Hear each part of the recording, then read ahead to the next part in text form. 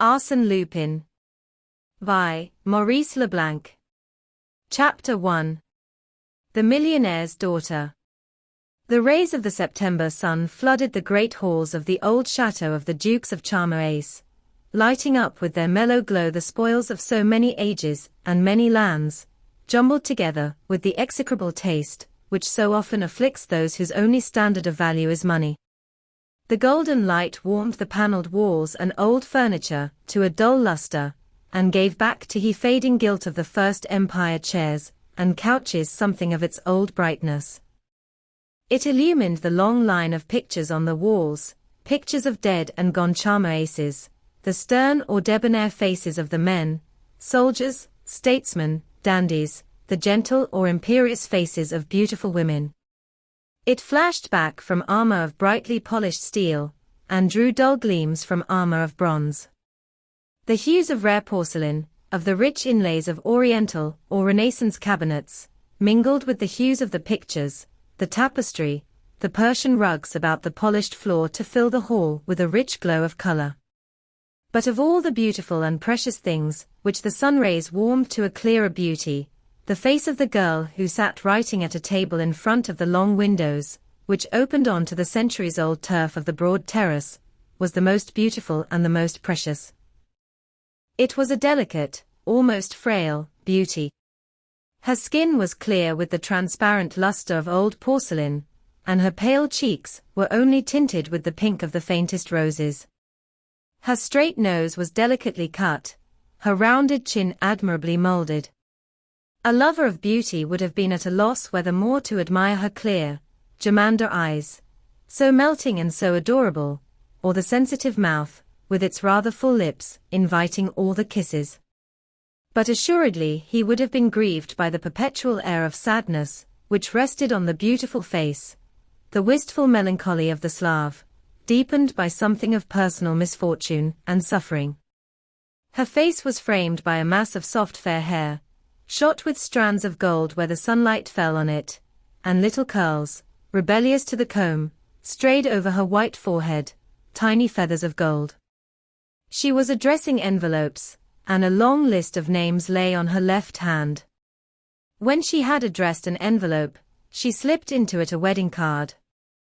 On each was printed, M. Gournay Martin has the honor to inform you of the marriage of his daughter Germaine to the Duke of Charmerace. She wrote steadily on, adding envelope after envelope to the pile ready for the post, which rose in front of her.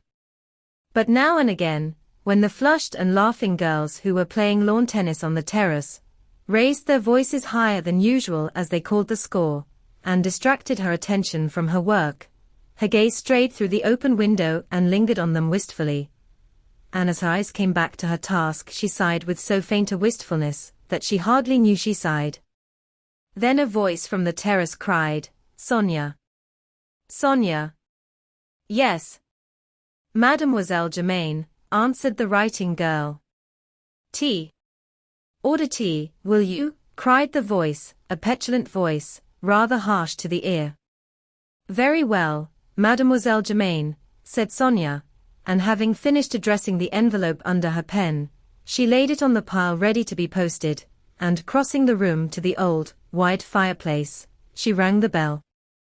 She stood by the fireplace a moment, restoring to its place a rose which had fallen from a vase on the mantelpiece, and her attitude, as with arms upraised she arranged the flowers, displayed the delightful line of a slender figure. As she let fall her arms to her side, a footman entered the room. "Will you please bring the tea, Alfred?" she said in a charming voice of that pure, bell-like tone, which has been nature's most precious gift to but a few of the greatest actresses. "For how many, miss?" said Alfred. "For 4, unless your master has come back." "Oh no, he's not back yet, miss. He went in the car to Rennes to lunch, and it's a good many miles away. He won't be back for another hour." "And the Duke, he's not back from his ride yet, is he?" "Not yet, miss," said Alfred, turning to go. "One moment," said Sonia. "Have all of you got your things packed for the journey to Paris?" You will have to start soon, you know. Are all the maids ready? Well, all the men are ready, I know, miss. But about the maids, miss, I can't say. They've been bustling about all day, but it takes them longer than it does us. Tell them to hurry up, and be as quick as you can with the tea, please, said Sonia. Alfred went out of the room. Sonia went back to the writing table. She did not take up her pen. She took up one of the wedding cards, and her lips moved slowly as she read it in a pondering depression. The petulant, imperious voice broke in upon her musing. Whatever are you doing, Sonia? Aren't you getting on with those letters? It cried angrily, and Germaine Gournay-Martin came through the long window into the hall. The heiress to the Gournay-Martin millions carried her tennis racket in her hand, and her rosy cheeks were flushed redder than ever by the game. She was a pretty girl in a striking, high-colored, rather obvious way, the very foil to Sonia's delicate beauty. Her lips were a little too thin, her eyes too shallow, and together they gave her a rather hard air, in strongest contrast to the gentle, sympathetic face of Sonia. The two friends with whom Germaine had been playing tennis followed her into the hall. Jean Gautier, tall, sallow, dark, with a somewhat malicious air, Marie Bullier, short, round, commonplace, and sentimental. They came to the table at which Sonia was at work, and pointing to the pile of envelopes, Marie said, "Are these all wedding cards?" "Yes, and we've only got to the letter V," said Germaine, frowning at Sonia. "Princess de Vernon, Duchesse de Vauvieux, Marquise, Marchioness." "You've invited the whole Faubourg Saint-Germain," said Marie, shuffling the pile of envelopes with an envious air. "You'll know very few people at your wedding," said Jean, with a spiteful little giggle. "I beg your pardon, my dear," said Germaine boastfully. "Madame de Relziers, my fiancé's cousin, gave an at-home the other day in my honor. At it she introduced half Paris to me, the Paris I'm destined to know, the Paris you'll see in my drawing rooms. But we shall no longer be fit friends for you when you're the Duchess of Charmerace," said Jean. "Why," said Germaine, and then she added quickly, "above everything, Sonia, don't forget Volaglis, 33 University Street, 33 University Street." "Volaglis, 33 University Street," said Sonia, taking a fresh envelope, and beginning to address it. Wait. Don't close the envelope. I'm wondering whether Volaglis ought to have a cross, a double cross, or a triple cross, said Germaine, with an air of extreme importance. "What's that?" cried Marie and Jean together. "A single cross means an invitation to the church, a double cross an invitation to the marriage and the wedding breakfast, and the triple cross means an invitation to the marriage, the breakfast, and the signing of the marriage contract. What do you think the Duchess of Volaglis ought to have?" "Don't ask me. I haven't the honor of knowing that great lady," cried Jean. "Nor I," said Marie. "Nor I," said Germaine. "But I have here the visiting list of the late Duchess of Charmerace, Jack Mother." The two duchesses were on excellent terms. Besides, the Duchess of Volaglis is rather worn out, but greatly admired for her piety. She goes to early service 3 times a week. "Then put 3 crosses," said Jean. "I shouldn't," said Marie quickly. "In your place, my dear, I shouldn't risk a slip. I should ask my fiancé's advice. He knows this world." "Oh, goodness, my fiancé. He doesn't care a rap about this kind of thing. He has changed so in the last 7 years. 7 years ago he took nothing seriously. Why, he set off on an expedition to the South Pole, just to show off. Oh, in those days he was truly a duke." "And today," said Jean. "Oh, today he's a regular slow coach. Society gets on his nerves." "He's as sober as a judge," said Germaine. "He's as gay as a lark," said Sonia, in sudden protest. Germaine pouted at her and said, "Oh, he's gay enough when he's making fun of people. But apart from that he's as sober as a judge." "Your father must be delighted with the change," said Jean. "Naturally he's delighted. Why, he's lunching at Rennes today with the minister, with the sole object of getting Jacques decorated." "Well, the Legion of Honor is a fine thing to have," said Marie. "My dear, the Legion of Honor is all very well for middle-class people, but it's quite out of place for a duke," cried Germaine. Alfred came in, bearing the tea tray, and set it on a little table near that at which Sonia was sitting. Germaine, who was feeling too important to sit still, was walking up and down the room.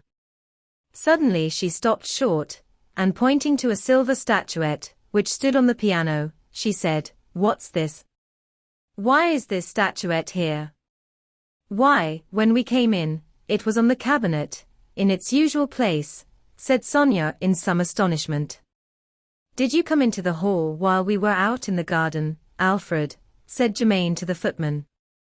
"No, miss," said Alfred. "But someone must have come into it," Germaine persisted. "I've not heard anyone." "I was in my pantry," said Alfred. "It's very odd," said Germaine. "It is odd," said Sonia. "Statuettes don't move about of themselves." All of them stared at the statuette, as if they expected it to move again forthwith, under their very eyes. Then Alfred put it back in its usual place on one of the cabinets, and went out of the room. Sonia poured out the tea, and over it they babbled about the coming marriage, the frocks they would wear at it, and the presents Germaine had already received. That reminded her to ask Sonia if anyone had yet telephoned from her father's house in Paris, and Sonia said that no one had. "That's very annoying," said Germaine. "It shows that nobody has sent me a present today."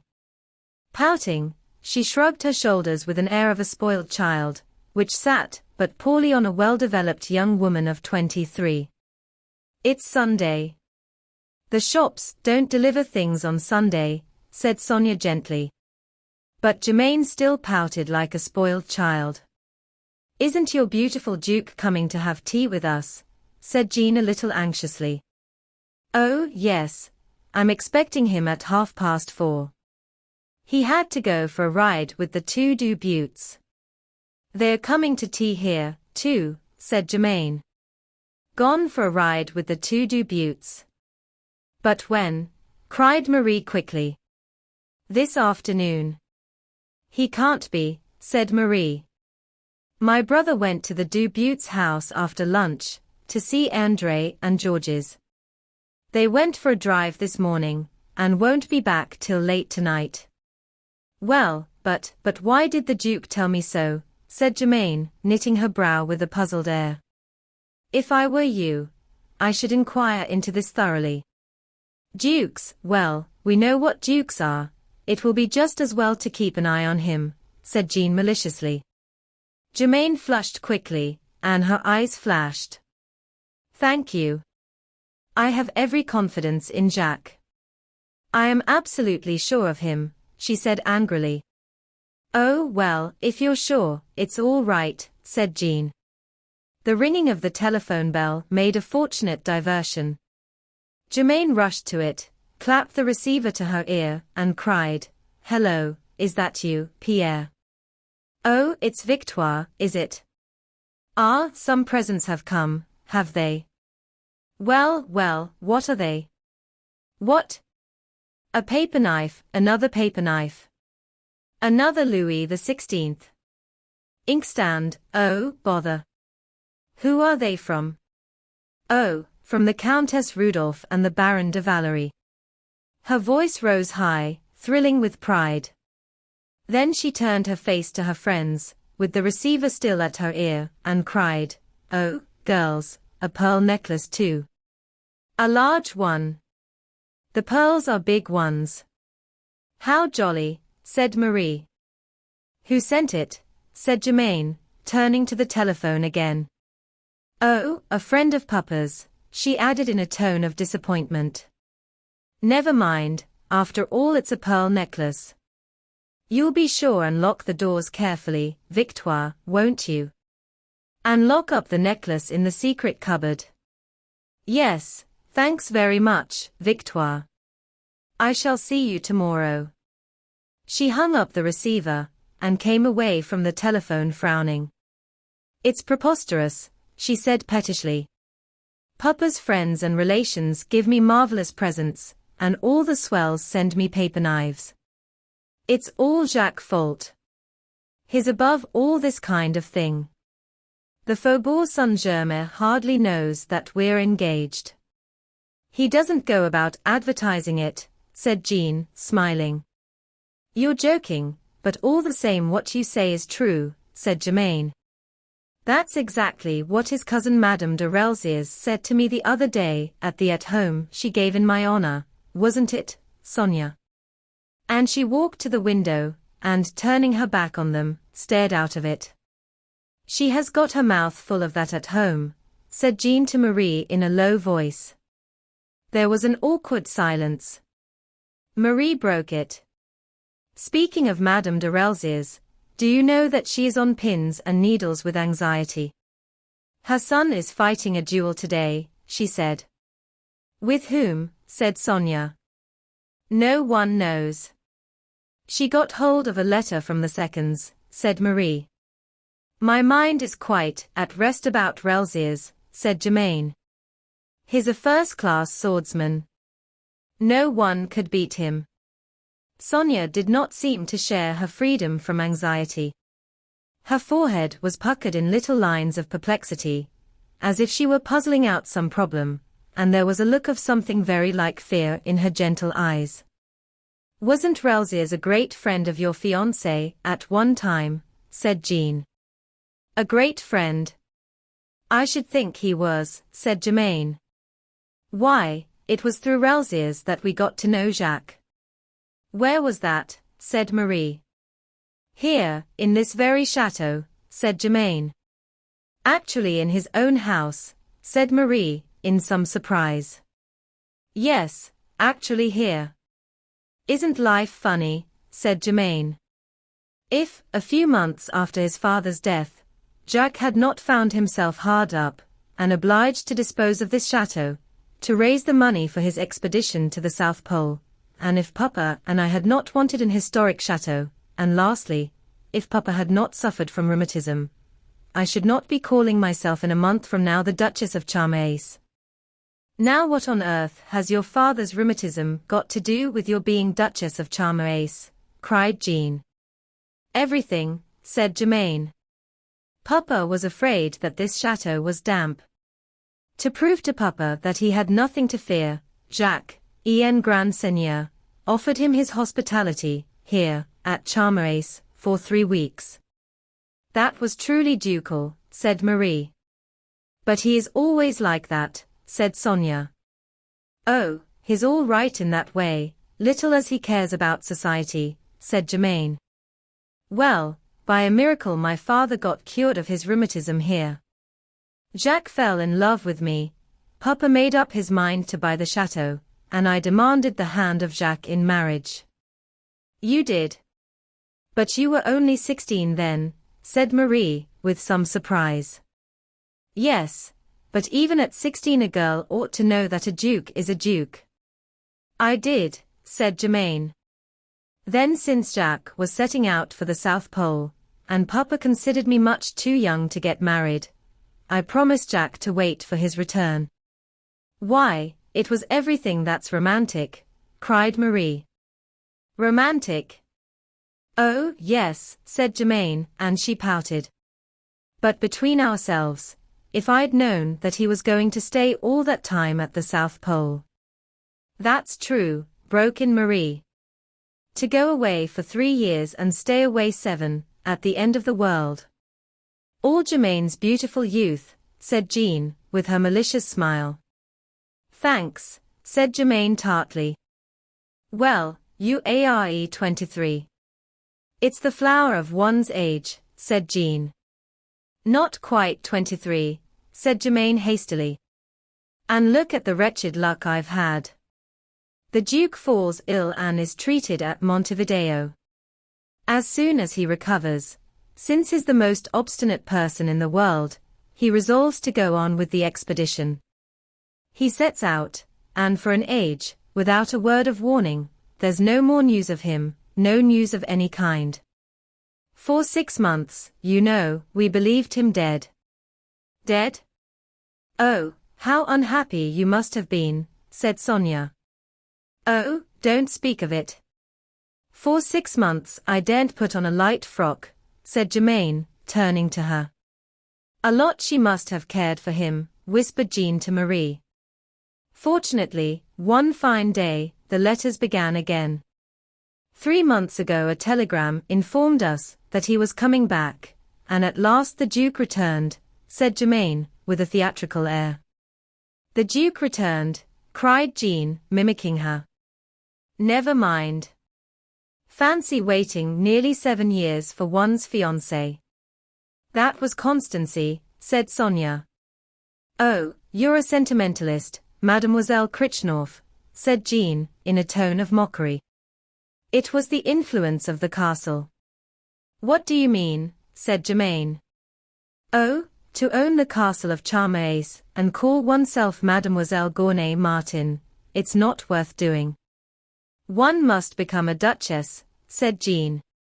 "Yes, yes, and for all this wonderful constancy, 7 years of it, Germain was on the point of becoming engaged to another man," said Marie, smiling. "And he a mere baron," said Jean, laughing. "What? Is that true?" said Sonia. "Didn't you know, Mademoiselle Krichnorf? She nearly became engaged to the Duke's cousin, the Baron de Relziers. It was not nearly so grand." "Oh, it's all very well to laugh at me, but being the cousin and heir of the Duke, Relziers would have assumed the title, and I should have been Duchess, just the same," said Germain triumphantly. "Evidently that was all that mattered," said Jean. "Well, dear, I must be off. We've promised to run in to see the Comtesse de Grosjean. You know the Comtesse de Grosjean?" She spoke with an air of careless pride, and rose to go. "Only by name. Papa used to know her husband on the stock exchange, when he was still called simply M. Grosjean. For his part, Papa preferred to keep his name intact," said Germain, with quiet pride. "Intact? That's one way of looking at it. Well, then, I'll see you in Paris." "You still intend to start tomorrow?" said Jean.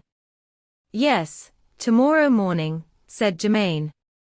Jean and Marie slipped on their dustcoats to the accompaniment of chattering and kissing, and went out of the room. As she closed the door on them, Germain turned to Sonia and said, "I do hate those 2 girls. They are such horrible snobs." "Oh, they are good-natured enough," said Sonia. "Good-natured? Why, you idiot, they are just bursting with envy of me." "Bursting," said Germain. "Well, they've every reason to be," she added confidently, surveying herself in a Venetian mirror with a petted child's self-content. Chapter 2. The Coming of the Charolais. Sonia went back to her table, and once more began putting wedding cards in their envelopes and addressing them. Germain moved restlessly about the room, fidgeting with the bric-a-brac on the cabinets, shifting the pieces about, interrupting Sonia to ask whether she preferred this arrangement or that, throwing herself into a chair to read a magazine, getting up in a couple of minutes to straighten a picture on the wall, throwing out all the while idle questions not worth answering. 99 human beings would have been irritated to exasperation by her fidgeting. Sonia endured it with a perfect patience. 5 times Germain asked her whether she should wear her heliotrope or her pink gown at a forthcoming dinner at Madame de Relziers'. 5 times Sonia said, without the slightest variation in her tone, "I think you look better in the pink." And all the while the pile of addressed envelopes rose steadily. Presently the door opened, and Alfred stood on the threshold. 2 gentlemen have called to see you, miss, he said. Ah, the 2 Buttes, cried Germaine. They didn't give their names, miss. A gentleman in the prime of life and a younger one, said Germaine. Yes, miss. I thought so. Show them in. Yes, miss. And have you any orders for me to give Victoire when we get to Paris? Said Alfred. No. Are you starting soon? Yes, miss. We're all going by the 7 o'clock train. It's a long way from here to Paris. We shall only reach it at 9 in the morning. That will give us just time to get the house ready for you by the time you get there tomorrow evening, said Alfred. Is everything packed? Yes, miss, everything. The cart has already taken the heavy luggage to the station. All you'll have to do is to see after your bags. That's all right. Show Dubit and his brother in, said Germaine. She moved to a chair near the window and disposed herself in an attitude of studied, and obviously studied, grace. As she leant her head at a charming angle back against the tall back of the chair, her eyes fell on the window and they opened wide. Why, whatever's this? She cried, pointing to it. Whatever's what? Said Sonia, without raising her eyes from the envelope she was addressing. Why, the window. Look. One of the panes has been taken out. It looks as if it had been cut. So it has, just at the level of the fastening, said Sonia. And the 2 girls stared at the gap. Haven't you noticed it before? Said Germaine. No, the broken glass must have fallen outside, said Sonia. The noise of the opening of the door drew their attention from the window. 2 figures were advancing towards them, a short, round, tubby man of 55, red-faced, bald, with bright grey eyes, which seemed to be continually dancing away from meeting the eyes of any other human being. Behind him came a slim young man, dark and grave. For all the difference in their coloring, it was clear that they were father and son. Their eyes were set so close together. The son seemed to have inherited, along with her black eyes, his mother's nose, thin and aquiline. The nose of the father started thin from the brow, but ended in a scarlet bulb eloquent of an exhaustive acquaintance with the vintages of the world. Germaine rose, looking at them with an air of some surprise and uncertainty. These were not her friends, the Buttes.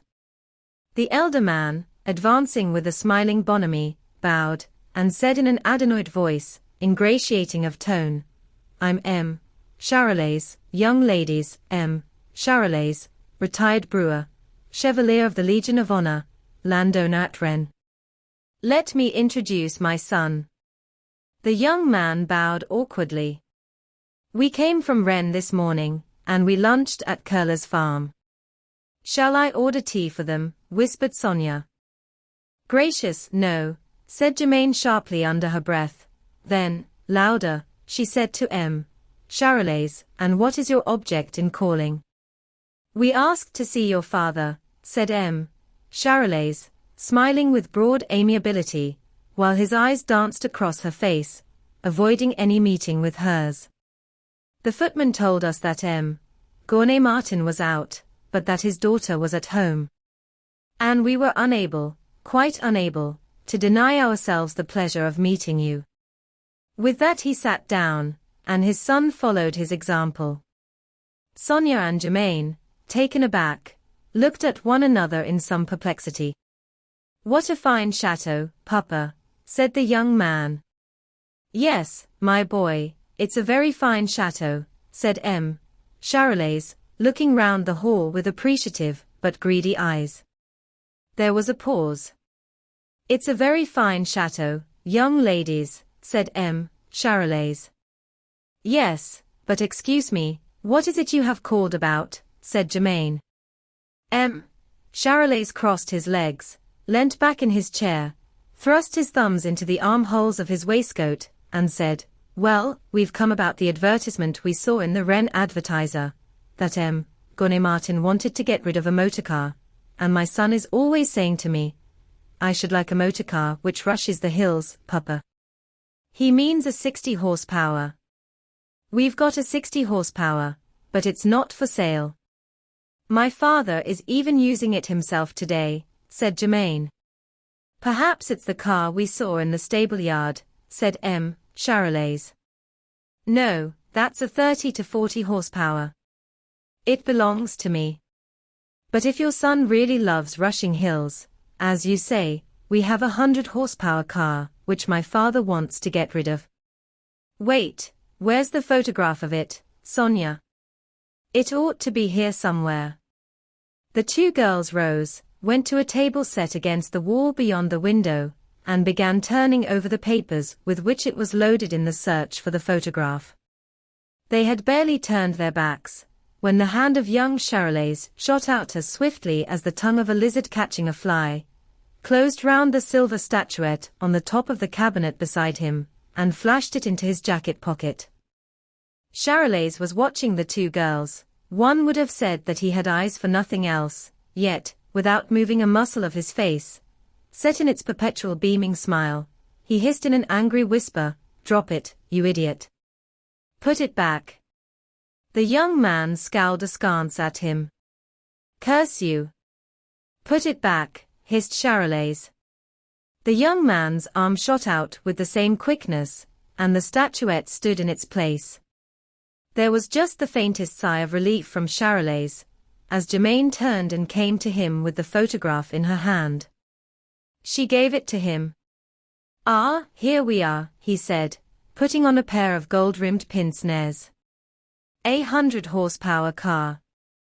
Well, this is something to talk over. What's the least you'll take for it? I have nothing to do with this kind of thing, cried Germaine. You must see my father. He will be back from Rennes soon. Then you can settle the matter with him. Charolais rose and said, Very good.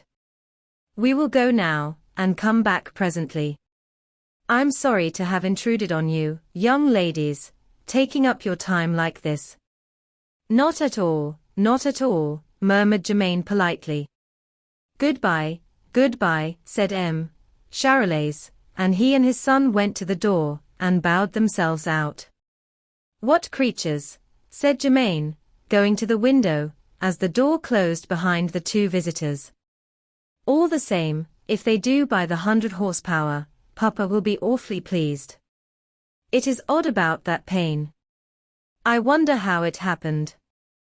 It's odd too that Jacques hasn't come back yet. He told me that he would be here between 4:30 and 5. And the deux Buttes have not come either, said Sonia. But it's hardly 5 yet. Yes, that's so. The deux Buttes have not come either. What on earth are you wasting your time for? She added sharply, raising her voice. Just finish addressing those letters while you're waiting. They are nearly finished, said Sonia. Nearly isn't quite. Get on with them, can't you, snapped Germaine. Sonia went back to the writing table. Just the slightest deepening of the faint pink roses in her cheeks marked her sense of Germaine's rudeness. After 3 years as companion to Germaine Gournay-Martin, she was well inured to millionaire manners. They had almost lost the power to move her. Germaine dropped into a chair for 20 seconds, then flung out of it. 10 minutes to 5, she cried. Jacques is late. It's the first time I've ever known him late.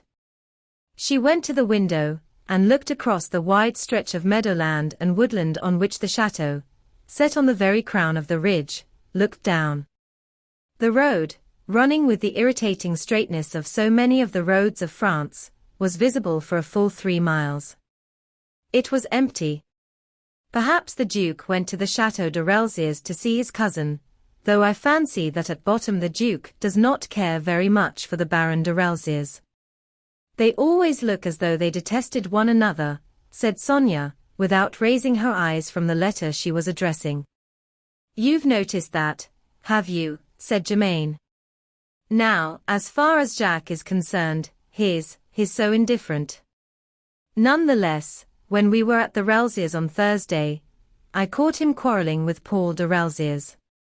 Quarreling, said Sonia sharply, with a sudden uneasiness in air and eyes and voice. Yes, quarreling. And they said goodbye to one another in the oddest way. But surely they shook hands, said Sonia.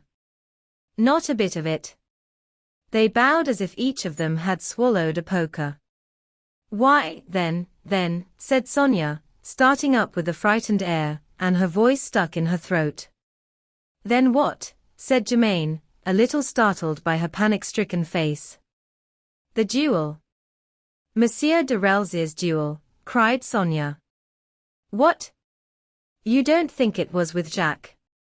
I don't know, but this quarrel, the Duke's manner this morning, the Du Butte's drive, said Sonia. Of course. It's quite possible, in fact it's certain, cried Germaine. It's horrible, gasped Sonia. Consider, just consider. Suppose something happened to him. Suppose the Duke. It's me the Duke's fighting about, cried Germaine proudly, with a little skipping jump of triumphant joy.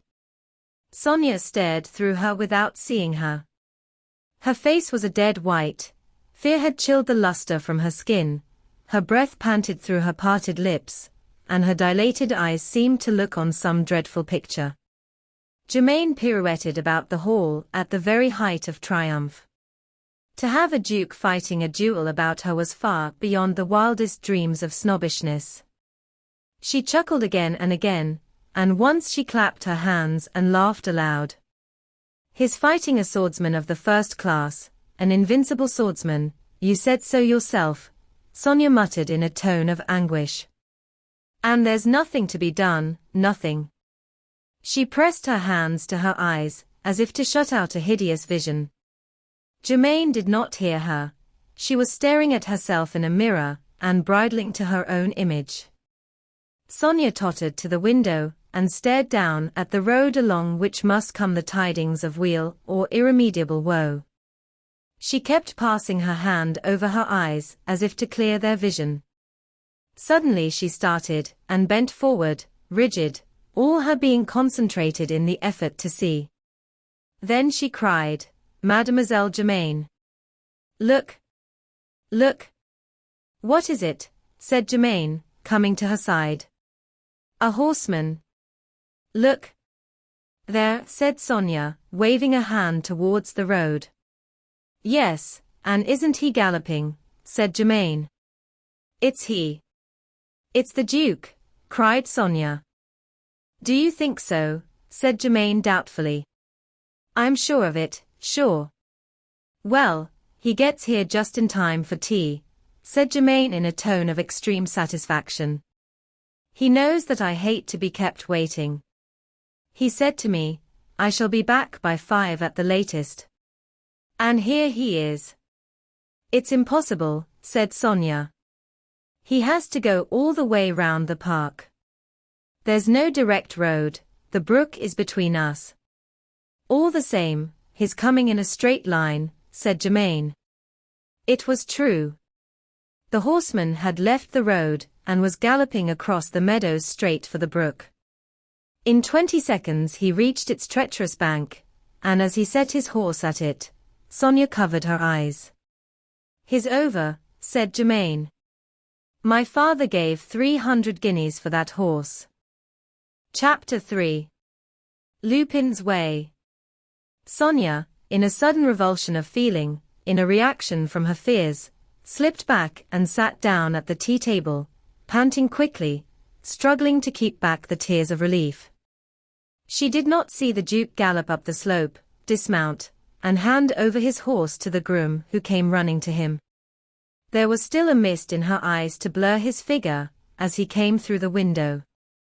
If it's for me, plenty of tea, very little cream, and 3 lumps of sugar, he cried in a gay, ringing voice, and pulled out his watch. 5 to the minute, that's all right. And he bent down, took Germaine's hand, and kissed it with an air of gallant devotion. If he had indeed just fought a duel, there were no signs of it in his bearing. His air, his voice, were entirely careless. He was a man whose whole thought at the moment was fixed on his tea and his punctuality. He drew a chair near the tea table for Germaine, sat down himself, and Sonia handed him a cup of tea with so shaky a hand that the spoon clinked in the saucer. "You've been fighting a duel," said Germaine. "What? You've heard already," said the Duke in some surprise. "I've heard," said Germaine. "Why did you fight it?" "You're not wounded, Your Grace," said Sonia anxiously. "Not a scratch," said the Duke, smiling at her. "Will you be so good as to get on with those wedding cards, Sonia?" said Germaine sharply, and Sonia went back to the writing table. Turning to the Duke, Germaine said, "Did you fight on my account?" "Would you be pleased to know that I had fought on your account?" said the Duke, and there was a faint mocking light in his eyes, far too faint for the self-satisfied Germaine to perceive. "Yes. But it isn't true." "You've been fighting about some woman," said Germaine petulantly. "If I had been fighting about a woman, it could only be you," said the Duke. "Yes, that is so. Of course. It could hardly be about Sonia, or my maid," said Germaine. "But what was the reason of the duel?"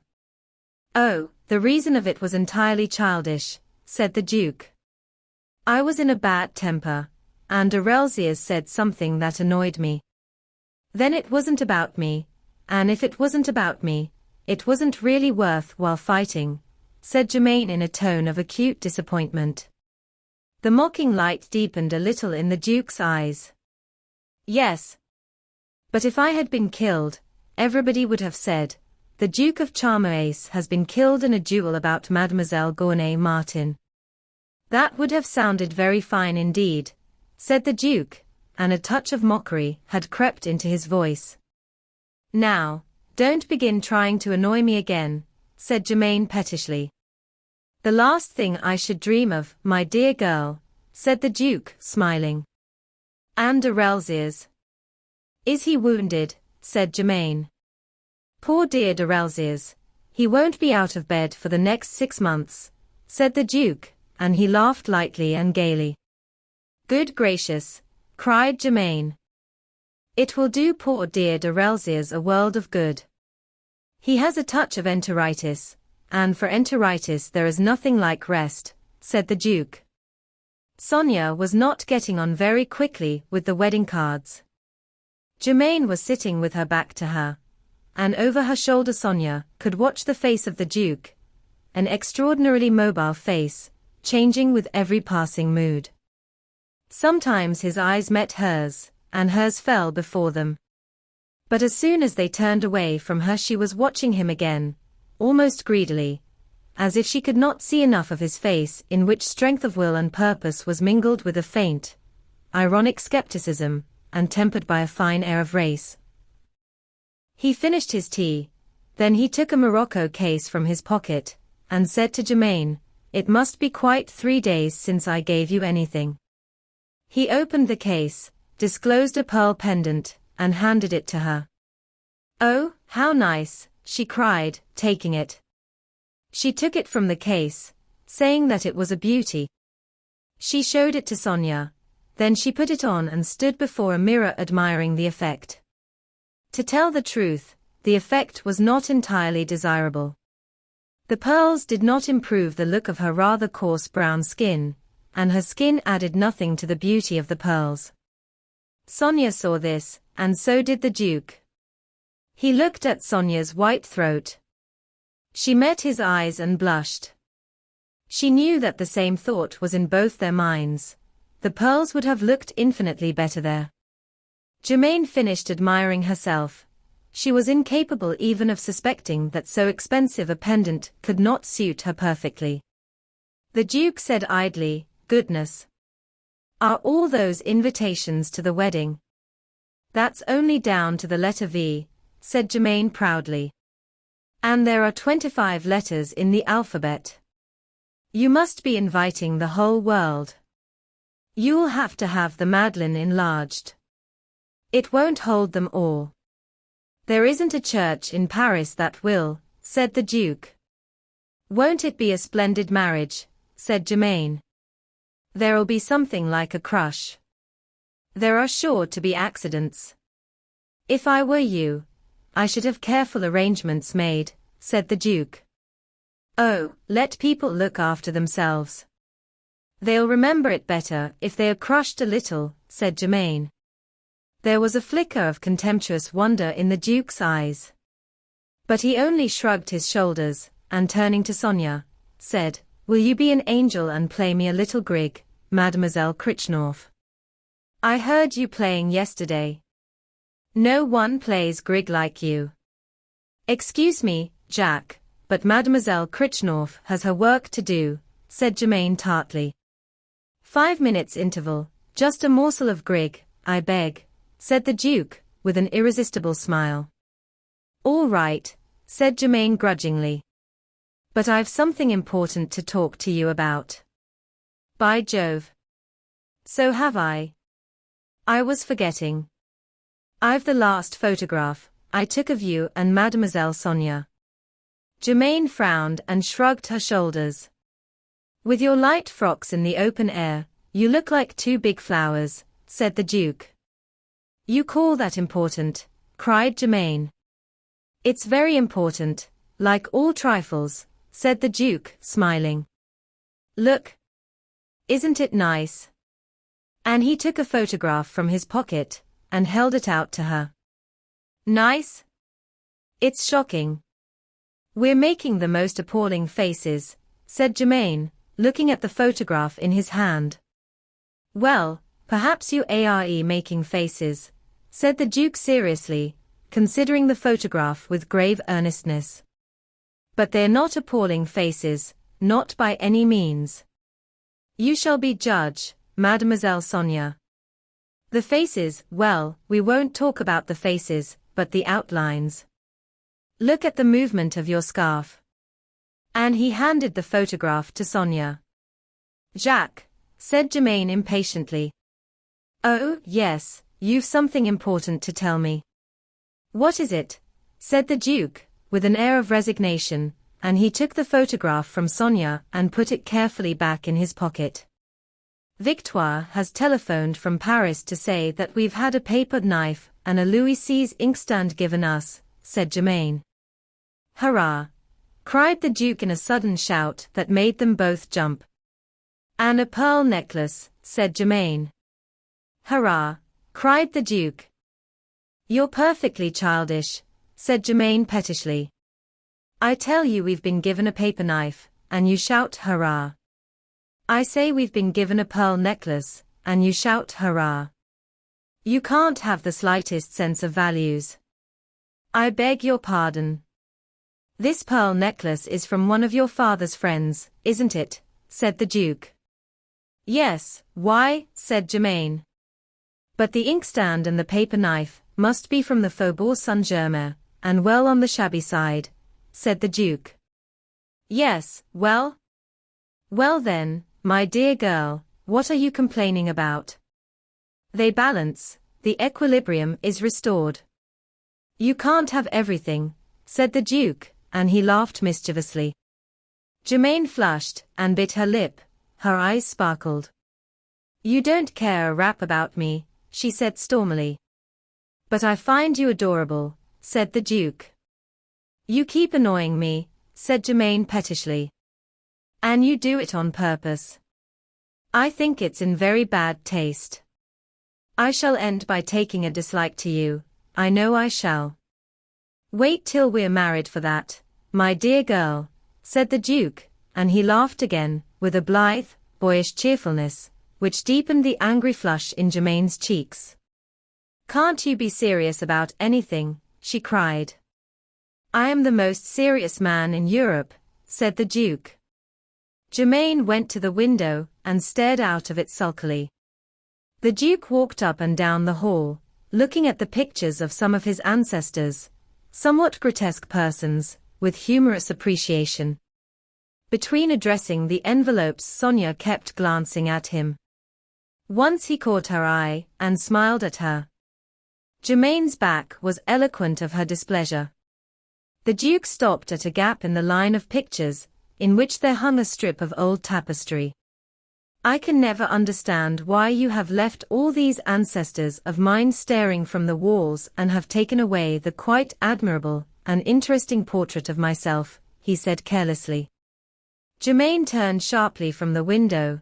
Sonia stopped in the middle of addressing an envelope, and both the girls stared at him in astonishment.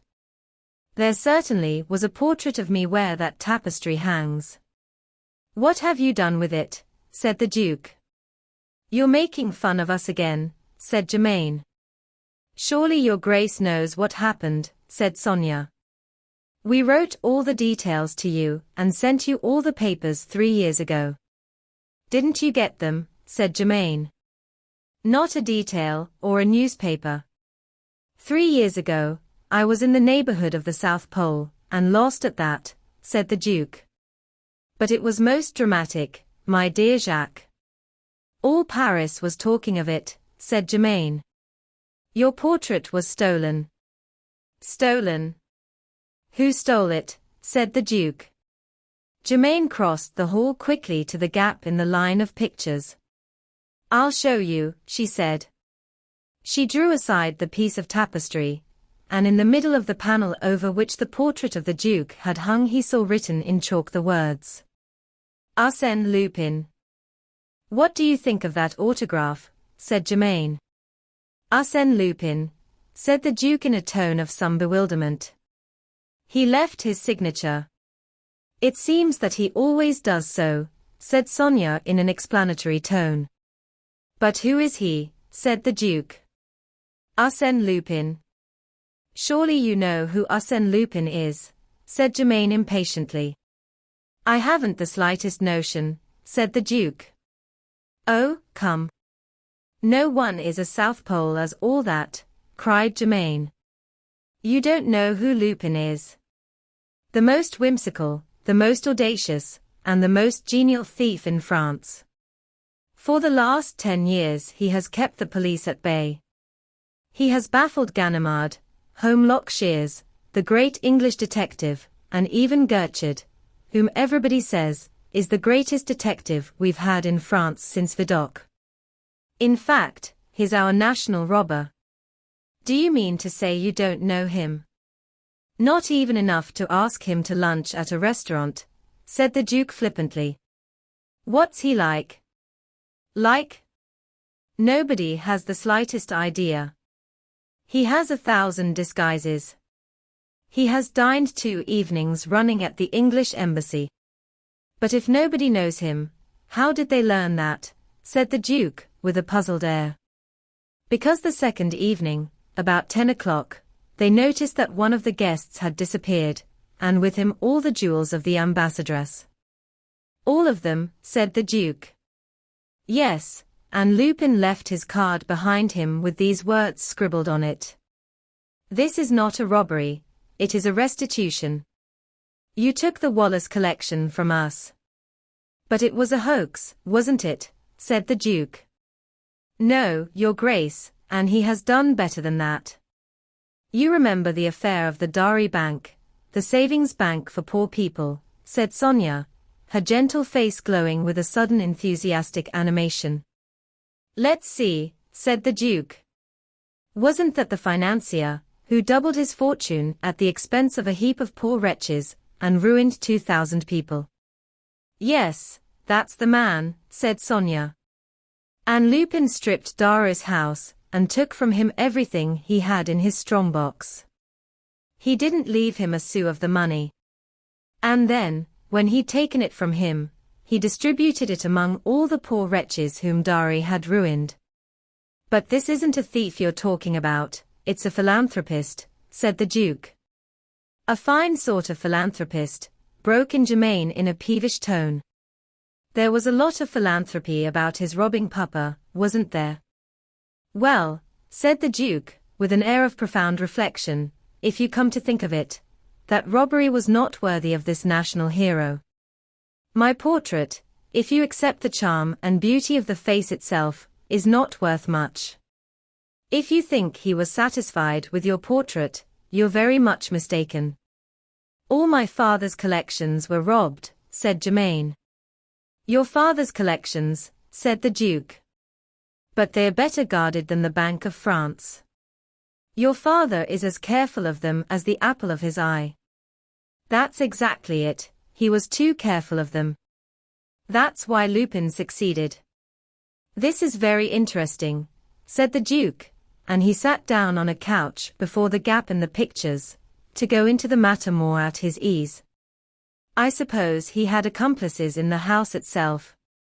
Yes, one accomplice, said Germain. Who was that? Asked the Duke. Papa, said Germain. Oh, come. What on earth do you mean? Said the Duke.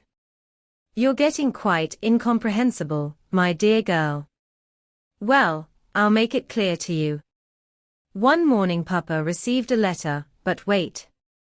Sonia, get me the Lupin papers out of the bureau. Sonia rose from the writing table, and went to a bureau, an admirable example of the work of the great English maker, Chippendale. It stood on the other side of the hall between an Oriental cabinet and a 16th-century Italian cabinet, for all the world as if it were standing in a crowded curiosity shop, with the natural effect that the three pieces, by their mere incongruity, took something each from the beauty of the other. Sonia raised the flap of the bureau, and taking from one of the drawers a small portfolio, turned over the papers in it and handed a letter to the Duke. This is the envelope, she said. It's addressed to M. Gournay Martin, collector, at the Château de Charmerace, Allet-Villaine. The Duke opened the envelope and took out a letter. It's an odd handwriting, he said. Read it, carefully, said Germain. It was an uncommon handwriting. The letters of it were small, but perfectly formed. It looked the handwriting of a man who knew exactly what he wanted to say, and liked to say it with extreme precision. The letter ran. Dear Sir, please forgive my writing to you without our having been introduced to one another, but I flatter myself that you know me, at any rate, by name. There is in the drawing-room, next your hall, a Gainsborough of admirable quality, which affords me infinite pleasure. Your Goyas in the same drawing-room are also to my liking, as well as your Van Dyck. In the further drawing-room, I note the Renaissance cabinets, a marvellous pair, the Flemish tapestry, the Fragonard, the clock-signed bull, and various other objects of less importance. But above all I have set my heart on that coronet, which you bought at the sale of the Marquise de Ferronay, and which was formerly worn by the unfortunate Princess de Lamballe. I take the greatest interest in this coronet, in the first place, on account of the charming and tragic memories which it calls up in the mind of a poet passionately fond of history, and in the second place, though it is hardly worth while talking about that kind of thing, on account of its intrinsic value. I reckon indeed that the stones in your coronet are, at the very lowest, worth 500,000 francs. I beg you, my dear sir, to have these different objects properly packed up, and to forward them, addressed to me, carriage paid, to the Batignolles station. Failing this, I shall proceed to remove them myself on the night of Thursday, August 7th. Please pardon the slight trouble to which I am putting you, and believe me, yours very sincerely, Arsène Lupin. P.S. It occurs to me that the pictures have not glass before them. It would be as well to repair this omission before forwarding them to me, and I am sure that you will take this extra trouble cheerfully. I am aware, of course, that some of the best judges declare that a picture loses some of its quality when seen through glass.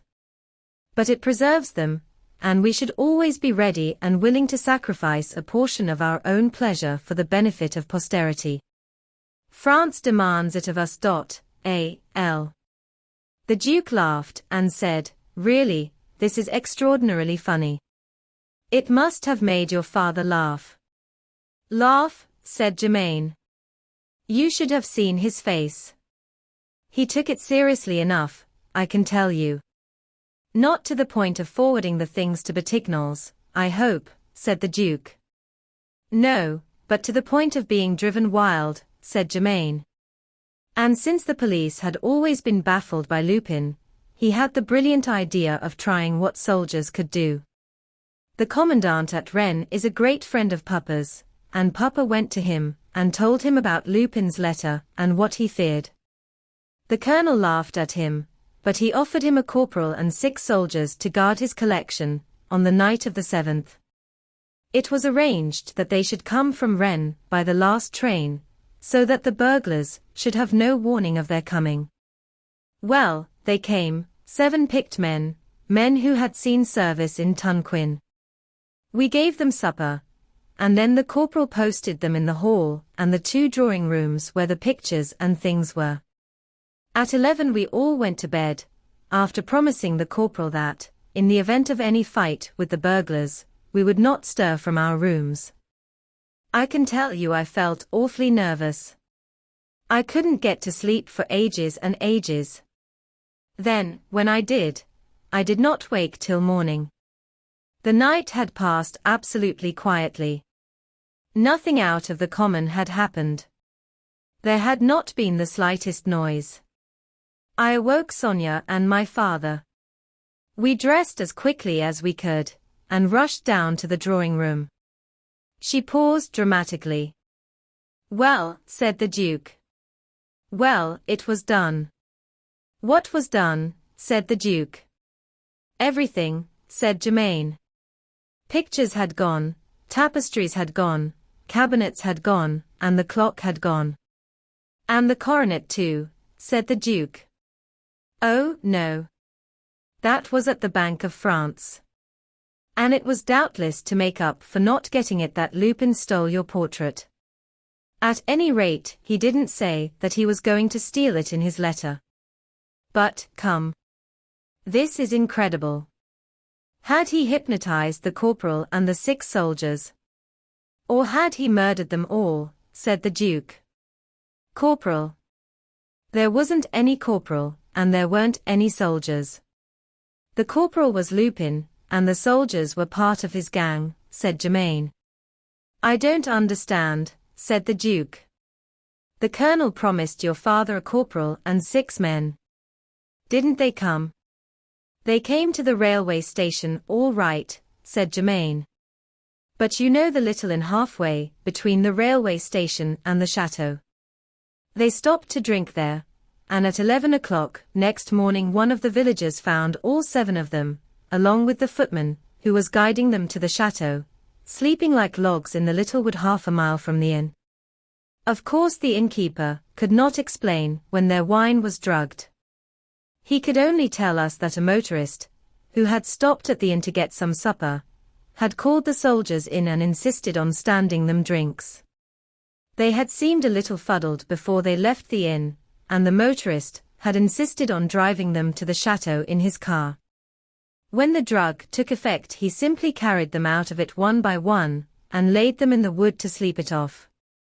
Lupin seems to have made a thorough job of it, anyhow, said the Duke. I should think so, said Germain. Gertrude was sent down from Paris, but he could not find a single clue. It was not for want of trying, for he hates Lupin. It's a regular fight between them, and so far Lupin has scored every point. He must be as clever as they make him, said the Duke. He is, said Germain. And do you know, I shouldn't be at all surprised if he's in the neighborhood now. What on earth do you mean, said the Duke. I'm not joking, said Germain. Odd things are happening. Someone has been changing the place of things. That silver statuette now, it was on the cabinet, and we found it moved to the piano. Yet nobody had touched it. And look at this window. Someone has broken a pane in it just at the height of the fastening. The deuce they have, said the Duke. Chapter 4. The Duke intervenes. The Duke rose, came to the window, and looked at the broken pane. He stepped out onto the terrace and looked at the turf, then he came back into the room. This looks serious, he said. That pane has not been broken at all. If it had been broken, the pieces of glass would be lying on the turf. It has been cut out. We must warn your father to look to his treasures. I told you so, said Germain. I said that Arsène Lupin was in the neighborhood. Arsène Lupin is a very capable man, said the Duke, smiling. But there's no reason to suppose that he's the only burglar in France, or even in Alette-Villaine. I'm sure that he's in the neighborhood. I have a feeling that he is, said Germain stubbornly. The Duke shrugged his shoulders, and said a smile. Far be it from me to contradict you. A woman's intuition is always, well, it's always a woman's intuition. He came back into the hall, and as he did so the door opened and a shock-headed man in the dress of a gamekeeper stood on the threshold. There are visitors to see you, Mademoiselle Germain, he said, in a very deep bass voice. What? Are you answering the door, Firmin? Said Germain. Yes, Mademoiselle Germain, there's only me to do it. All the servants have started for the station, and my wife and I are going to see after the family tonight and tomorrow morning. Shall I show these gentlemen in? Who are they? Said Germain. Two gentlemen who say they have an appointment. What are their names? Said Germain. They are two gentlemen. I don't know what their names are. I've no memory for names. That's an advantage to anyone who answers doors, said the Duke, smiling at the stolid Firmin. Well, it can't be the two Charolais again. It's not time for them to come back. I told them Papa would not be back yet, said Germain. No, it can't be them, Mademoiselle Germain, said Firmin, with decision. Very well, show them in, she said. Firmin went out, leaving the door open behind him, and they heard his hobnailed boots clatter and squeak on the stone floor of the outer hall. Charolais, said the Duke idly. I don't know the name. Who are they? A little while ago Alfred announced two gentlemen. I thought they were Georges and André Dubit, for they promised to come to tea. I told Alfred to show them in, and to my surprise there appeared two horrible provincials. I never, oh. She stopped short, for there, coming through the door, were the two Charolais, father and son. Charolais pressed his motor cap to his bosom and bowed low. Once more I salute you, mademoiselle, he said. His son bowed, and revealed behind him another young man. My second son. He has a chemist's shop, said Charolais, waving a large red hand at the young man. The young man, also blessed with the family eyes, set close together, entered the hall and bowed to the two girls. The Duke raised his eyebrows ever so slightly.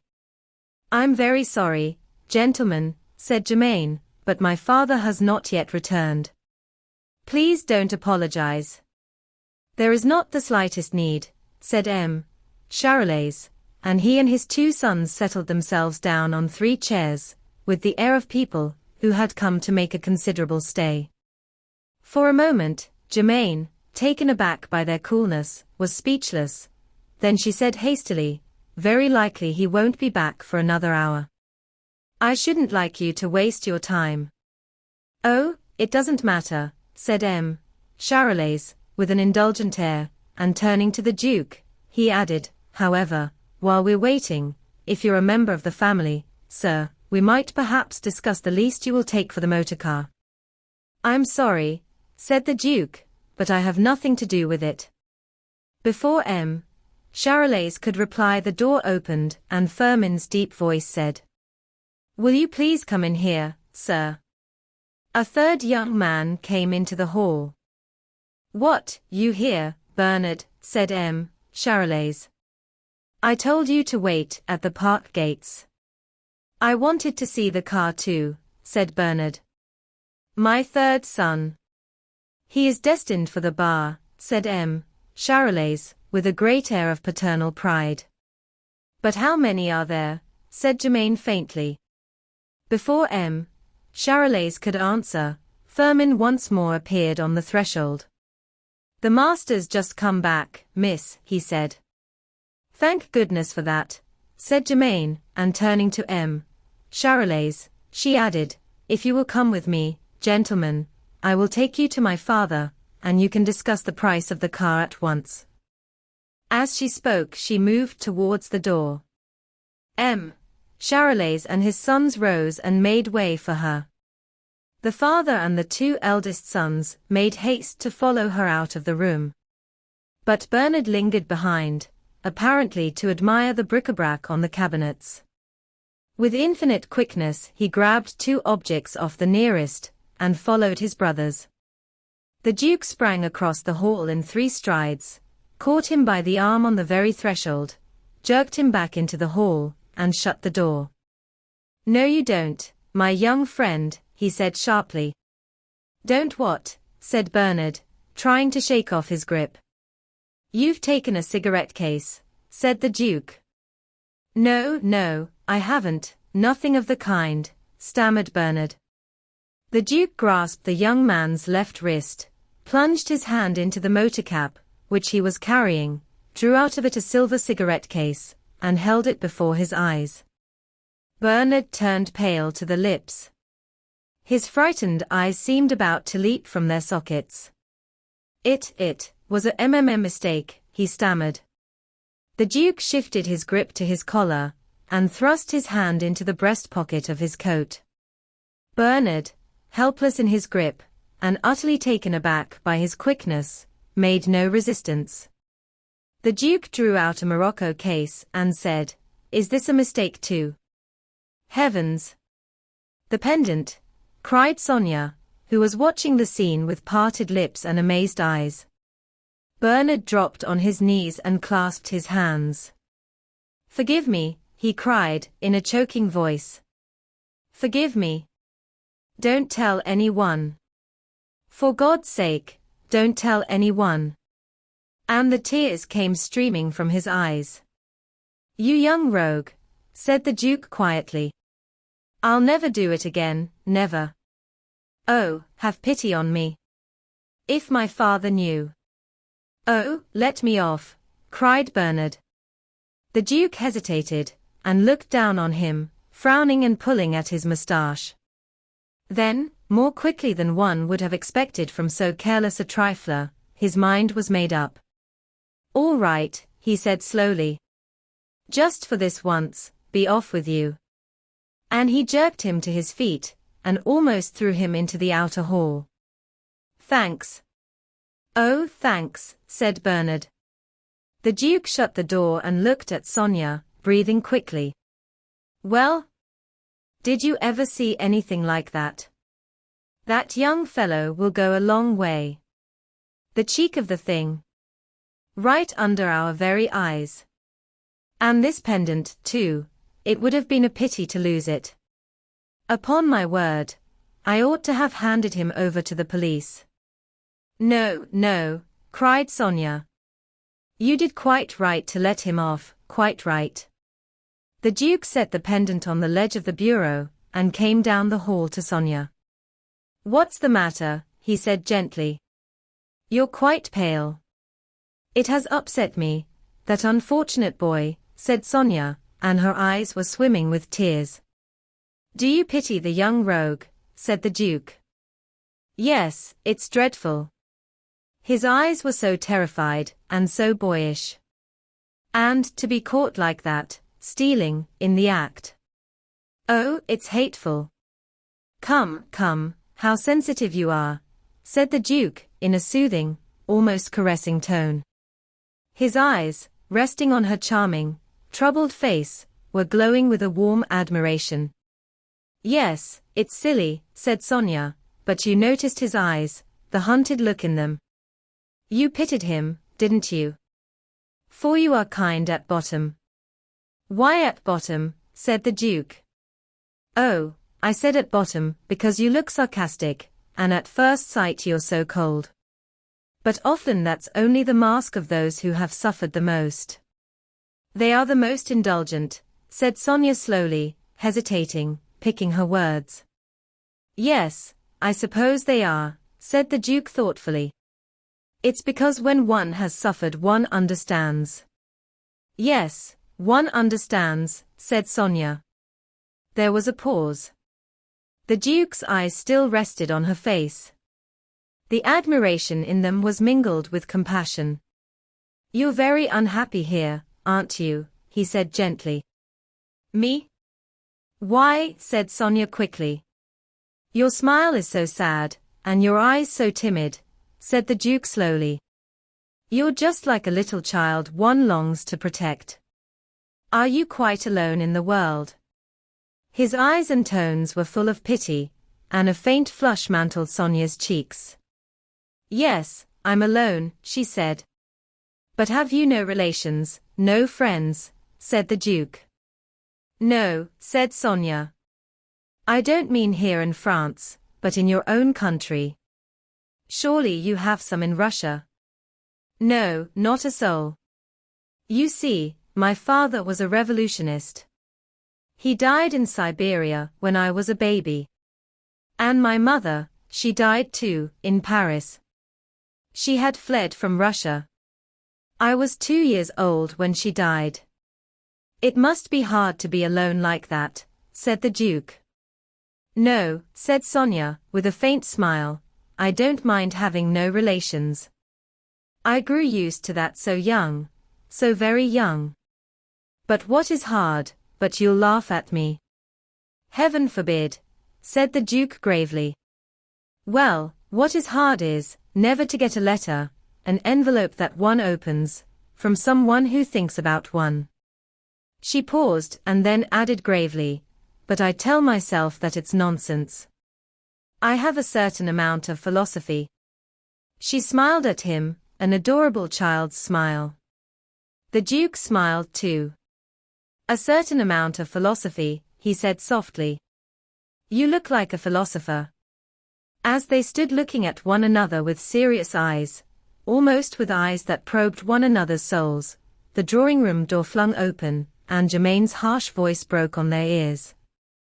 You're getting quite impossible, Sonia, she cried. It's absolutely useless telling you anything. I told you particularly to pack my leather writing case in my bag with your own hand. I happened to open a drawer, and what do I see? My leather writing case. I'm sorry, said Sonia. I was going. Oh, there's no need to bother about it.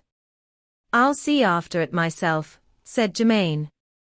But upon my word, you might be one of our guests, seeing how easily you take things. You're negligence personified.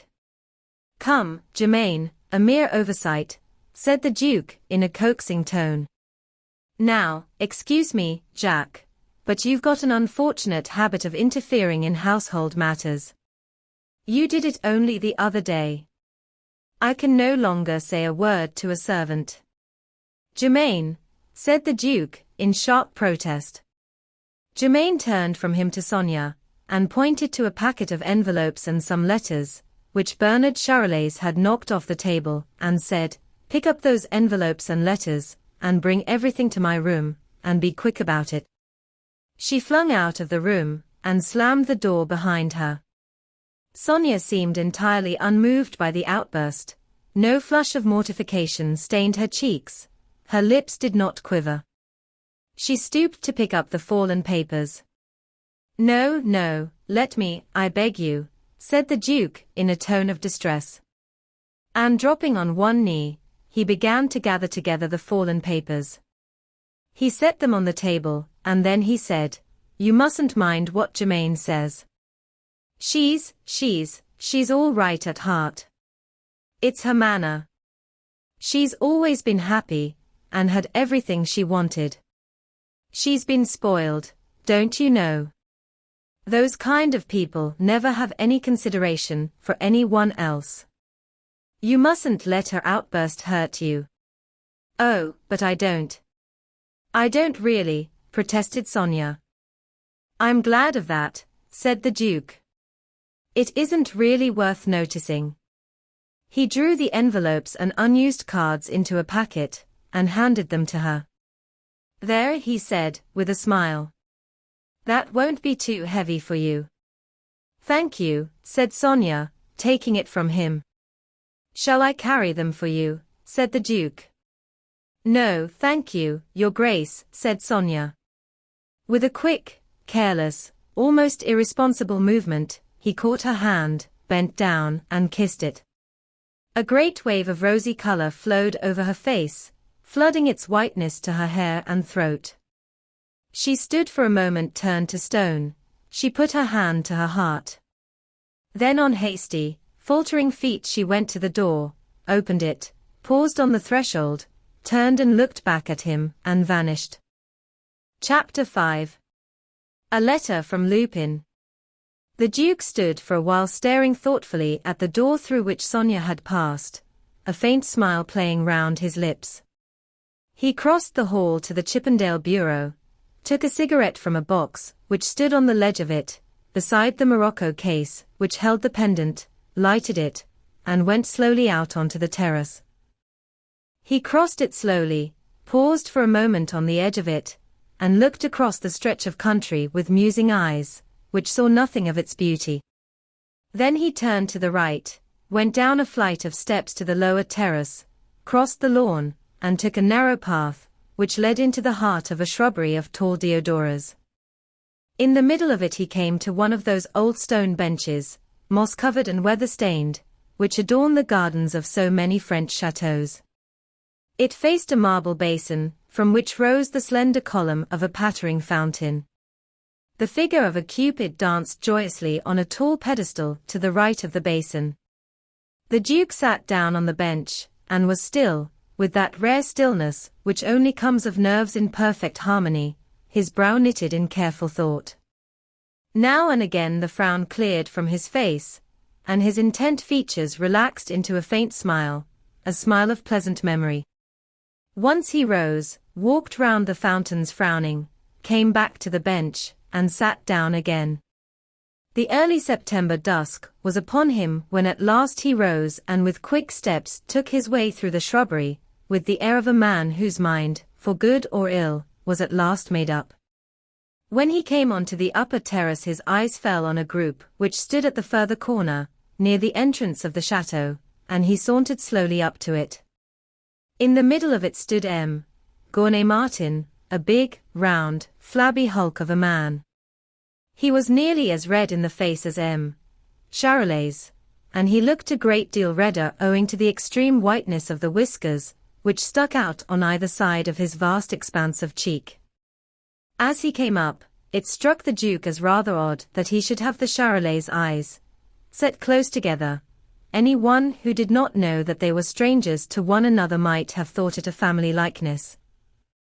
The millionaire was waving his hands and roaring after the manner of a man who has cultivated the art of browbeating those with whom he does business, and as the Duke neared the group, he caught the words.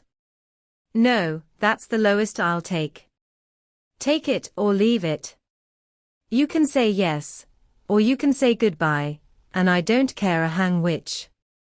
"It's very dear," said Charolais in a mournful tone. "Dear," roared Martin. "I should like to see any one else sell a 100-horsepower car for £800. Why, my good sir, you're having me." "No, no," protested Charolais feebly. "I tell you you're having me," roared Martin.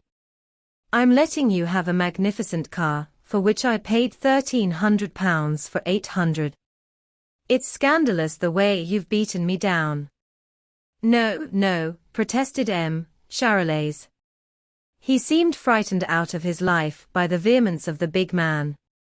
"You wait till you've seen how it goes," said Martin. 800 is very dear," said Charolais. "Come, come. You're too sharp, that's what you are. But don't say any more till you've tried the car." He turned to his chauffeur, who stood by watching the struggle with an appreciative grin on his brown face, and said, "Now, Jean, take these gentlemen to the garage, and run them down to the station. Show them what the car can do. Do whatever they ask you, everything. He winked at Jean, turned again to M. Charolais and said, "You know, M. Charolais, you're too good a man of business for me. You're hot stuff, that's what you are, hot stuff. You go along and try the car. Goodbye, goodbye." The four Charolais murmured goodbye in deep depression, and went off with Jean, wearing something of the air of whipped dogs. When they had gone round the corner, the millionaire turned to the Duke and said, with a chuckle, "He'll buy the car all right, had him fine." "No business success of yours could surprise me," said the Duke blandly, with a faint, ironical smile. M.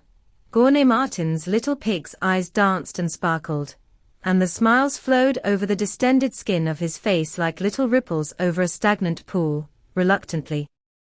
It seemed to be too tightly stretched for smiles. "The car's 4 years old," he said joyfully.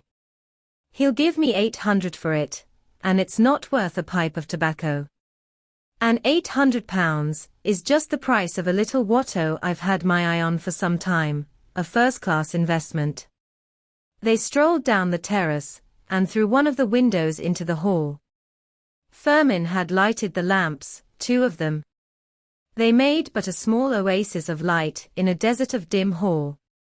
The millionaire let himself down very gingerly into an empire chair, as if he feared, with excellent reason, that it might collapse under his weight.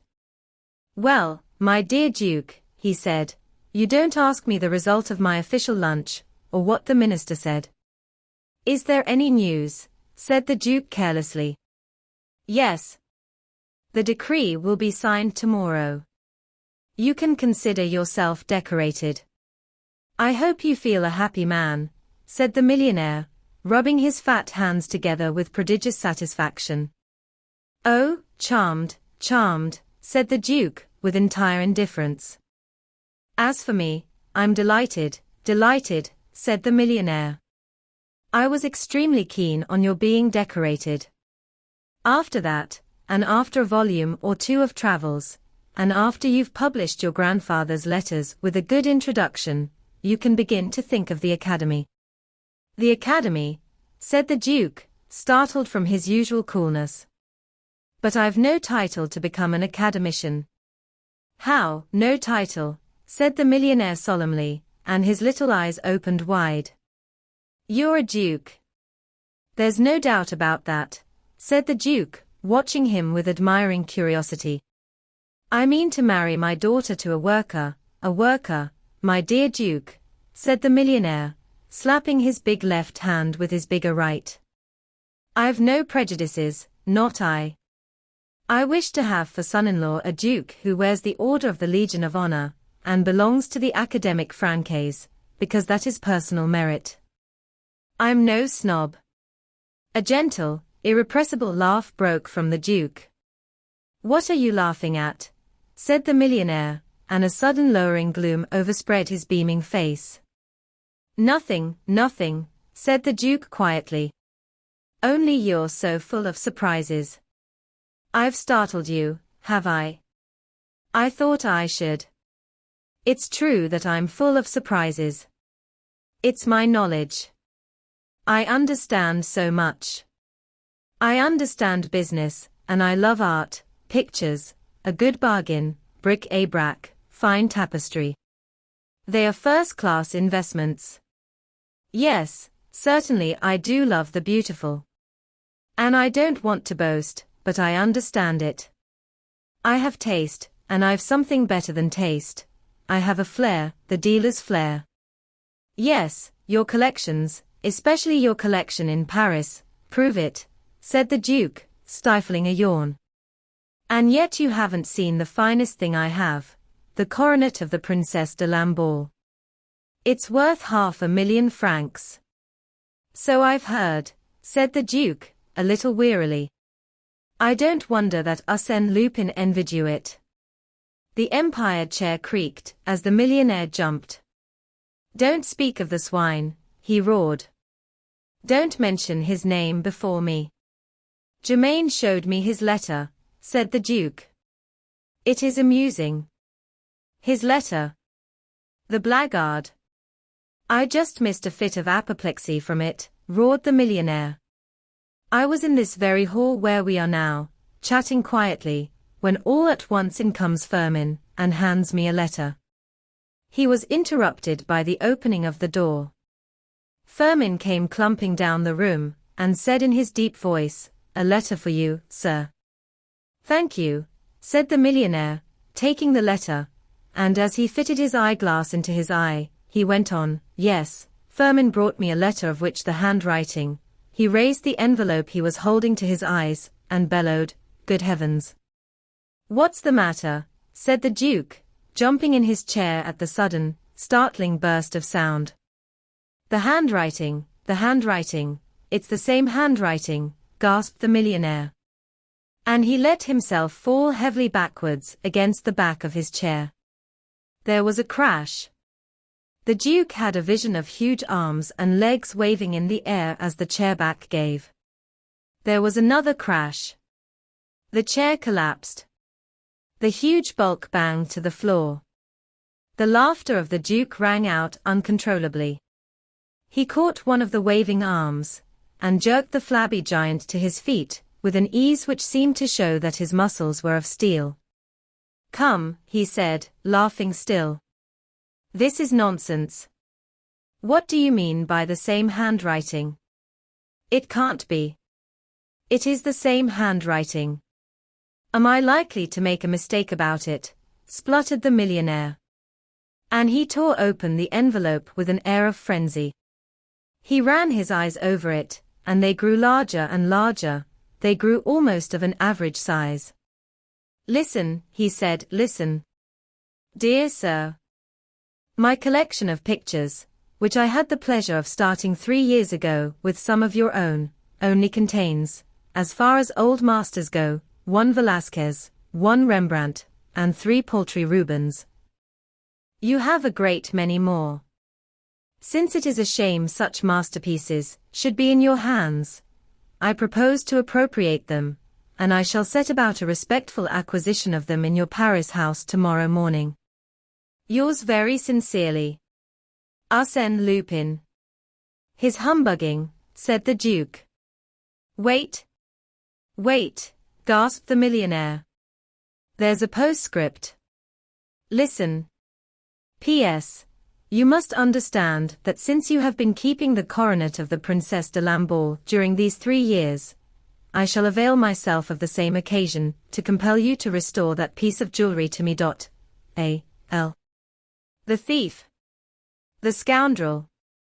I'm choking," gasped the millionaire, clutching at his collar. To judge from the blackness of his face, and the way he staggered and dropped onto a couch, which was fortunately stronger than the chair, he was speaking the truth. Firmin, shouted the Duke.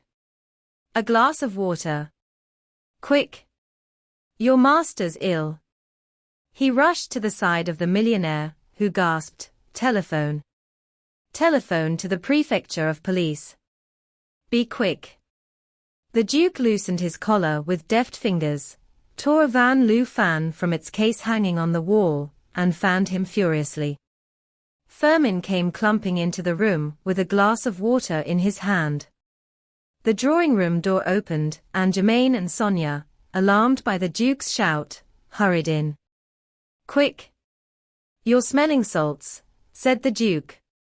Sonia ran across the hall, opened one of the drawers in the oriental cabinet, and ran to the millionaire with a large bottle of smelling salts in her hand.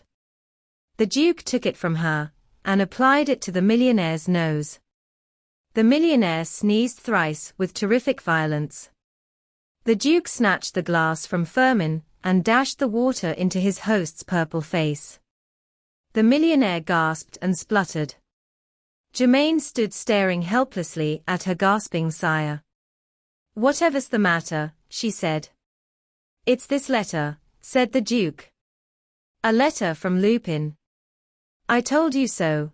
I said that Lupin was in the neighborhood," cried Germain triumphantly. "Firmin, where's Firmin?" said the millionaire, dragging himself upright. He seemed to have recovered a great deal of his voice. "Oh, there you are." He jumped up, caught the gamekeeper by the shoulder, and shook him furiously. "This letter. Where did it come from? Who brought it?" he roared. "It was in the letterbox of the lodge at the bottom of the park. My wife found it there," said Firmin, and he twisted out of the millionaire's grasp. "Just as it was 3 years ago," roared the millionaire, with an air of desperation. "It's exactly the same coup. Oh, what a catastrophe! What a catastrophe!" He made as if to tear out his hair, then, remembering its scantiness, refrained. "Now, come, it's no use losing your head," said the Duke, with quiet firmness.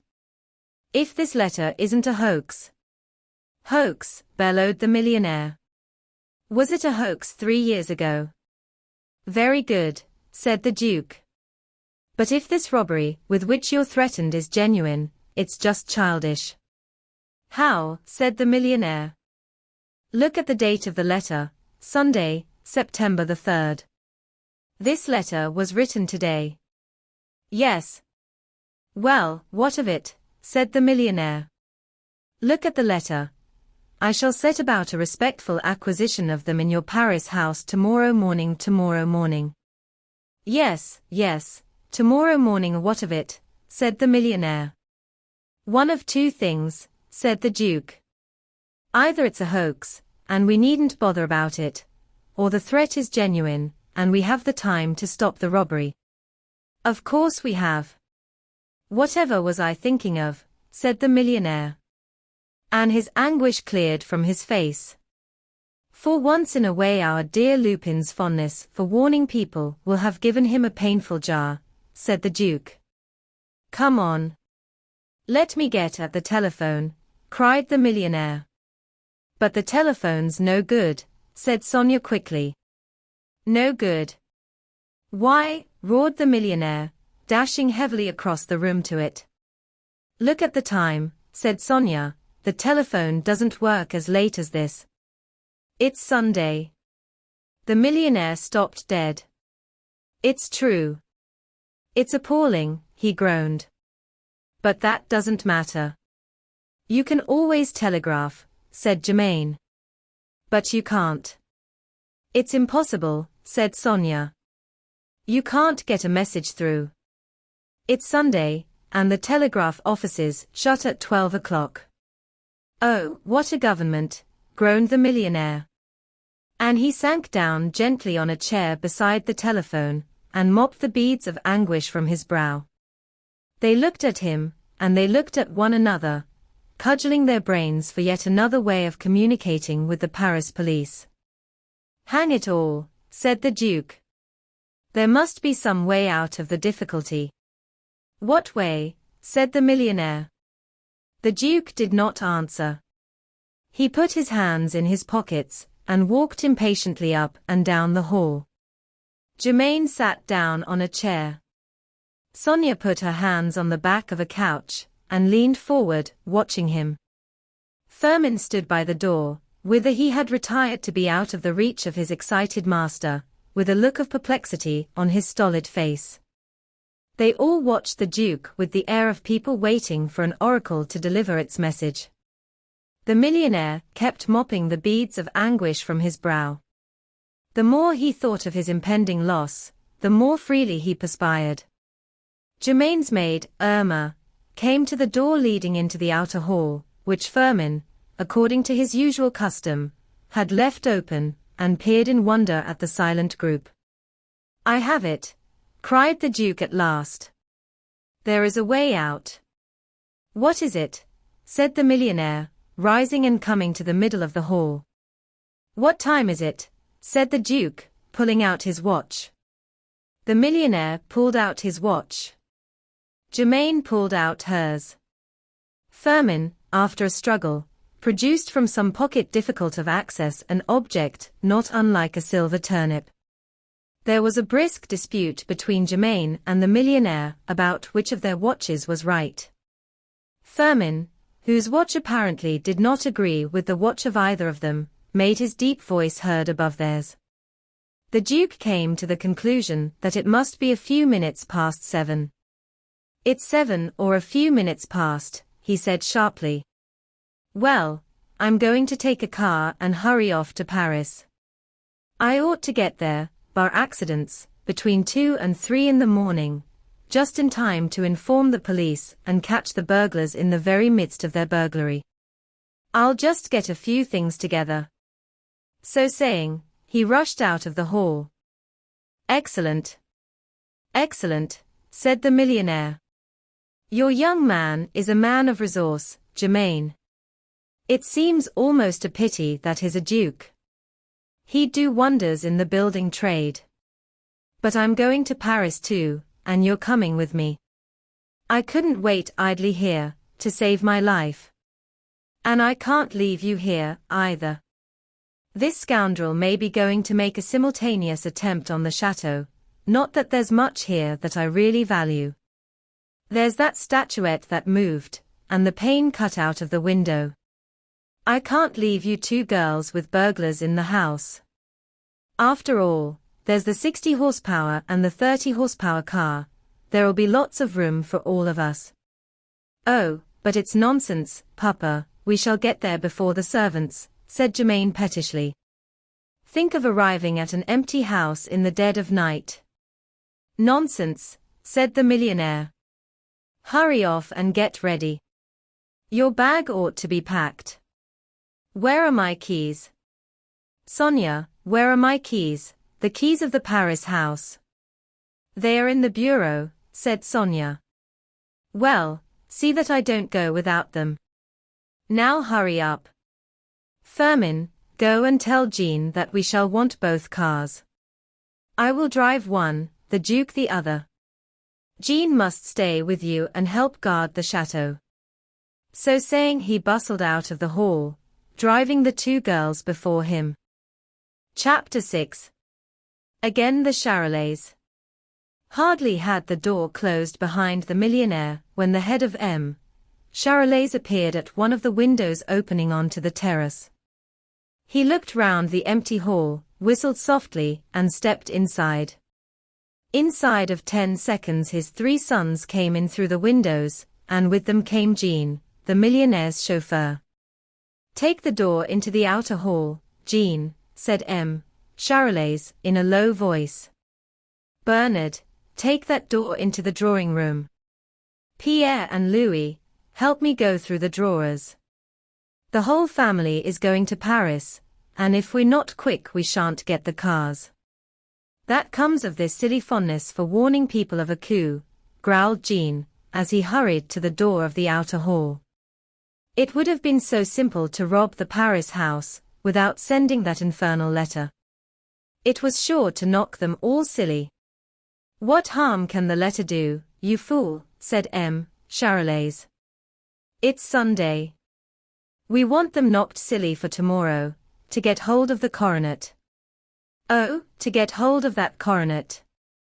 It must be in Paris. I've been ransacking this chateau for hours." Jean opened the door of the outer hall half an inch, and glued his eyes to it. Bernard had done the same with the door opening into the drawing room. M. Charolais, Pierre, and Louis were opening drawers, ransacking them, and shutting them with infinite quickness and noiselessly. "Bureau. Which is the bureau?" "The place is stuffed with bureaus," growled M. Charolais.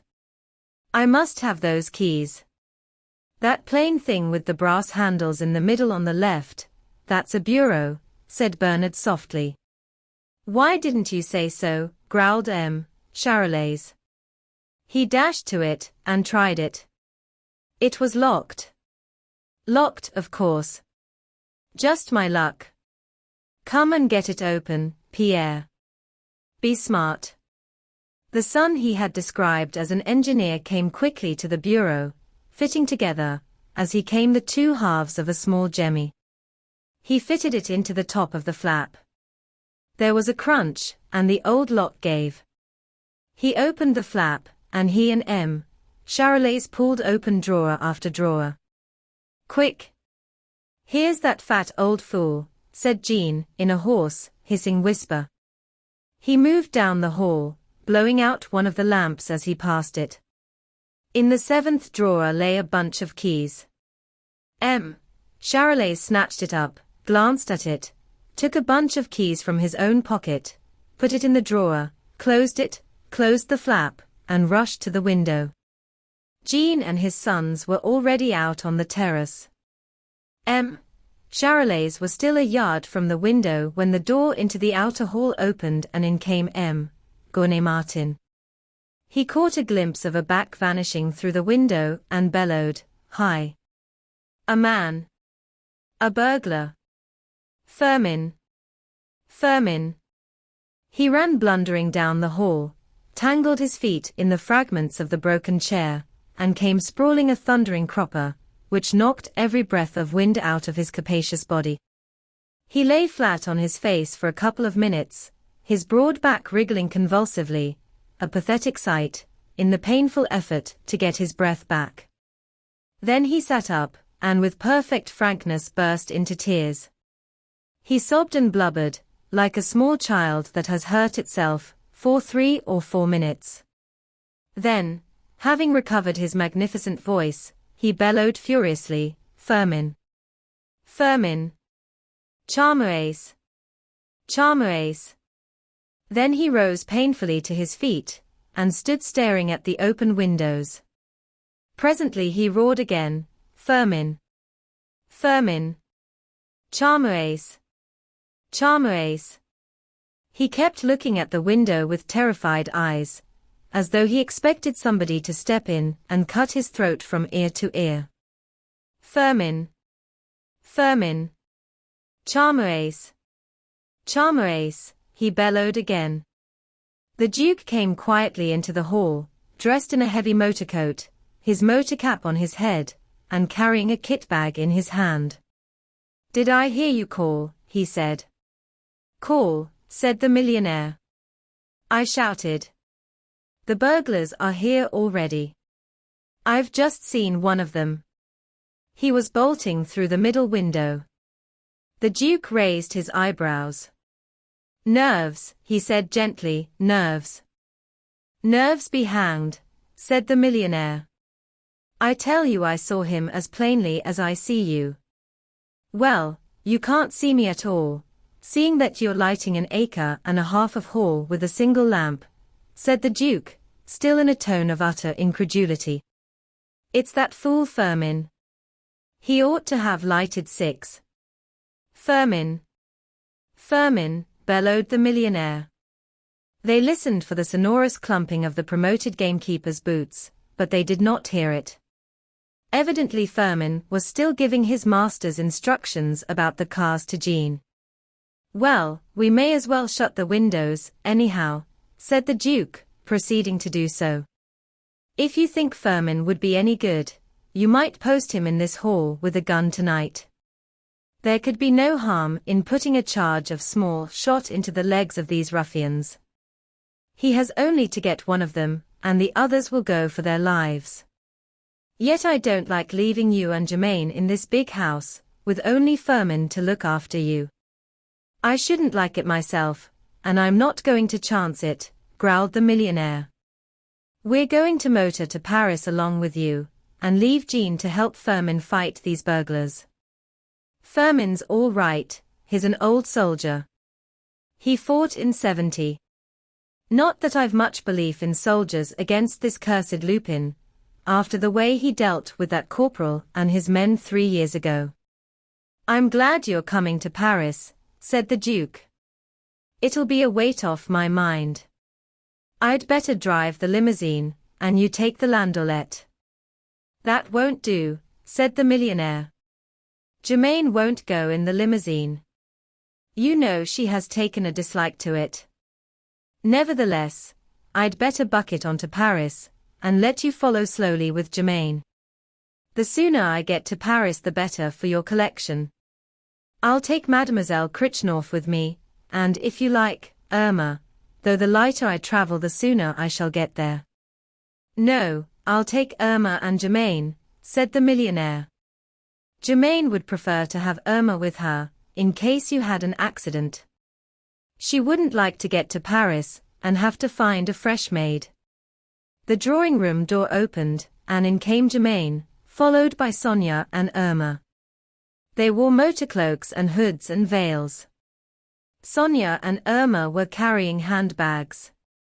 I think it's extremely tiresome you're dragging us off to Paris like this in the middle of the night, said Germaine pettishly. Do you? Said the millionaire. Well, then, you'll be interested to hear that I've just seen a burglar here in this very room.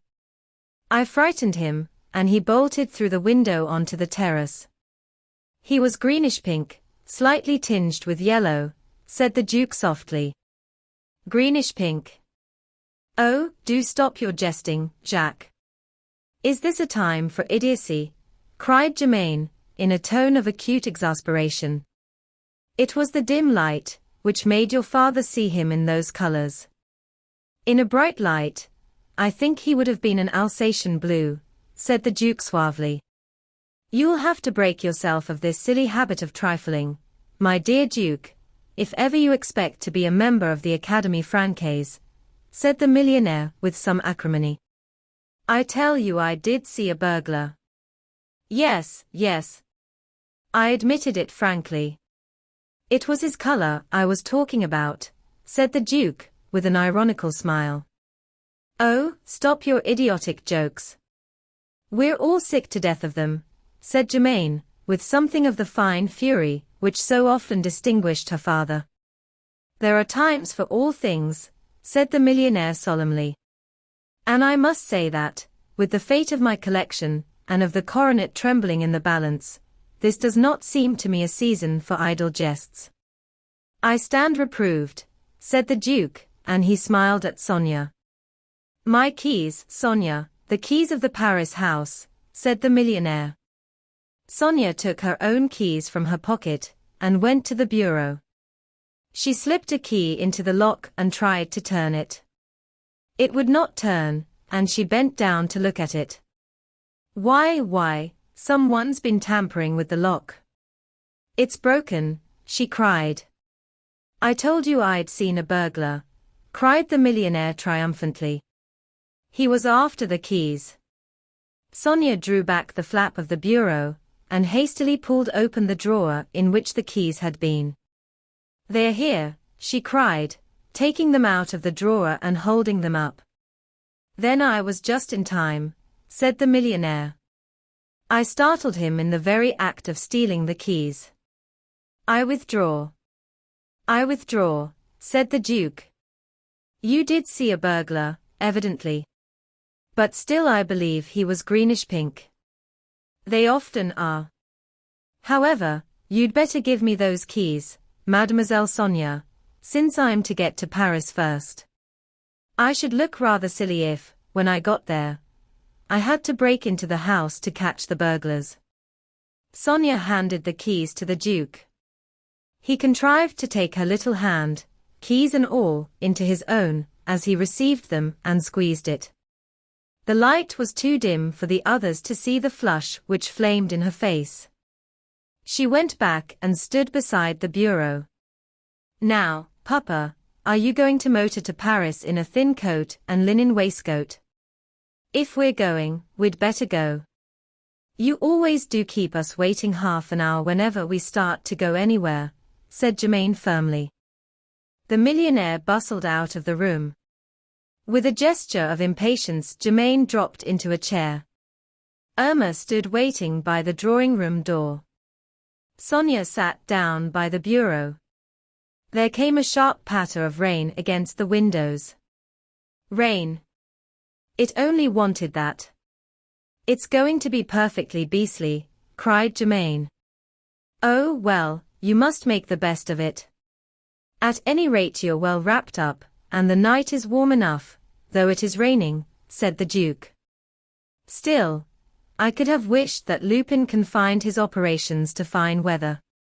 He paused, and added cheerfully, but after all, it will lay the dust. They sat for 3 or 4 minutes in a dull silence, listening to the pattering of the rain against the panes. The Duke took his cigarette case from his pocket and lighted a cigarette. Suddenly he lost his bored air, his face lighted up, and he said joyfully, "Of course, why didn't I think of it? Why should we start from a pit of gloom like this? Let us have the proper illumination, which our enterprise deserves." With that he set about lighting all the lamps in the hall. There were lamps on stands, lamps on brackets, lamps on tables, and lamps which hung from the roof, old-fashioned lamps with new reservoirs, new lamps of what is called chaste design, brass lamps, silver lamps, and lamps in porcelain. The Duke lighted them one after another, patiently, missing none, with a cold perseverance. The operation was punctuated by exclamations from Germaine. They were all to the effect that she could not understand how he could be such a fool. The Duke paid no attention whatever to her. His face illumined with boyish glee, he lighted lamp after lamp. Sonia watched him with a smiling admiration of the childlike enthusiasm with which he performed the task. Even the stolid face of the ox-eyed Irma relaxed into grins, which she smoothed quickly out with a respectful hand. The Duke had just lighted the 22nd lamp when in bustled the millionaire. "What's this? What's this?" he cried, stopping short, blinking. "Just some more of Jack foolery," cried Germaine in tones of the last exasperation. "But, my dear Duke, my dear Duke." The oil," cried the millionaire, in a tone of bitter distress. "Do you think it's my object in life to swell the Rockefeller millions? We never have more than 6 lamps burning unless we are holding a reception." "I think it looks so cheerful," said the Duke, looking round on his handiwork with a beaming smile of satisfaction. "But where are the cars? Jean seems a deuce of a time bringing them round. Does he expect us to go to the garage through this rain? We'd better hurry him up. Come on, you've got a good carrying voice." He caught the millionaire by the arm, hurried him through the outer hall, opened the big door of the chateau, and said, "Now shout." The millionaire looked at him, shrugged his shoulders, and said, "You don't beat about the bush when you want anything." "Why should I?" said the Duke simply. "Shout, my good chap, shout." The millionaire raised his voice in a terrific bellow of "Jean! Jean! Firmin! Firmin!" There was no answer. Chapter 7. The Theft of the Motorcabs. The night was very black, the rain pattered in their faces. Again the millionaire bellowed, "Jean! Firmin! Firmin! Jean!"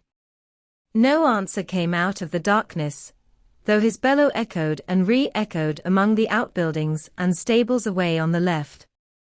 He turned and looked at the Duke and said uneasily, "What on earth can they be doing?"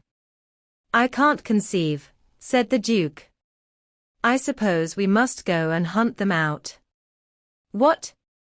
In this darkness, with these burglars about?" said the millionaire, starting back.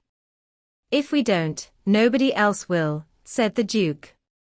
"And all the time, that rascal Lupin is stealing nearer and nearer your pictures.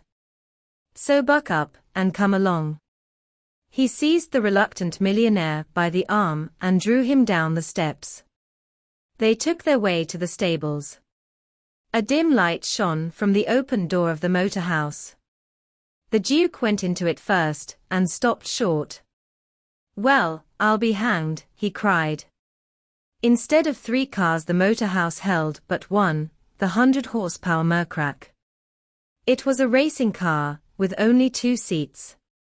On them sat 2 figures, Jean and Firmin. "What are you sitting there for? You idle dogs," bellowed the millionaire. Neither of the men answered, nor did they stir. The light from the lamp gleamed on their fixed eyes, which stared at their infuriated master. "What on earth is this?" said the Duke, and seizing the lamp which stood beside the car, he raised it so that its light fell on the 2 figures. Then it was clear what had happened. They were trussed like two fowls, and gagged. The Duke pulled a penknife from his pocket, opened the blade, stepped into the car, and set Firmin free. Firmin coughed and spat and swore. The Duke cut the bonds of Jean. "Well," said the Duke, in a tone of cutting irony, "what new game is this? What have you been playing at?" "It was those charolais, those cursed charolais," growled Firmin. "They came on us unawares from behind," said Jean.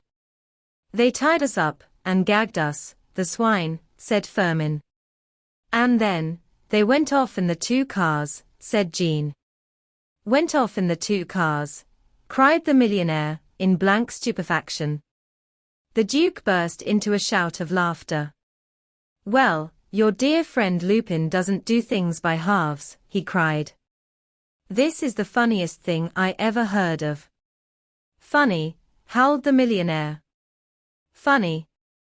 Where does the fun come in? What about my pictures and the coronet?" The Duke laughed his laugh out, then changed on the instant to a man of action. "Well, this means a change in our plans," he said. "I must get to Paris in this car here." "It's such a rotten old thing," said the millionaire. "You'll never do it." "Never mind," said the Duke. "I've got to do it somehow. I dare say it's better than you think. And after all, it's only a matter of 200 miles. He paused, and then said in an anxious tone, "All the same, I don't like leaving you and Germain in the Chateau. These rogues have probably only taken the cars out of reach just to prevent your getting to Paris. They'll leave them in some field and come back.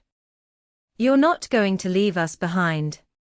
I wouldn't spend the night in the chateau for 1,000,000 francs. "There's always the train," said the millionaire. "The train? 12 hours in the train, with all those changes. You don't mean that you will actually go to Paris by train," said the Duke. "I do," said the millionaire. "Come along. I must go and tell Germain. There's no time to waste," and he hurried off to the chateau. "Get the lamps lighted, Jean, and make sure that the tank's full. As for the engine, I must humor it and trust to luck. I'll get her to Paris somehow," said the Duke. He went back to the chateau, and Firmin followed him. When the Duke came into the great hall, he found Germain and her father indulging in recriminations.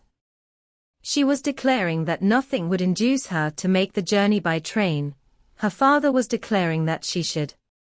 He bore down her opposition by the mere force of his magnificent voice. When at last there came a silence, Sonia said quietly, "But is there a train?" "I know there's a train at midnight, but is there one before?" "A timetable? Where's a timetable?" said the millionaire. "Now, where did I see a timetable?" said the Duke. "Oh, I know, there's one in the drawer of that oriental cabinet." Crossing to the cabinet, he opened the drawer, took out the timetable, and handed it to M. Martin.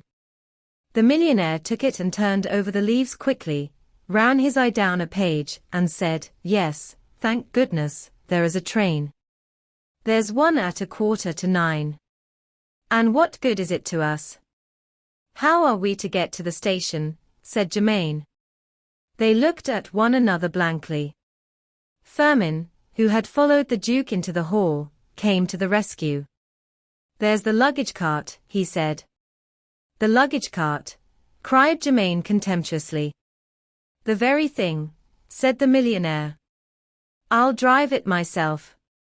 "Off you go, Firmin, harness a horse to it." Firmin went clumping out of the hall. It was perhaps as well that he went, for the Duke asked what time it was, and since the watches of Germain and her father differed still, there ensued an altercation in which, had Firmin been there, he would doubtless have taken part. The Duke cut it short by saying, "Well, I don't think I'll wait to see you start for the station. It won't take you more than half an hour. The cart is light." You needn't start yet. I'd better get off as soon as the car is ready. It isn't as though I could trust it. One moment, said Germaine. Is there a dining car on the train? I'm not going to be starved as well as have my night's rest cut to pieces. Of course there isn't a dining car, snapped her father. We must eat something now, and take something with us. Sonia, Irma, quick. Be off to the larder and see what you can find. Tell Mother Firmin to make an omelette. Be quick. Sonia went towards the door of the hall, followed by Irma. Good night, and bon voyage, Mademoiselle Sonia, said the Duke. Good night, and bon voyage, Your Grace, said Sonia.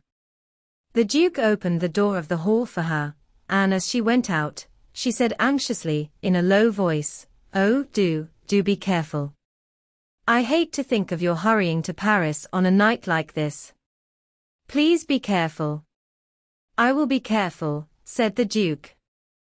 The honk of the motor horn told him that Jean had brought the car to the door of the chateau.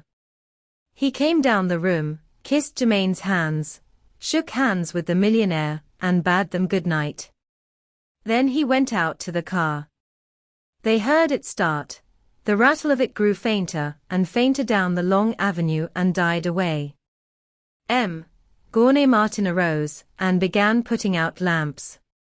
As he did so, he kept casting fearful glances at the window, as if he feared lest, now that the Duke had gone, the burglars should dash in upon him. There came a knock at the door, and Jean appeared on the threshold.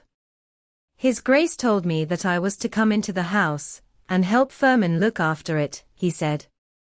The millionaire gave him instructions about the guarding of the house. Firmin, since he was an old soldier, was to occupy the post of honor, and guard the hall, armed with his gun. Jean was to guard the 2 drawing rooms, as being less likely points of attack.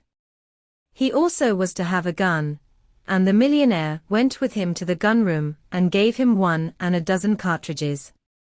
When they came back to the hall, Sonia called them into the dining room, and there, to the accompaniment of an unsubbed grumbling from Germaine at having to eat cold food at 8 at night, they made a hasty but excellent meal, since the chef had left an elaborate cold supper ready to be served.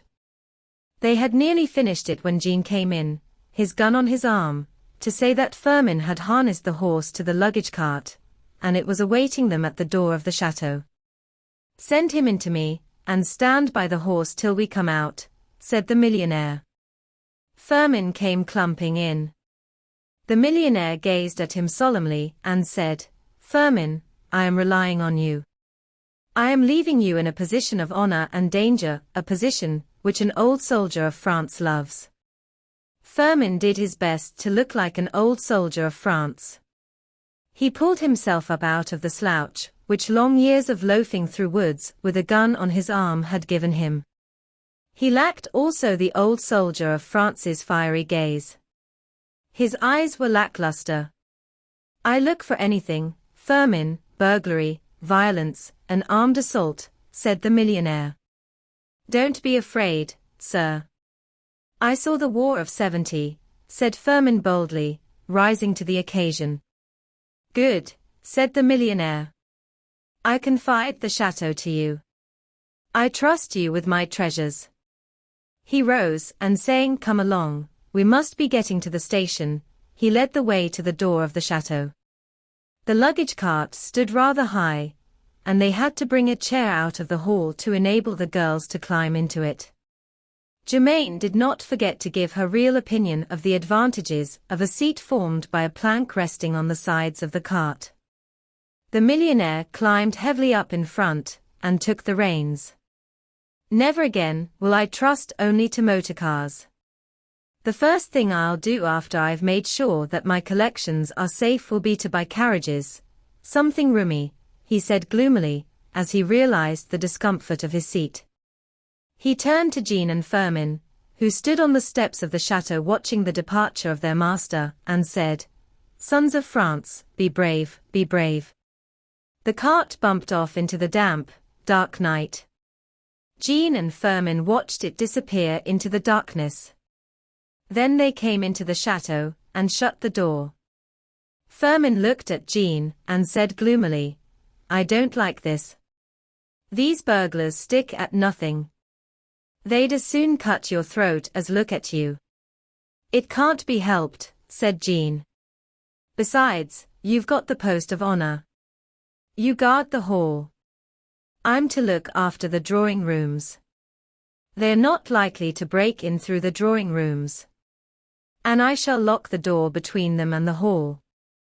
"No, no, you won't lock that door," cried Firmin. "But I certainly will," said Jean. "You'd better come and get a gun." They went to the gun room, Firmin still protesting against the locking of the door between the drawing rooms and the hall. He chose his gun, and they went into the kitchen. Jean took 2 bottles of wine, a rich-looking pie, a sweet, and carried them to the drawing room. He came back into the hall, gathered together an armful of papers and magazines, and went back to the drawing room.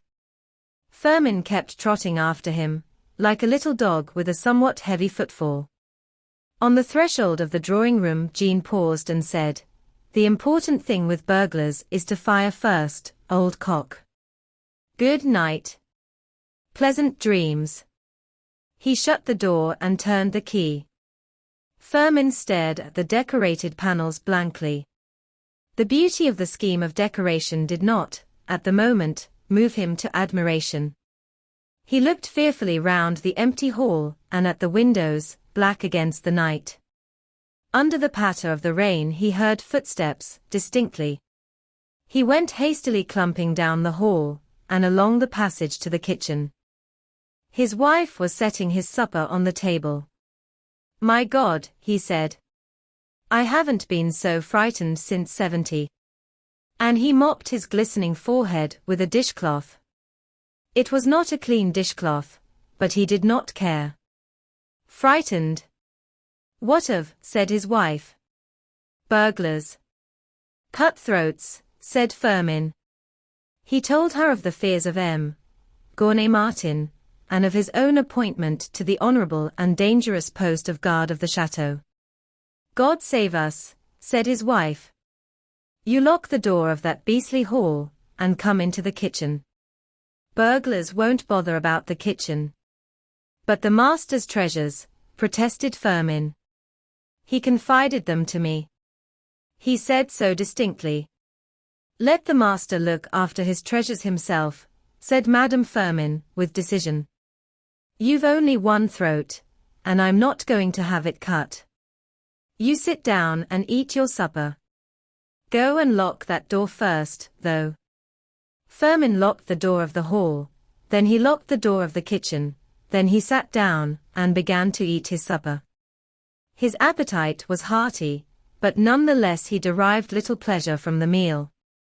He kept stopping with the food poised on his fork, midway between the plate and his mouth, for several seconds at a time, while he listened with straining ears for the sound of burglars breaking in the windows of the hall. He was much too far from those windows to hear anything that happened to them, but that did not prevent him from straining his ears. Madame Firmin ate her supper with an air of perfect ease. She felt sure that burglars would not bother with the kitchen. Firmin's anxiety made him terribly thirsty. Tumbler after tumbler of wine flowed down the throat for which he feared. When he had finished his supper, he went on satisfying his thirst. Madame Firmin lighted his pipe for him, and went and washed up the supper dishes in the scullery. Then she came back, and sat down on the other side of the hearth, facing him. About the middle of his 3rd bottle of wine, Firmin's cold, relentless courage was suddenly restored to him. He began to talk firmly about his duty to his master, his resolve to die, if need were, in defense of his interests, of his utter contempt for burglars, probably Parisians. But he did not go into the hall. Doubtless the pleasant warmth of the kitchen fire held him in his chair. He had described to his wife, with some ferocity, the cruel manner in which he would annihilate the first 3 burglars who entered the hall, and was proceeding to describe his method of dealing with the fourth, when there came a loud knocking on the front door of the chateau. Stricken silent, turned to stone, Firmin sat with his mouth open, in the midst of an unfinished word. Madame Firmin scuttled to the kitchen door she had left unlocked on her return from the scullery and locked it. She turned and they stared at one another. The heavy knocker fell again and again and again. Between the knocking there was a sound like the roaring of lions. Husband and wife stared at one another with white faces. Firmin picked up his gun with trembling hands, and the movement seemed to set his teeth chattering. They chattered like castanets. The knocking still went on, and so did the roaring. It had gone on at least for 5 minutes, when a slow gleam of comprehension lightened Madame Firmin's face. "I believe it's the master's voice," she said. "The master's voice," said Firmin, in a hoarse, terrified whisper. "Yes," said Madame Firmin. And she unlocked the thick door and opened it a few inches. The barrier removed, the well-known bellow of the millionaire came distinctly to their ears. Firmin's courage rushed upon him in full flood. He clumped across the room, brushed his wife aside, and trotted to the door of the chateau. He unlocked it, drew the bolts, and threw it open. On the steps stood the millionaire, Germain, and Sonia. Irma stood at the horse's head. "What the devil have you been doing?" bellowed the millionaire. "What do you keep me standing in the rain for? Why didn't you let me in?" "BBB burglars. I thought you were BBB burglars," stammered Firmin. "Burglars," howled the millionaire. "Do I sound like a burglar?" At the moment he did not, he sounded more like a bull of Bashan. He bustled past Firmin to the door of the hall. "Here. What's this locked for?" he bellowed. I locked it in case burglars should get in while I was opening the front door," stammered Firmin. The millionaire turned the key, opened the door, and went into the hall. Germaine followed him. She threw off her dripping coat, and said with some heat, "I can't conceive why you didn't make sure that there was a train at 8:45. I will not go to Paris tonight. Nothing shall induce me to take that midnight train." "Nonsense," said the millionaire. "Nonsense, you'll have to go. Where's that infernal timetable?"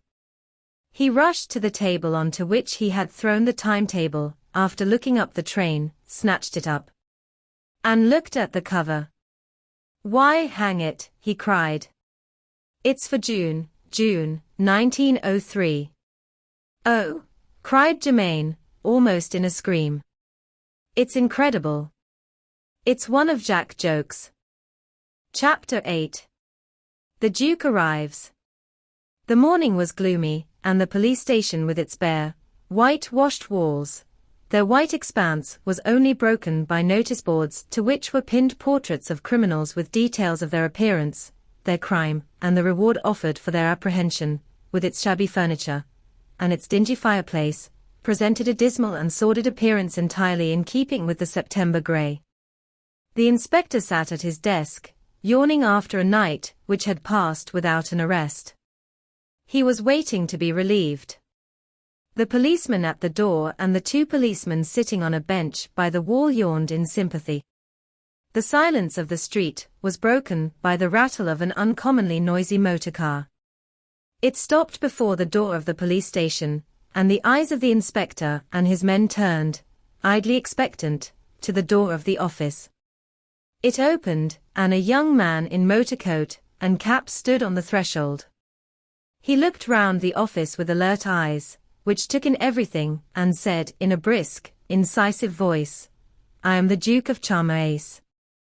I am here on behalf of M. Gournay Martin.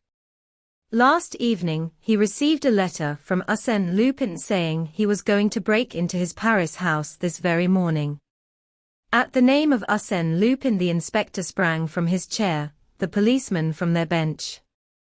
On the instant they were wide awake, attentive, full of zeal. "The letter, Your Grace," said the inspector briskly. The Duke pulled off his glove, drew the letter from the breast pocket of his undercoat, and handed it to the inspector. The inspector glanced through it, and said, "Yes, I know the handwriting well." Then he read it carefully, and added, "Yes, it's his usual letter." "There's no time to be lost," said the Duke quickly. "I ought to have been here hours ago. I had a breakdown. I'm afraid I'm too late as it is." "Come along, Your Grace, come along, said the inspector briskly. The four of them hurried out of the office and down the steps of the police station.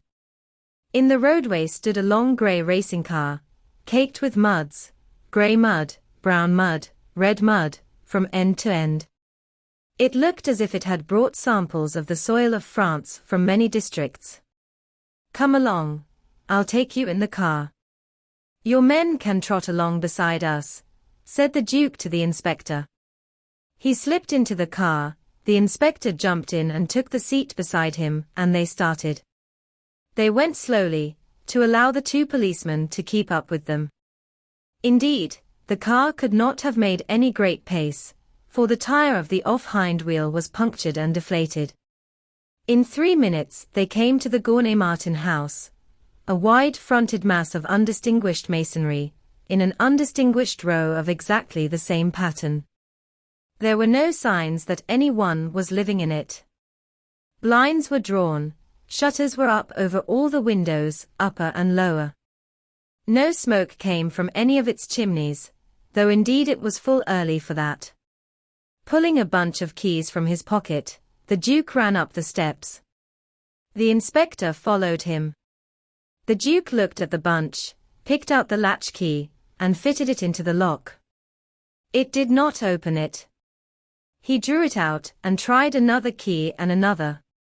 The door remained locked. "Let me, Your Grace," said the inspector. "I'm more used to it.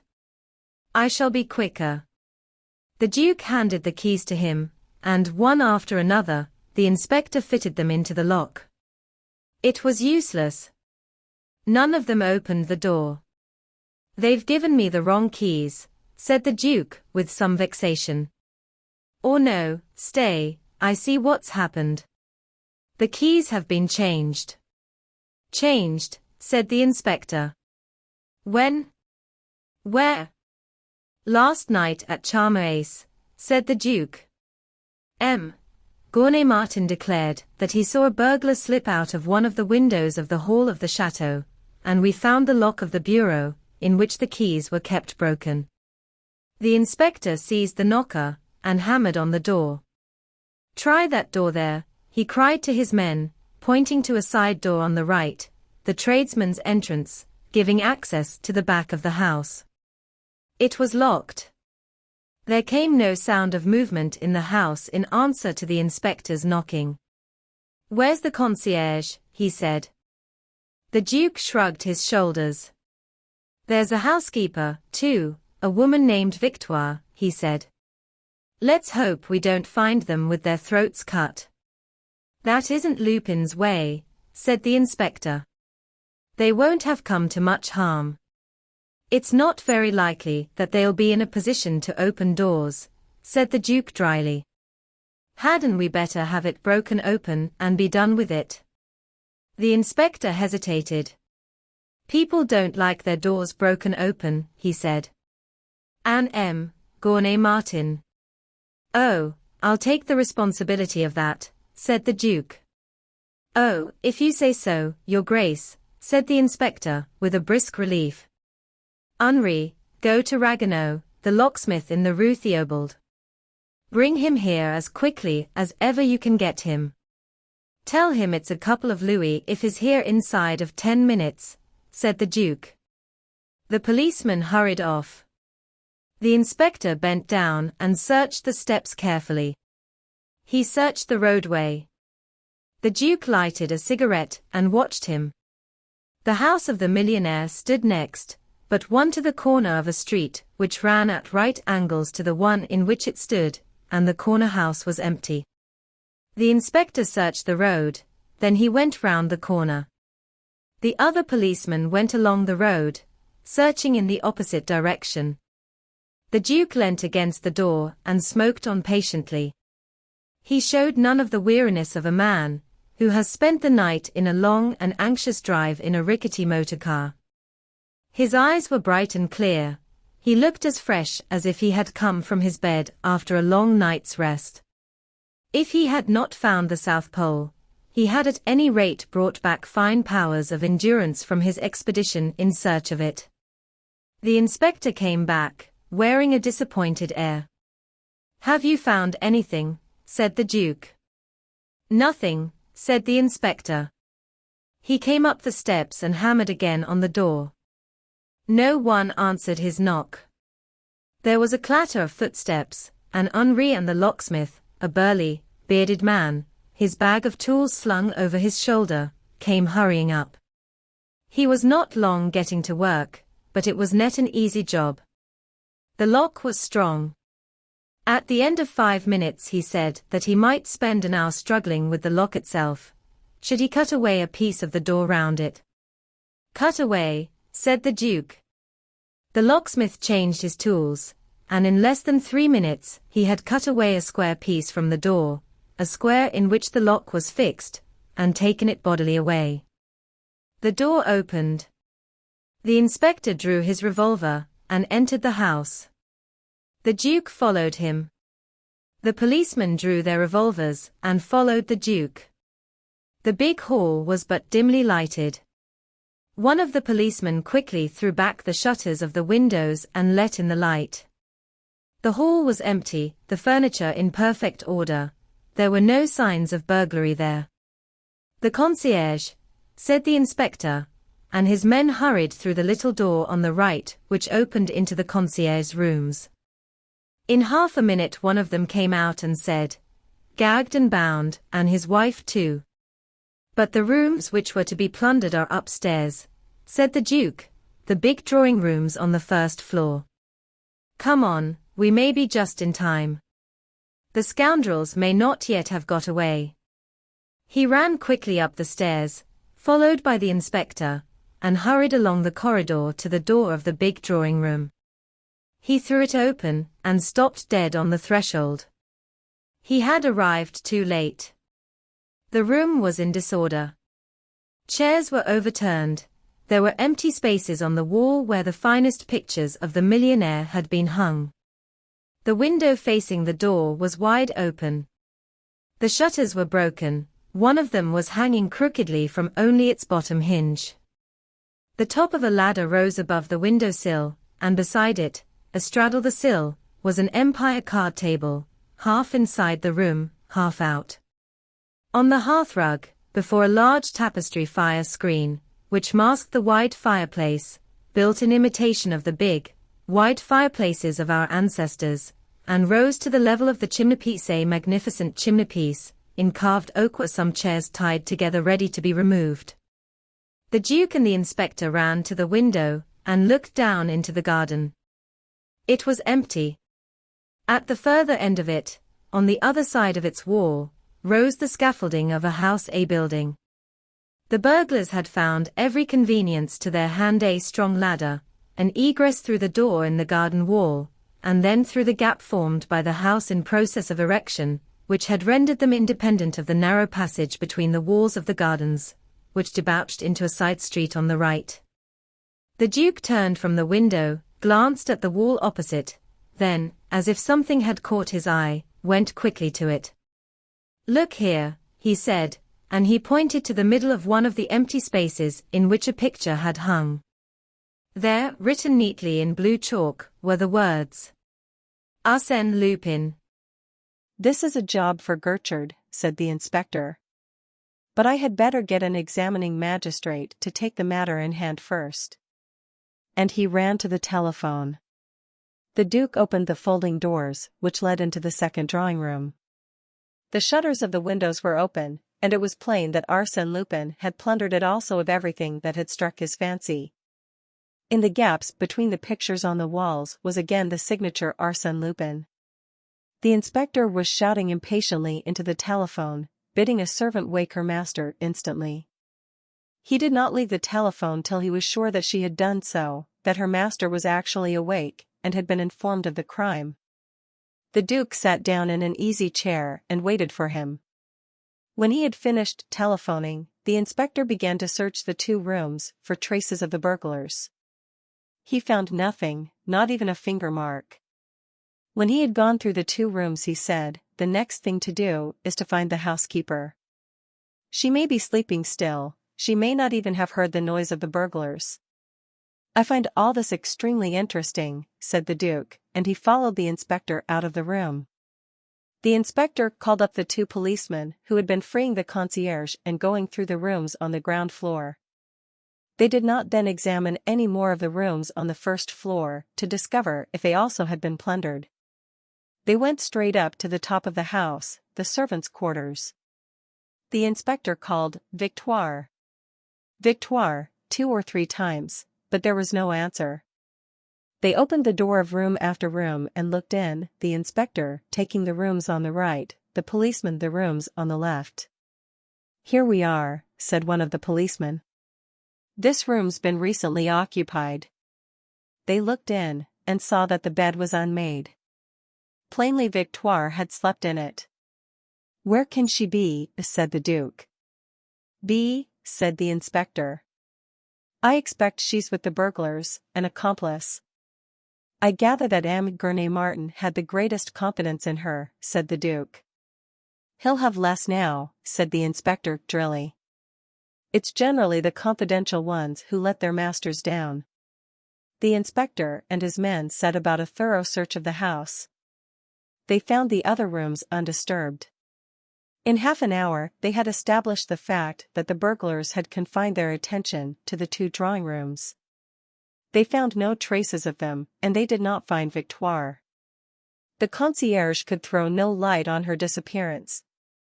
He and his wife had been taken by surprise in their sleep and in the dark. They had been gagged and bound, they declared, without so much as having set eyes on their assailants. The Duke and the inspector came back to the plundered drawing room. The inspector looked at his watch and went to the telephone. "I must let the prefecture know," he said. "Be sure you ask them to send Gertrude," said the Duke. "Gertrude," said the inspector doubtfully.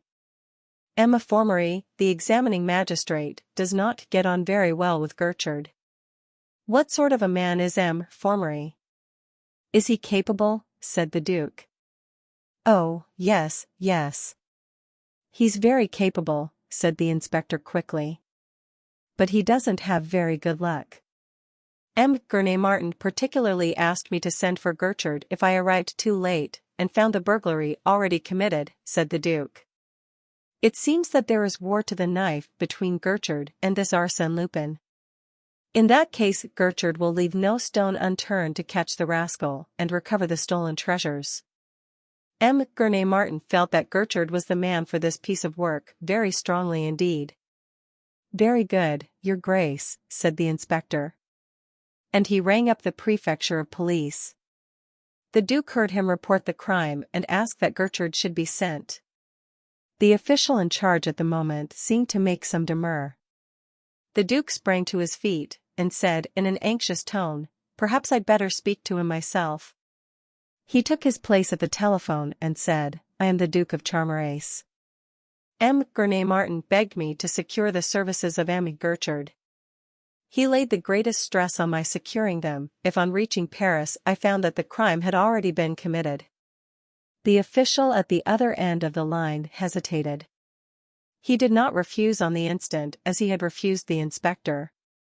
It may be that he reflected that M. Gurney-Martin was a millionaire and a man of influence, that the Duke of Charmerace was a duke, that he, at any rate, had nothing whatever to gain by running counter to their wishes. He said that Chief Inspector Gertrude was not at the prefecture, that he was off duty, that he would send down 2 detectives, who were on duty, at once, and summon Chief Inspector Gertrude with all speed. The Duke thanked him and rang off. "That's all right," he said cheerfully, turning to the inspector. "What time will M. Formery be here?" Well, I don't expect him for another hour, said the inspector.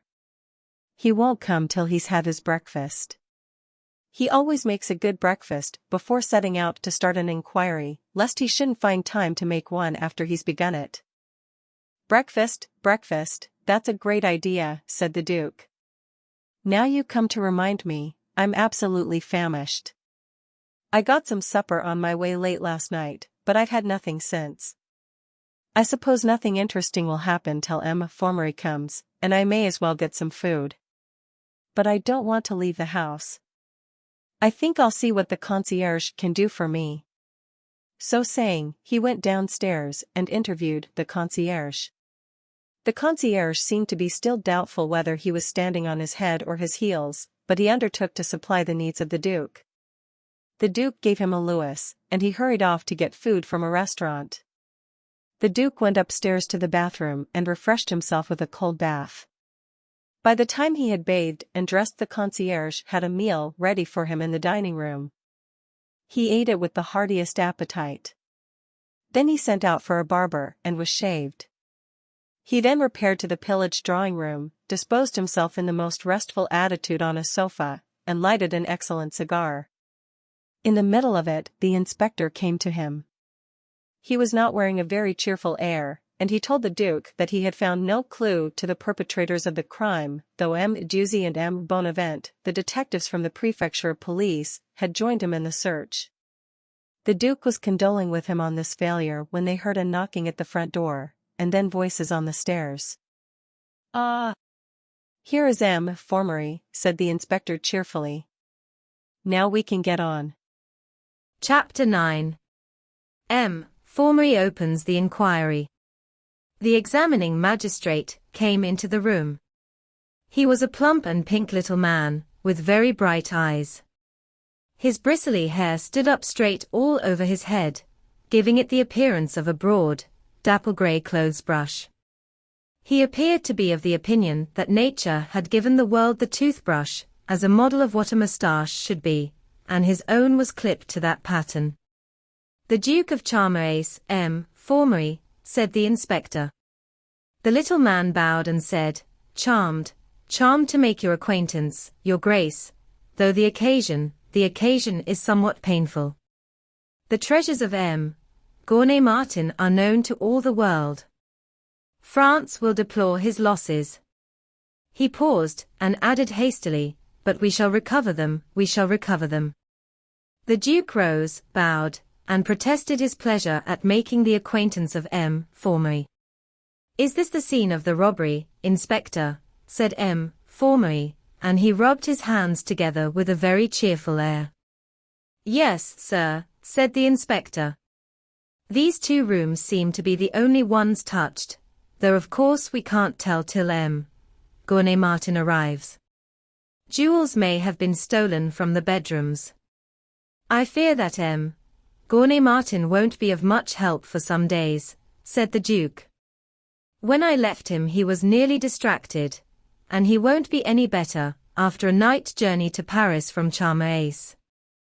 But probably these are the only 2 rooms touched, for in them Martin had gathered together the gems of his collection. Over the doors hung some pieces of Flemish tapestry, marvels, the composition admirable, the colouring delightful.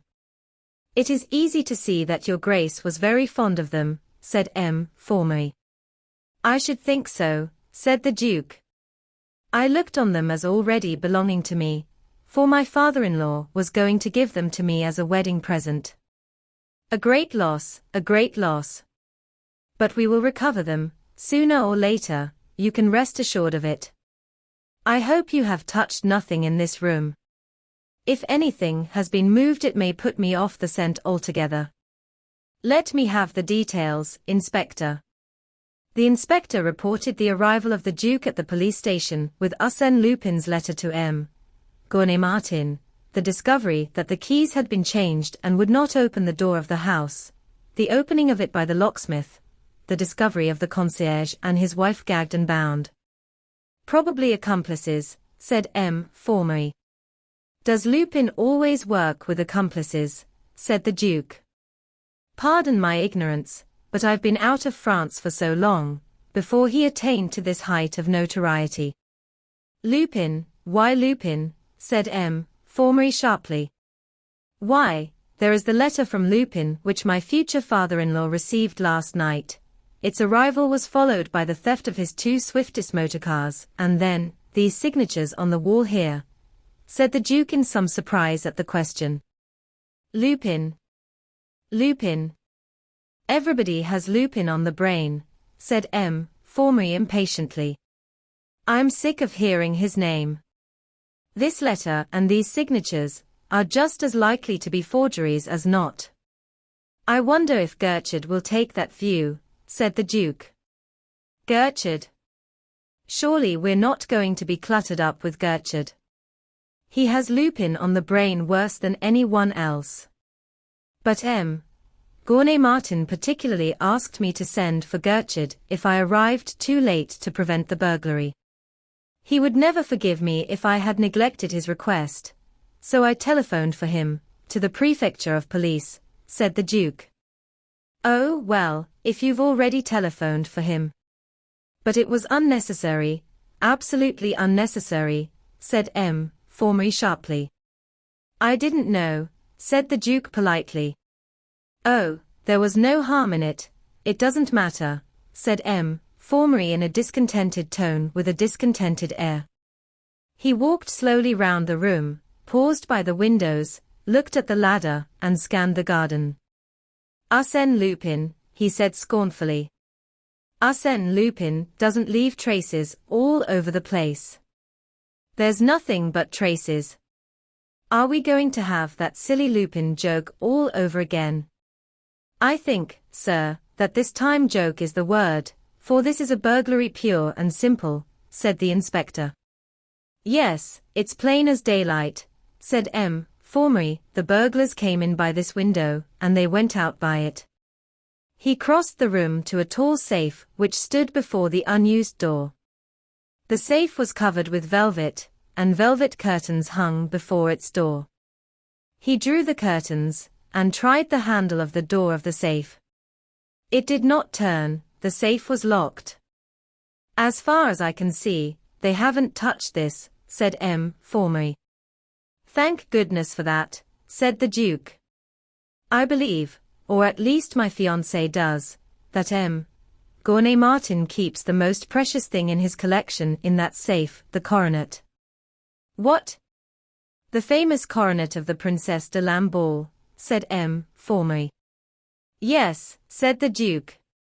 But according to your report, Inspector, the letter signed Lupin announced that he was going to steal the coronet also. It did, in so many words, said the Duke. Well, here is a further proof that we're not dealing with Lupin. That rascal would certainly have put his threat into execution, M. Formery, said the inspector. Who's in charge of the house, said M. Formery. The concierge, his wife, and a housekeeper, a woman named Victoire, said the inspector. I'll see to the concierge and his wife presently. I've sent one of your men round for their dossier. When I get it I'll question them. You found them gagged and bound in their bedroom. Yes, M. Formery, and always this imitation of Lupin, a yellow gag, blue cords, and the motto, I take, therefore I am, on a scrap of cardboard, his usual bag of tricks. Then once again, they're going to touch us up in the papers. It's any odds on it, said M. Formery gloomily. Where's the housekeeper? I should like to see her. The fact is, we don't know where she is, said the inspector. You don't know where she is, said M. Formery. We can't find her anywhere, said the inspector. That's excellent, excellent.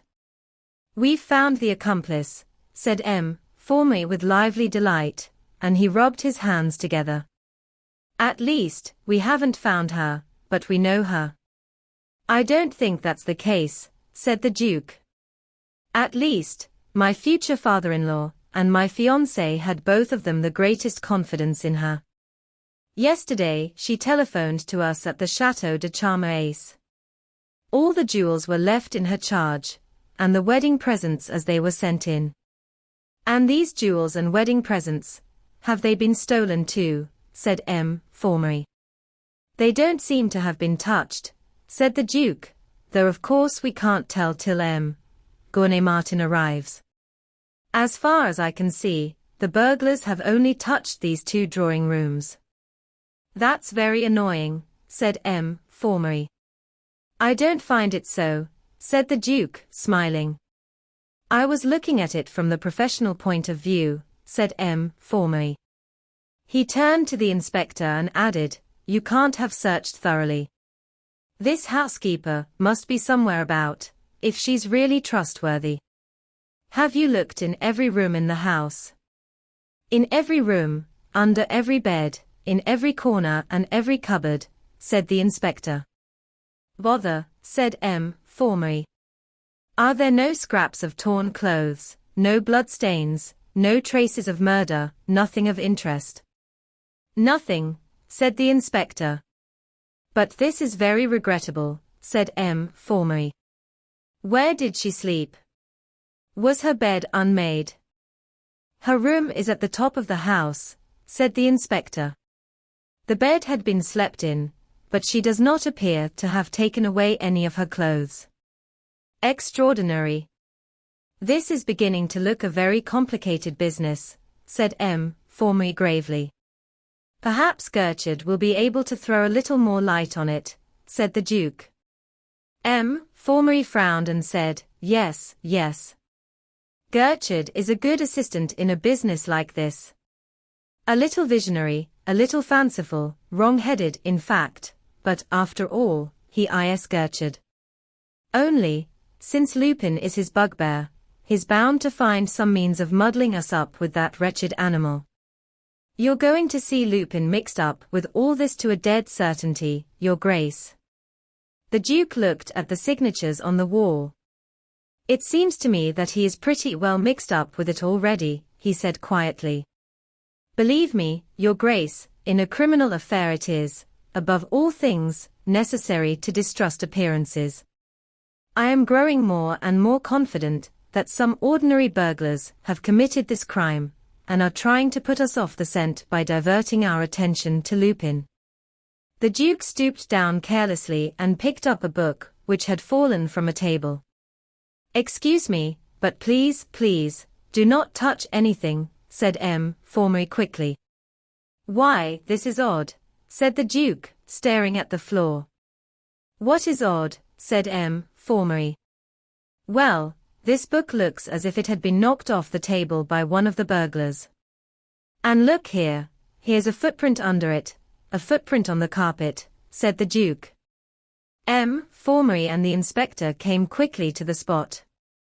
There, where the book had fallen, plainly imprinted on the carpet, was a white footprint. M. Formery and the inspector stared at it. It looks like plaster. How did plaster get here? Said M. Formery, frowning at it. Well, suppose the robbers came from the garden, said the Duke. Of course they came from the garden, Your Grace. Where else should they come from? Said M. Formery, with a touch of impatience in his tone. Well, at the end of the garden they are building a house, said the Duke. Of course, said M. Formery, taking him up quickly. The burglars came here with their boots covered with plaster. They've swept away all the other marks of their feet from the carpet, but whoever did the sweeping was too slack to lift up that book and sweep under it. This footprint, however, is not of great importance, though it is corroborative of all the other evidence we have that they came and went by the garden. There's the ladder, and that table half out of the window. Still, this footprint may turn out useful, after all. You had better take the measurements of it, Inspector. Here's a foot rule for you. I make a point of carrying this foot rule about with me, Your Grace. You would be surprised to learn how often it has come in useful. He took a little ivory foot rule from his waistcoat pocket, and gave it to the inspector, who fell on his knees and measured the footprint with the greatest care. I must take a careful look at that house they are building. I shall find a good many traces there, to a dead certainty, said M. Formery. The inspector entered the measurements of the footprint in his notebook. There came the sound of a knocking at the front door. I shall find footprints of exactly the same dimensions as this one at the foot of some heap of plaster beside that house, said M. Former, with an air of profound conviction, pointing through the window to the house building beyond the garden. A policeman opened the door of the drawing room and saluted. If you please, sir, the servants have arrived from Charmerace, he said. Let them wait in the kitchen and the servants' offices, said M. Formery. He stood silent, buried in profound meditation, for a couple of minutes. Then he turned to the Duke and said, What was that you said about a theft of motorcars at Charmerace? When he received the letter from Arsène Lupin, M. Martin decided to start for Paris at once, said the Duke. But when we sent for the cars we found that they had just been stolen. M. Martin's chauffeur and another servant were in the garage gagged and bound. Only an old car, a 100-horsepower Mercrac, was left. I drove it to Paris, leaving M. Martin and his family to come on by train. Very important indeed, said M. Formery. He thought for a moment and then added. Were the motorcars the only things stolen? Were there no other thefts? Well, as a matter of fact, there was another theft, or rather an attempt at theft, said the Duke with some hesitation. The rogues who stole the motorcars presented themselves at the chateau under the name of Charolais, a father and 3 sons, on the pretext of buying the 100-horsepower Mercrac. M. Martin had advertised it for sale in the Rennes Advertiser. They were waiting in the big hall of the chateau, which the family uses as the chief living room, for the return of M. Martin. He came, and as they left the hall one of them attempted to steal a pendant set with pearls, which I had given to Mademoiselle Martin half an hour before. I caught him in the act and saved the pendant. Good. Wait, we have one of the gang, wait till I question him, said M. Formery, rubbing his hands, and his eyes sparkled with joy. Well, no, I'm afraid we haven't, said the Duke in an apologetic tone. What? We haven't? Has he escaped from the police? Oh, those country police, cried M. Formery. No, I didn't charge him with the theft, said the Duke. You didn't charge him with the theft, cried M. Formery, astounded. No, he was very young and he begged so hard. I had the pendant. I let him go, said the Duke. Oh, your Grace, your Grace. Your duty to society, cried M. Formery. Yes, it does seem to have been rather weak, said the Duke, but there you are. It's no good crying over spilt milk. M. Formery folded his arms and walked, frowning, backwards and forwards across the room. He stopped, raised his hand with a gesture commanding attention, and said, I have no hesitation in saying that there is a connection, an intimate connection, between the thefts at Charmerace and this burglary. The Duke and the inspector gazed at him with respectful eyes, at least, the eyes of the inspector were respectful, the Duke's eyes twinkled. I am gathering up the threads, said M. Formery. Inspector, bring up the concierge and his wife. I will question them on the scene of the crime. Their dossier should be here.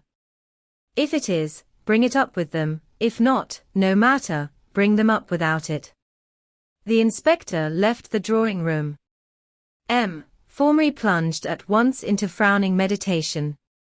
I find all this extremely interesting, said the Duke. Charmed, said M. Formery, waving his hand with an absent-minded air. The inspector entered the drawing room followed by the concierge and his wife. He handed a paper to M. Formery.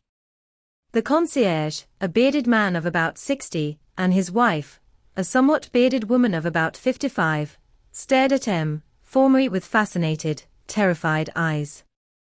He sat down in a chair, crossed his legs, read the paper through, and then scrutinized them keenly. "Well, have you recovered from your adventure?" he said. "Oh, yes, sir," said the concierge. "They hustled us a bit, but they did not really hurt us." "Nothing to speak of, that is," said his wife. "But all the same, it's a disgraceful thing that an honest woman can't sleep in peace in her bed of a night, without being disturbed by rascals like that. And if the police did their duty, things like this wouldn't happen. And I don't care who hears me say it." "You say that you were taken by surprise in your sleep," said M. Formery. "You say you saw nothing, and heard nothing." "There was no time to see anything or hear anything. They trussed us up like greased lightning," said the concierge. "But the gag was the worst," said the wife. "To lie there and not be able to tell the rascals what I thought about them." "Didn't you hear the noise of footsteps in the garden?" said M. Formery. "One can't hear anything that happens in the garden from our bedroom," said the concierge. "Even the night when Mademoiselle Germain's Great Dane barked from 12 o'clock till 7 in the morning, all the household was kept awake except us.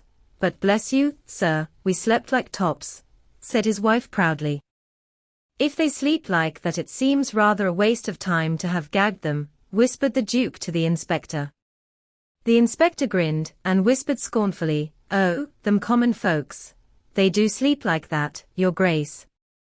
"Didn't you hear any noise at the front door?" said M. Formery. "No, we heard no noise at the door," said the concierge. "Then you heard no noise at all the whole night?" said M. Formery. "Oh, yes, sir, we heard noise enough after we'd been gagged," said the concierge. "Now, this is important," said M. Formery. "What kind of a noise was it?" "Well, it was a bumping kind of noise," said the concierge.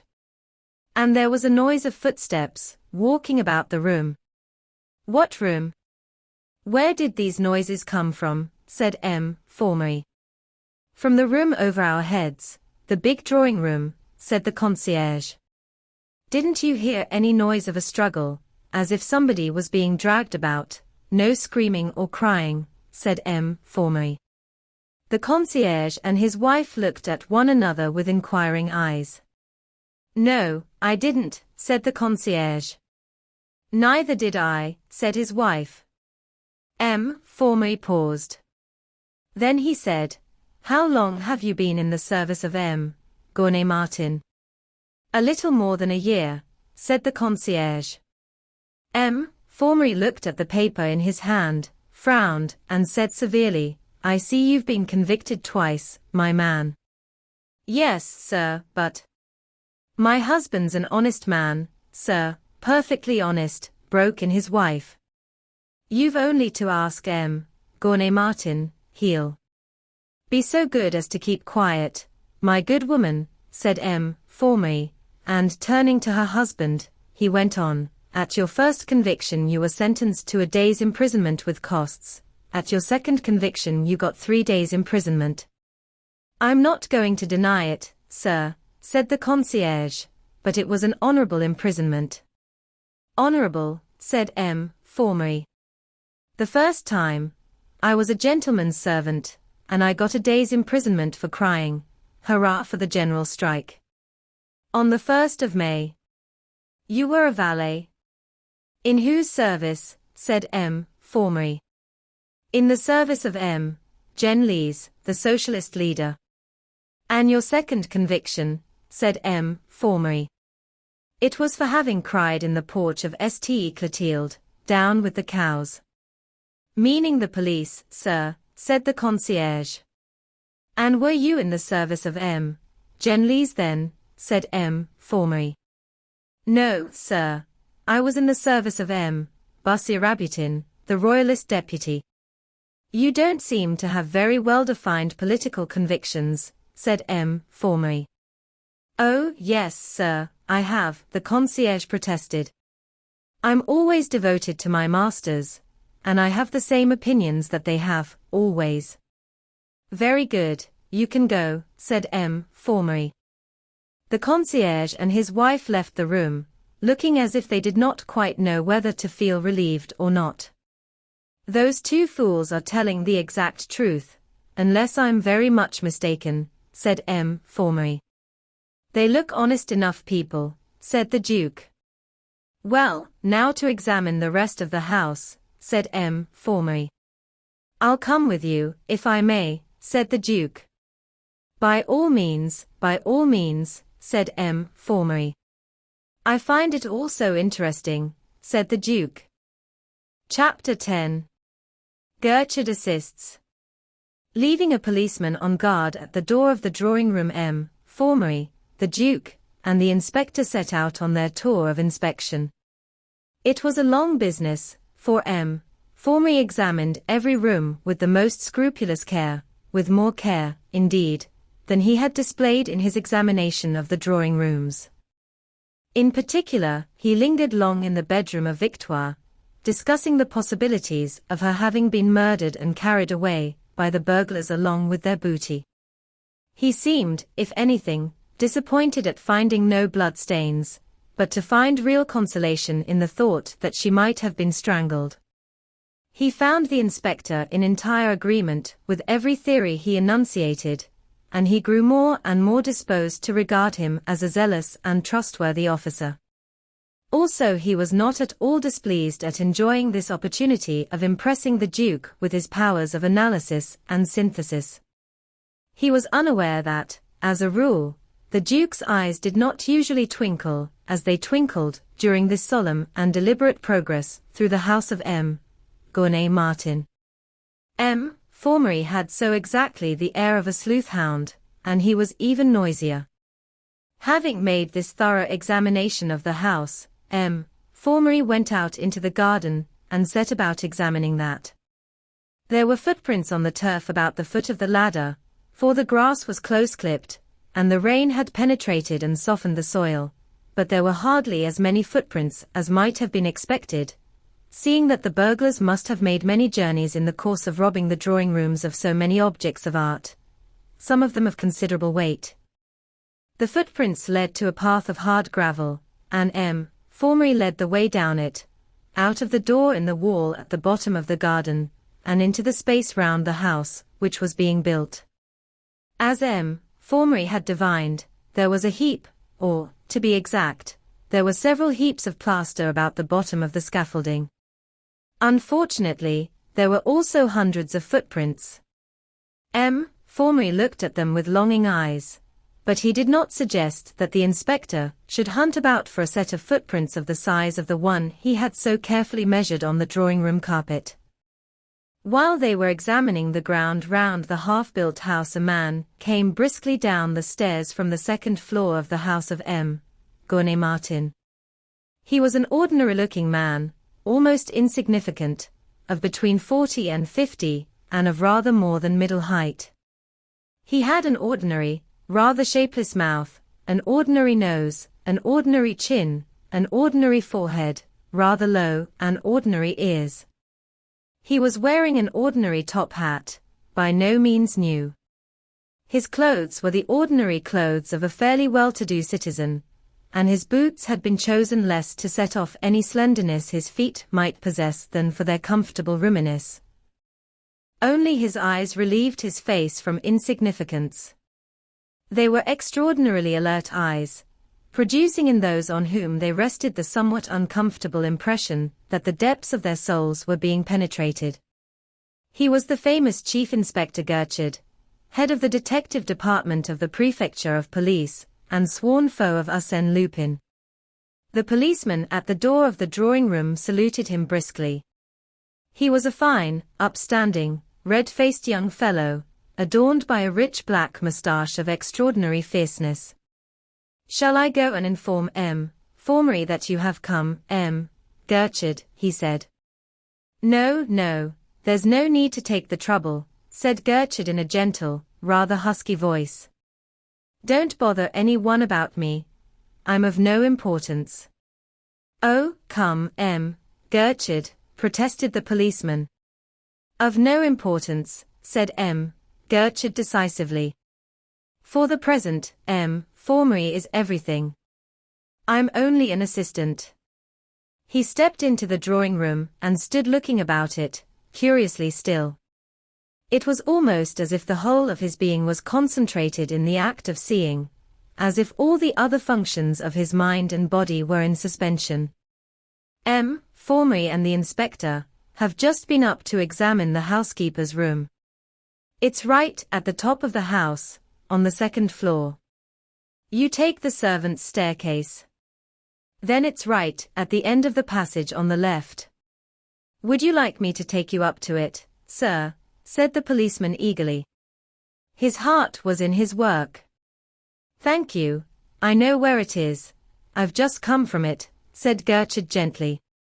A grin of admiration widened the already wide mouth of the policeman, and showed a row of very white, able-looking teeth.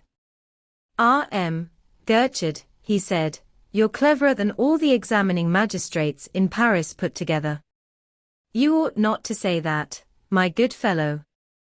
I can't prevent you thinking it, of course, but you ought not to say it, said Gertrude with husky gentleness, and the faintest smile played round the corners of his mouth.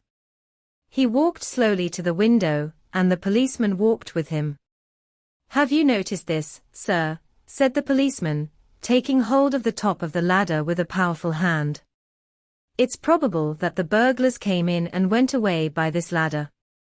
Thank you, said Gertrude. They have even left this card table on the window-sill, said the policeman, and he patted the card table with his other powerful hand. Thank you, said Gertrude. They don't think it's Lupin's work at all, said the policeman. They think that Lupin's letter announcing the burglary, and these signatures on the walls are only a ruse. Is that so? Said Gertrude. Is there any way I can help you, sir? Said policeman. Yes, said Gertrude. Take up your post outside that door and admit no one but Formery, the inspector, Bonavent, or Diuzzi, without consulting me. And he pointed to the drawing-room door. Shan't I admit the Duke of Charmerace? He's taking a great interest in this affair, said the policeman. The Duke of Charmerace. Oh, yes, admit the Duke of Charmerace, said Gertrude. The policeman went to his post of responsibility, a proud man. Hardly had the door closed behind him when Gertrude was all activity and eyes. He examined the ladder, the gaps on the wall from which the pictures had been taken, the signatures of Arsène Lupin. The very next thing he did was to pick up the book which the Duke had set on the top of the footprint again, to preserve it, and he measured, pacing it, the distance between the footprint and the window. The result of this measuring did not appear to cause him any satisfaction, for he frowned, measured the distance again, and then stared out of the window with a perplexed air, thinking hard. It was curious that, when he concentrated himself on a process of reasoning, his eyes seemed to lose something of their sharp brightness, and grew a little dim. At last he seemed to come to some conclusion. He turned away from the window, drew a small magnifying glass from his pocket, dropped on his hands and knees, and began to examine the surface of the carpet with the most minute care. He examined a space of it nearly 6 feet square, stopped, and gazed round the room. His eyes rested on the fireplace, which he could see under the bottom of the big tapestried fire screen, which was raised on legs about a foot high, fitted with big casters. His eyes filled with interest. Without rising, he crawled quickly across the room, peeped round the edge of the screen and rose, smiling. He went on to the further drawing room, and made the same careful examination of it, again examining a part of the surface of the carpet with his magnifying glass. He came back to the window to which the ladder had been raised and examined very carefully the broken shutter. He whistled softly to himself, lighted a cigarette, and leant against the side of the window. He looked out of it, with dull eyes which saw nothing, the while his mind worked upon the facts he had discovered. He had stood there plunged in reflection for perhaps 10 minutes, when there came a sound of voices and footsteps on the stairs. He awoke from his absorption, seemed to prick his ears, then slipped a leg over the window ledge, and disappeared from sight down the ladder. The door opened, and in came M. Formery, the Duke, and the inspector. M. Formery looked round the room with eyes which seemed to expect to meet a familiar sight, then walked to the other drawing room and looked round that. He turned to the policeman, who had stepped inside the drawing room, and said sharply, Gertrude is not here. I left him here, said the policeman. He must have disappeared. He's a wonder. Of course, said M. Formery. He has gone down the ladder to examine that house they're building. He's just following in our tracks, and doing all over again the work we've already done. He might have saved himself the trouble. We could have told him all he wants to know. But there. He very likely would not be satisfied till he had seen everything for himself. He may see something which we have missed, said the Duke. M. Formery frowned, and said sharply, that's hardly likely. I don't think that your Grace realizes to what a perfection constant practice brings one's power of observation. The inspector and I will cheerfully eat anything we've missed, won't we, Inspector? And he laughed heartily at his joke. It might always prove a large mouthful, said the Duke with an ironical smile. M. Formery assumed his air of profound reflection, and walked a few steps up and down the room, frowning. The more I think about it, he said, the clearer it grows that we have disposed of the Lupin theory. This is the work of far less expert rogues than Lupin. What do you think, Inspector? Yes. I think you have disposed of that theory, sir, said the inspector with ready acquiescence. All the same, I'd wager anything that we haven't disposed of it to the satisfaction of Gertrude, said M. Formery. Then he must be very hard to satisfy, said the Duke. Oh, in any other matter he's open to reason, said M. Formery, but Lupin is his fixed idea, it's an obsession, almost a mania. But yet he never catches him, said the Duke. No, and he never will. His very obsession by Lupin hampers him. It cramps his mind and hinders its working, said M. Formery. He resumed his meditative pacing, stopped again, and said, but considering everything, especially the absence of any traces of violence, combined with her entire disappearance, I have come to another conclusion. Victoire is the key to the mystery. She is the accomplice. She never slept in her bed. She unmade it to put us off the scent. That, at any rate, is something gained, to have found the accomplice. We shall have this good news, at least, to tell M. Martin on his arrival. Do you really think that she's the accomplice? Said the Duke. I'm dead sure of it, said M. Formery. We will go up to her room, and make another thorough examination of it. Gertrude's head popped up above the window-sill. My dear M. Formery, he said, I beg that you will not take the trouble. M. Formery's mouth opened. What? You, Gertrude, he stammered. Myself, said Gertrude, and he came to the top of the ladder and slipped lightly over the windowsill into the room. He shook hands with M. Formery and nodded to the inspector. Then he looked at the Duke with an air of inquiry. Let me introduce you, said M. Formery. Chief Inspector Gertrude, head of the detective department, the Duke of Charmace. The Duke shook hands with Gertrude, saying, I'm delighted to make your acquaintance, M. Gertrude. I've been expecting your coming with the greatest interest. Indeed, it was I who begged the officials at the prefecture of police to put this case in your hands. I insisted on it. What were you doing on that ladder? Said M. Formery, giving Gertrude no time to reply to the Duke. "I was listening," said Gertrude simply, "listening. I like to hear people talk when I'm engaged on a case. It's a distraction, and it helps. I really must congratulate you, my dear M. Formery, on the admirable manner in which you have conducted this inquiry." M. Formery bowed, and regarded him with a touch of suspicion.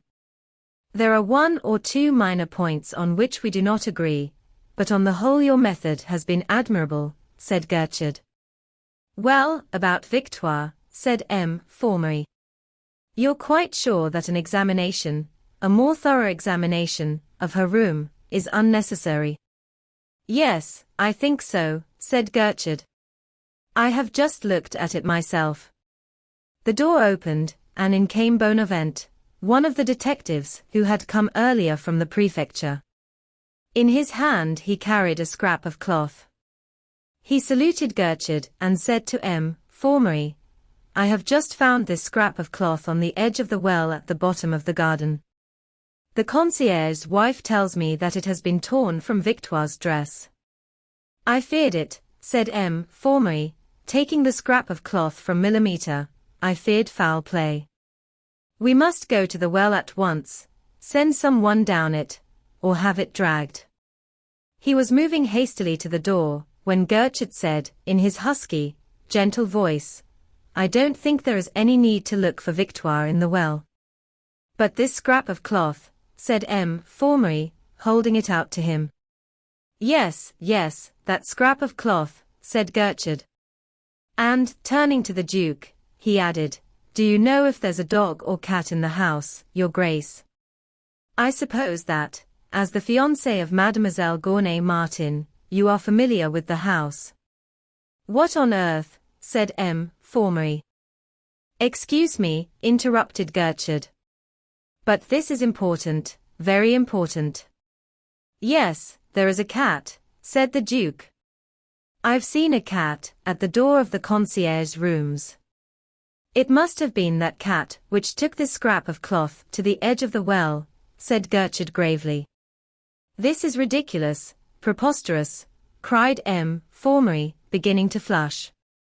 "Here we're dealing with a most serious crime, a murder, the murder of Victoire, and you talk about cats." "Victoire has not been murdered," said Gertrude, and his husky voice was gentler than ever, only just audible. "But we don't know that, we know nothing of the kind," said M. Formery. "I do," said Gertrude. "You," said M. Formery. "Yes," said Gertrude. "Then how do you explain her disappearance?" "If she had disappeared I shouldn't explain it," said Gertrude. "But since she has disappeared," cried M. Formery, in a tone of exasperation. "She hasn't," said Gertrude.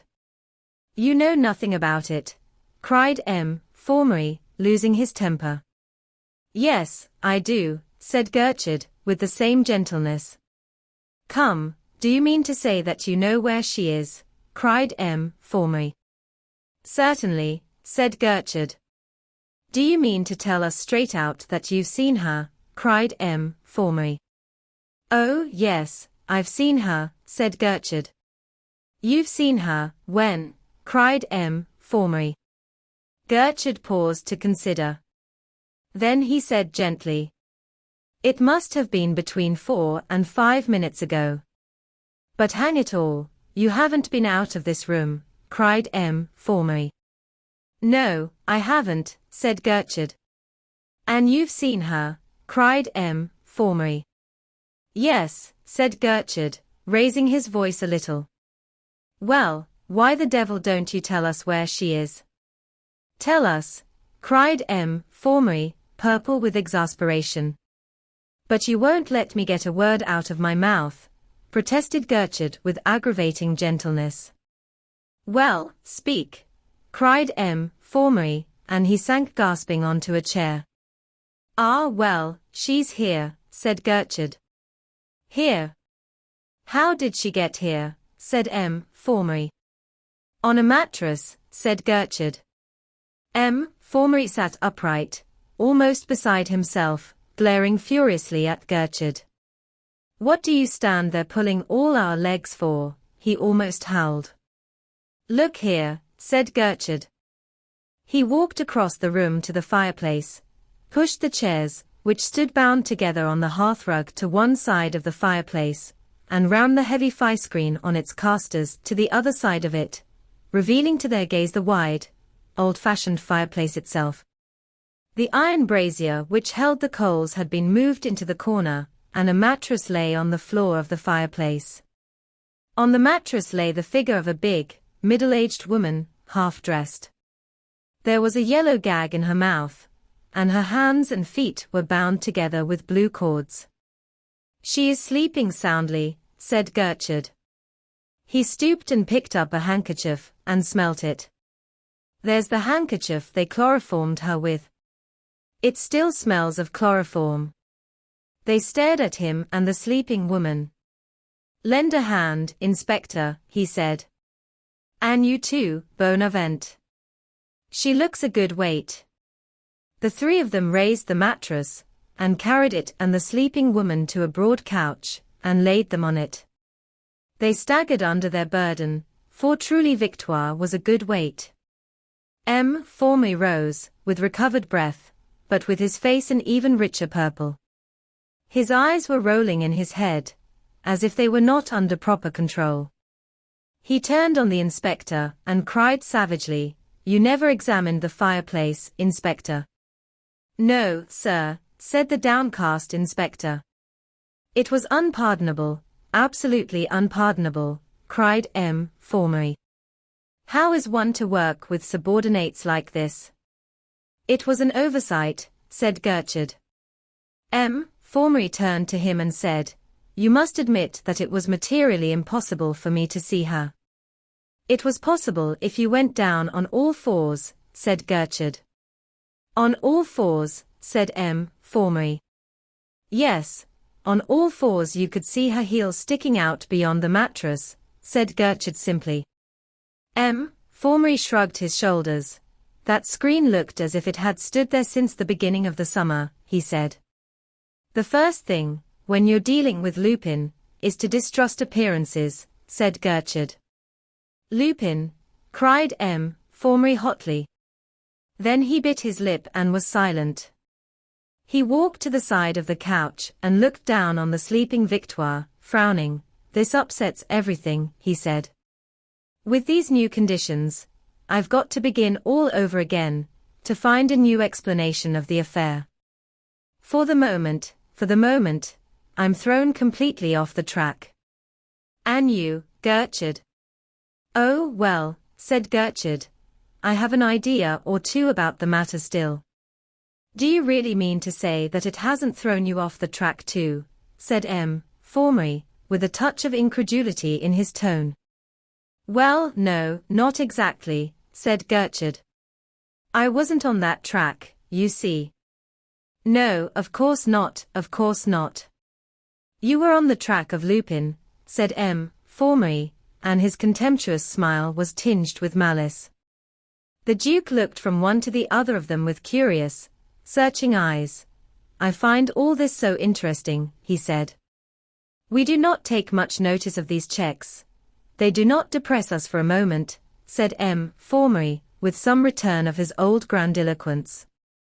"We pause hardly for an instant, then we begin to reconstruct. "It's perfectly splendid of you," said the Duke, and his limpid eyes rested on Formery's self-satisfied face in a really affectionate gaze. They might almost be said to caress it. Gertrude looked out of the window at a man, who was carrying a hod full of bricks up one of the ladders set against the scaffolding of the building house. Something in this honest workman's simple task seemed to amuse him, for he smiled. Only the inspector, thinking of the unexamined fireplace, looked really depressed. "We shan't get anything out of this woman till she wakes," said Formery. "When she does, I shall question her closely and fully. In the meantime, she may as well be carried up to her bedroom to sleep off the effects of the chloroform." Gertrude turned quickly. "Not her own bedroom, I think," he said gently. Certainly not, of course, not her own bedroom, said Formery quickly. And I think an officer at the door of whatever bedroom she does sleep in, said Gertrude. Undoubtedly, most necessary, said Formery gravely. See to it, Inspector. You can take her away. The inspector called in a couple of policemen, and with their aid he and Bonavent raised the sleeping woman, a man at each corner of the mattress, and bore her from the room. And now to reconstruct, said Formery, and he folded his arms and plunged into profound reflection. The Duke and Gertrude watched him in silence. Chapter 11. The family arrives. In carrying out Victoire, the inspector had left the door of the drawing-room open. After he had watched Formery reflect for 2 minutes, Gertrude faded, to use an expressive Americanism, through it. The Duke felt in the breast pocket of his coat, murmured softly, "My cigarettes," and followed him. He caught up Gertrude on the stairs and said, "I will come with you, if I may, Gertrude. I find all these investigations extraordinarily interesting. I have been observing Formery's methods. I should like to watch yours, for a change." "By all means," said Gertrude. "And there are several things I want to hear about from your Grace. Of course it might be an advantage to discuss them together with Formery, but," and he hesitated. "It would be a pity to disturb Formery in the middle of the process of reconstruction," said the Duke, and a faint, ironical smile played round the corners of his sensitive lips. Gertrude looked at him quickly. "Perhaps it would," he said. They went through the house, out of the back door, and into the garden. Gertrude moved about 20 yards from the house. Then he stopped and questioned the Duke at great length. He questioned him first about the Charolais, their appearance, their actions, especially about Bernard's attempt to steal the pendant, and the theft of the motor cars. "I have been wondering whether Charolais might not have been Arsène Lupin himself," said the Duke. "It's quite possible," said Gertrude. There seemed to be no limits whatever to Lupin's powers of disguising himself. "My colleague, Ganimard, has come across him at least 3 times that he knows of as a different person. And no single time could he be sure that it was the same man. Of course, he had a feeling that he was in contact with someone he had met before, but that was all. He had no certainty. He may have met him half a dozen times besides without knowing him. And the photographs of him, they are all different. Ganimard declares that Lupin is so extraordinarily successful in his disguises, because he is a great actor. He actually becomes for the time being the person he pretends to be. He thinks and feels absolutely like that person. Do you follow me?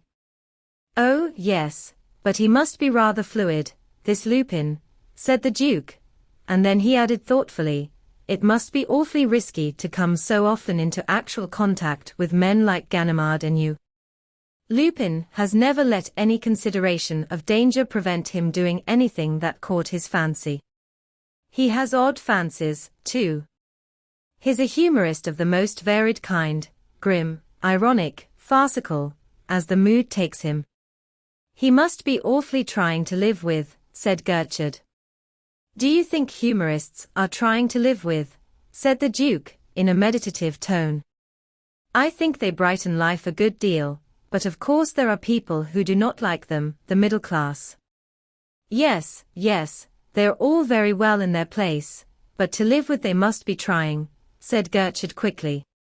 He went on to question the Duke closely and at length about the household of Martin, saying that Arsène Lupin worked with the largest gang a burglar had ever captained, and it was any odds that he had introduced one, if not more, of that gang into it. Moreover, in the case of a big affair like this, Lupin himself often played 2 or 3 parts under as many disguises. If he was Charolais, I don't see how he could be one of Martin's household, too, said the Duke in some perplexity. I don't say that he was Charolais, said Gertrude. It is quite a moot point. On the whole, I'm inclined to think that he was not. The theft of the motorcars was a job for a subordinate. He would hardly bother himself with it. The Duke told him all that he could remember about the millionaire's servants, and under the clever questioning of the detective, he was surprised to find how much he did remember, all kinds of odd details about them which he had scarcely been aware of observing. The two of them, as they talked, afforded an interesting contrast, the Duke, with his air of distinction and race, his ironic expression, his mobile features, his clear enunciation, and well-modulated voice, his easy carriage of an accomplished fencer, a fencer with muscles of steel, seemed to be a man of another kind from the slow-moving detective, with his husky voice, his common, slurring enunciation, his clumsily molded features, so ill-adapted to the expression of emotion and intelligence. It was a contrast almost between the hawk and the mole, the warrior and the workman. Only in their eyes were they alike. Both of them had the keen, alert eyes of observers.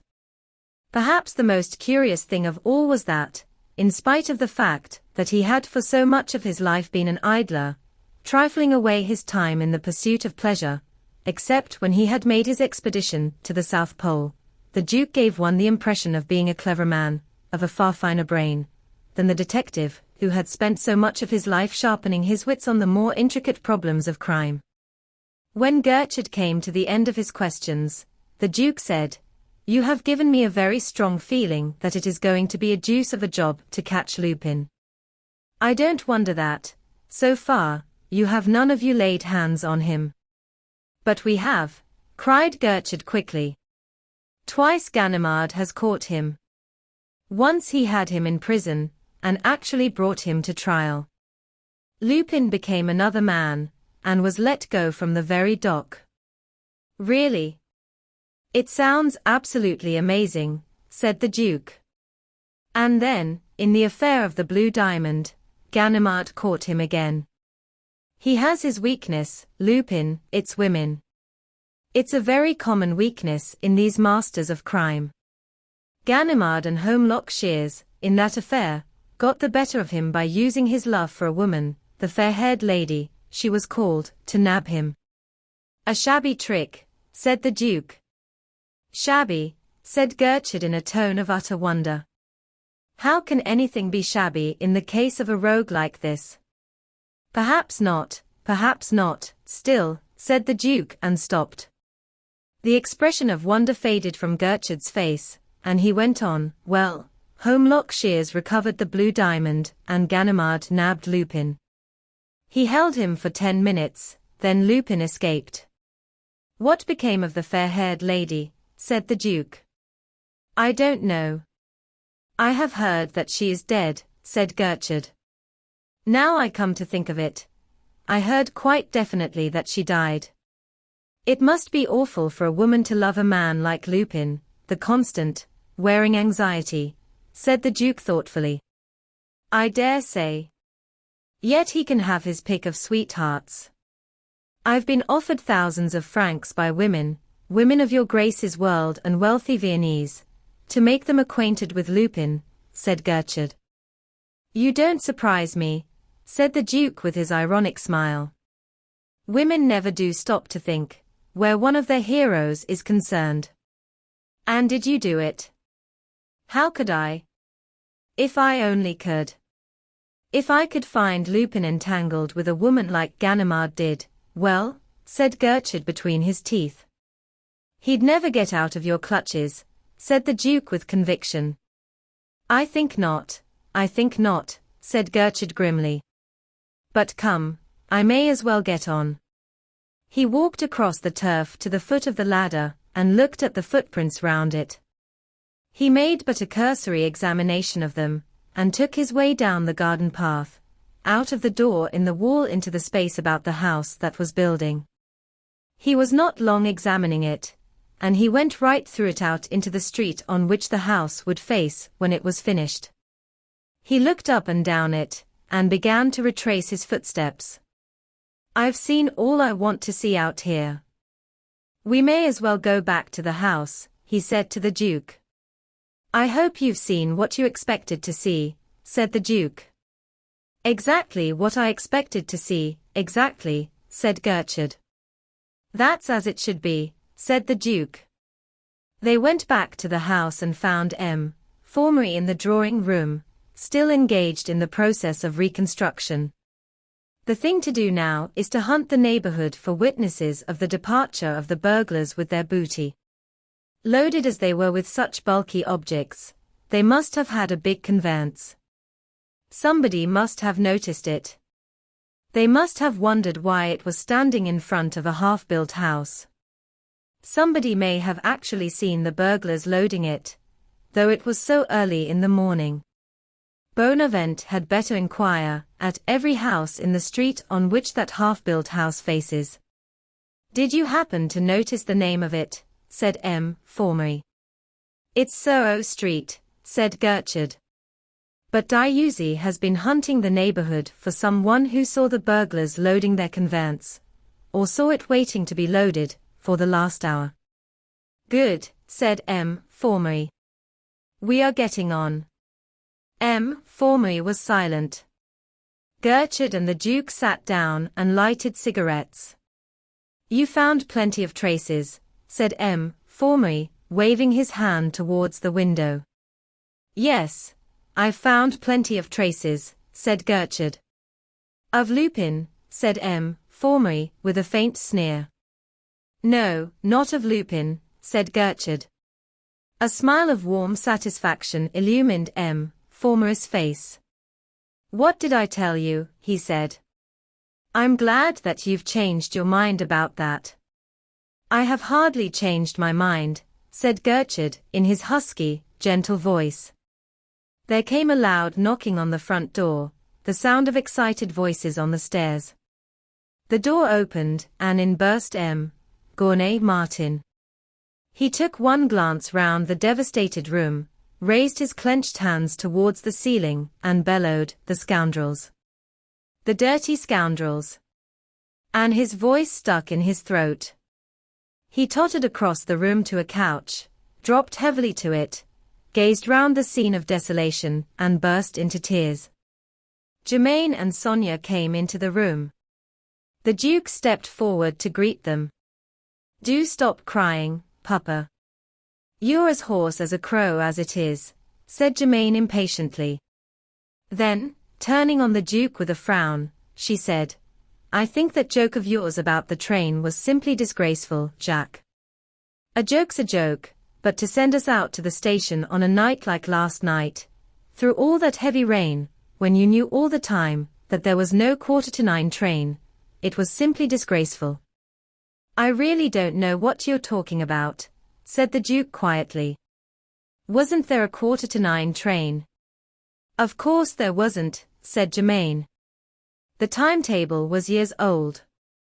I think it was the most senseless attempt at a joke I ever heard of. It doesn't seem to me to be a joke at all, said the Duke quietly. At any rate, it isn't the kind of a joke I make. It would be detestable. I never thought to look at the date of the timetable. I keep a box of cigarettes in that drawer, and I have noticed the timetable there. Of course, it may have been lying there for years. It was stupid of me not to look at the date. I said it was a mistake. I was sure that His Grace would not do anything so unkind as that, said Sonia. The Duke smiled at her. Well, all I can say is, it was very stupid of you not to look at the date, said Germaine. Martin rose to his feet and wailed, in the most heartrending fashion, my pictures. My wonderful pictures. Such investments. And my cabinets. My Renaissance cabinets. They can't be replaced. They were unique. They were worth 150,000 francs. Formery stepped forward with an air and said, I am distressed, Martin, truly distressed by your loss. I am Formery, examining magistrate. It is a tragedy, Formery, a tragedy, groaned the millionaire. Do not let it upset you too much. We shall find your masterpieces, we shall find them. Only give us time, said Formery in a tone of warm encouragement. The face of the millionaire brightened a little.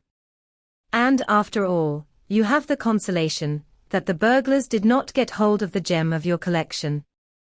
They have not stolen the coronet of the Princess de Lamballe, said Formery. No, said the Duke. They have not touched this safe. It is unopened. What has that got to do with it? Growled the millionaire quickly. That safe is empty. Empty, but your coronet, cried the Duke. Good heavens. Then they have stolen it, cried the millionaire hoarsely, in a panic-stricken voice. But they can't have, this safe hasn't been touched, said the Duke. But the coronet never was in that safe. It was. Have they entered my bedroom? Said the millionaire. No, said Formery. They don't seem to have gone through any of the rooms except these two, said the Duke. Ah, then my mind is at rest about that. The safe in my bedroom has only 2 keys. Here is one. He took a key from his waistcoat pocket and held it out to them. And the other is in this safe. The face of Formery was lighted up with a splendid satisfaction. He might have rescued the coronet with his own hands. He cried triumphantly, there, you see. See. See, cried the millionaire in a sudden bellow. I see that they have robbed me, plundered me. Oh, my pictures. My wonderful pictures. Such investments. Chapter 12. The theft of the pendant. They stood round the millionaire observing his anguish, with eyes in which shone various degrees of sympathy. As if no longer able to bear the sight of such woe, Sonia slipped out of the room. The millionaire lamented his loss and abused the thieves by turns, but always at the top of his magnificent voice. Suddenly a fresh idea struck him. He clapped his hand to his brow and cried, that £800. Charolais will never buy the mercrack now. He was not a bona fide purchaser. The Duke's lips parted slightly, and his eyes opened a trifle wider than their wont. He turned sharply on his heel, and almost sprang into the other drawing-room. There he laughed at his ease. Formery kept saying to the millionaire, be calm, Gournay Martin. Be calm. We shall recover your masterpieces. I pledge you my word. All we need is time. Have patience. Be calm. His soothing remonstrances at last had their effect. The millionaire grew calm. Gertrude, he said. Where is Gertrude? Formery presented Gertrude to him. Are you on their track? Have you a clue? Said the millionaire. I think, said Formery in an impressive tone, that we may now proceed with the inquiry in the ordinary way. He was a little piqued by the millionaire's so readily turning from him to the detective. He went to a writing table, set some sheets of paper before him, and prepared to make notes on the answers to his questions. The Duke came back into the drawing-room. The inspector was summoned. Gournay Martin sat down on a couch with his hands on his knees and gazed gloomily at Formery. Germaine, who was sitting on a couch near the door, waiting with an air of resignation for her father to cease his lamentations, rose and moved to a chair nearer the writing table. Gertrude kept moving restlessly about the room, but noiselessly. At last he came to a standstill, leaning against the wall behind Formery. Formery went over all the matters about which he had already questioned the Duke.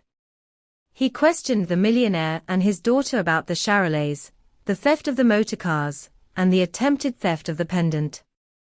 He questioned them at less length about the composition of their household, the servants and their characters.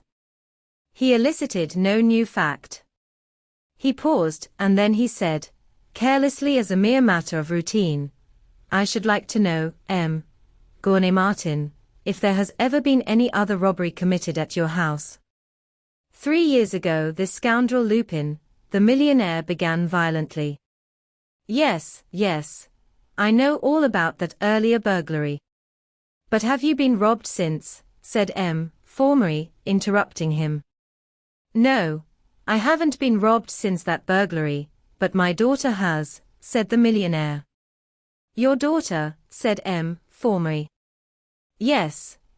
I have been robbed 2 or 3 times during the last 3 years, said Germain. Dear me. But you ought to have told us about this before.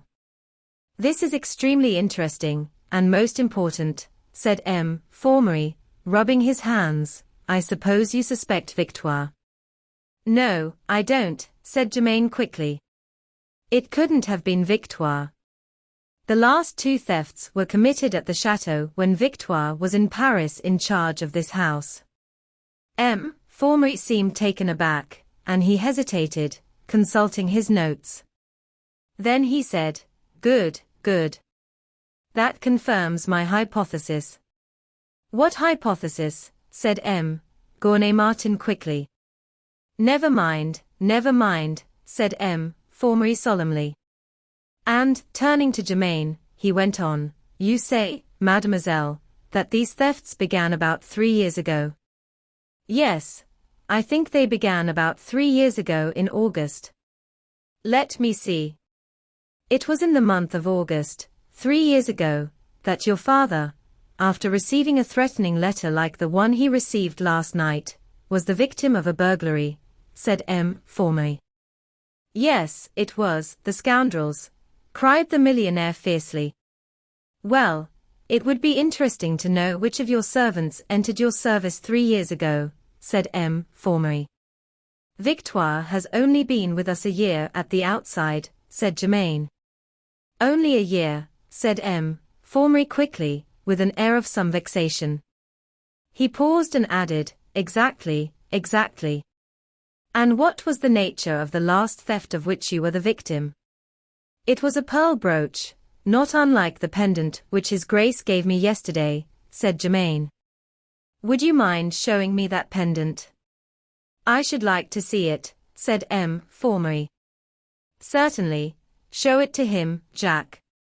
You have it, haven't you? Said Germain, turning to the Duke. Me? No. How should I have it? Said the Duke in some surprise. Haven't you got it? I've only got the case, the empty case, said Germain, with a startled air. The empty case, said the Duke, with growing surprise. Yes, said Germain. It was after we came back from our useless journey to the station. I remembered suddenly that I had started without the pendant. I went to the bureau and picked up the case, and it was empty. One moment, said Formery. Didn't you catch this young Bernard Charolais with this case in his hands, Your Grace? Yes, said the Duke. I caught him with it in his pocket. Then you may depend upon it that the young rascal had slipped the pendant out of its case and you only recovered the empty case from him, said Formery triumphantly. No, said the Duke. That is not so. Nor could the thief have been the burglar who broke open the bureau to get at the keys. For long after both of them were out of the house, I took a cigarette from the box, which stood on the bureau beside the case which held the pendant. And it occurred to me that the young rascal might have played that very trick on me. I opened the case and the pendant was there. It has been stolen, cried the millionaire. Of course it has been stolen. Oh no, said the Duke. It hasn't been stolen. Irma, or perhaps Mademoiselle Krichnoff, has brought it to Paris for Germain. Sonia certainly hasn't brought it. It was she who suggested to me that you had seen it lying on the bureau, and slipped it into your pocket, said Germain quickly. Then it must be Irma, said the Duke. We had better send for her and make sure, said M. Formery. Inspector, go and fetch her. The inspector went out of the room and the Duke questioned Germaine and her father about the journey, whether it had been very uncomfortable, and if they were very tired by it. He learned that they had been so fortunate as to find sleeping compartments on the train, so that they had suffered as little as might be from their night of travel. M. Formery looked through his notes. Gertrude seemed to be going to sleep where he stood against the wall. The inspector came back with Irma.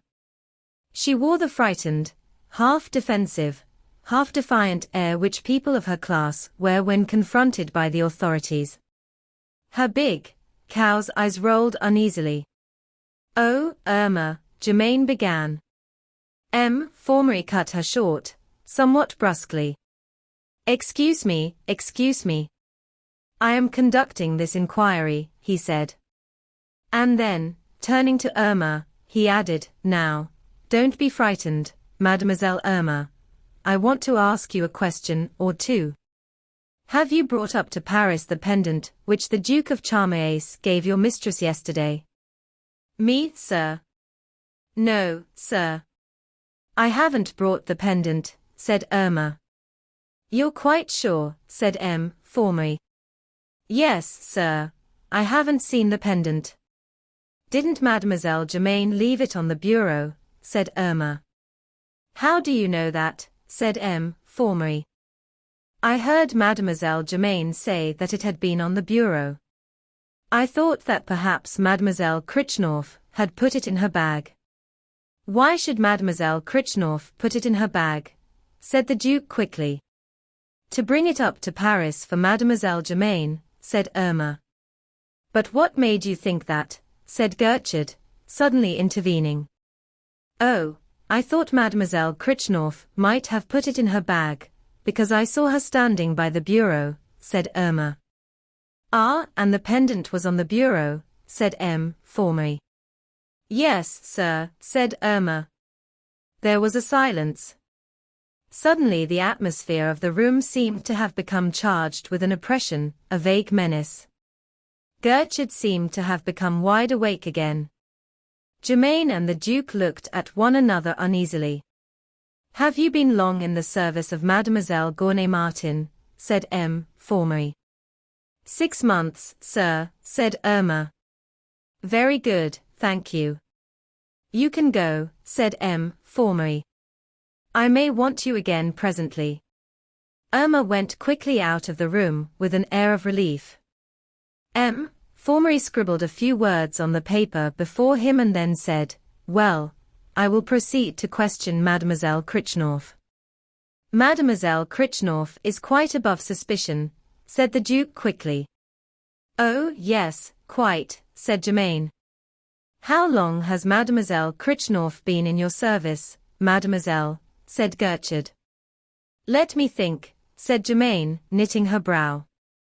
"Can't you remember?" said M. Formery. "Just about 3 years," said Germaine. "That's exactly the time at which the thefts began," said M. Formery. "Yes," said Germaine, reluctantly. "Ask Mademoiselle Krichnorf to come here, Inspector," said M. Formery. "Yes, sir," said the inspector. "I'll go and fetch her. I know where to find her," said the Duke quickly, moving toward the door. Please, Your Grace," protested Gertrude.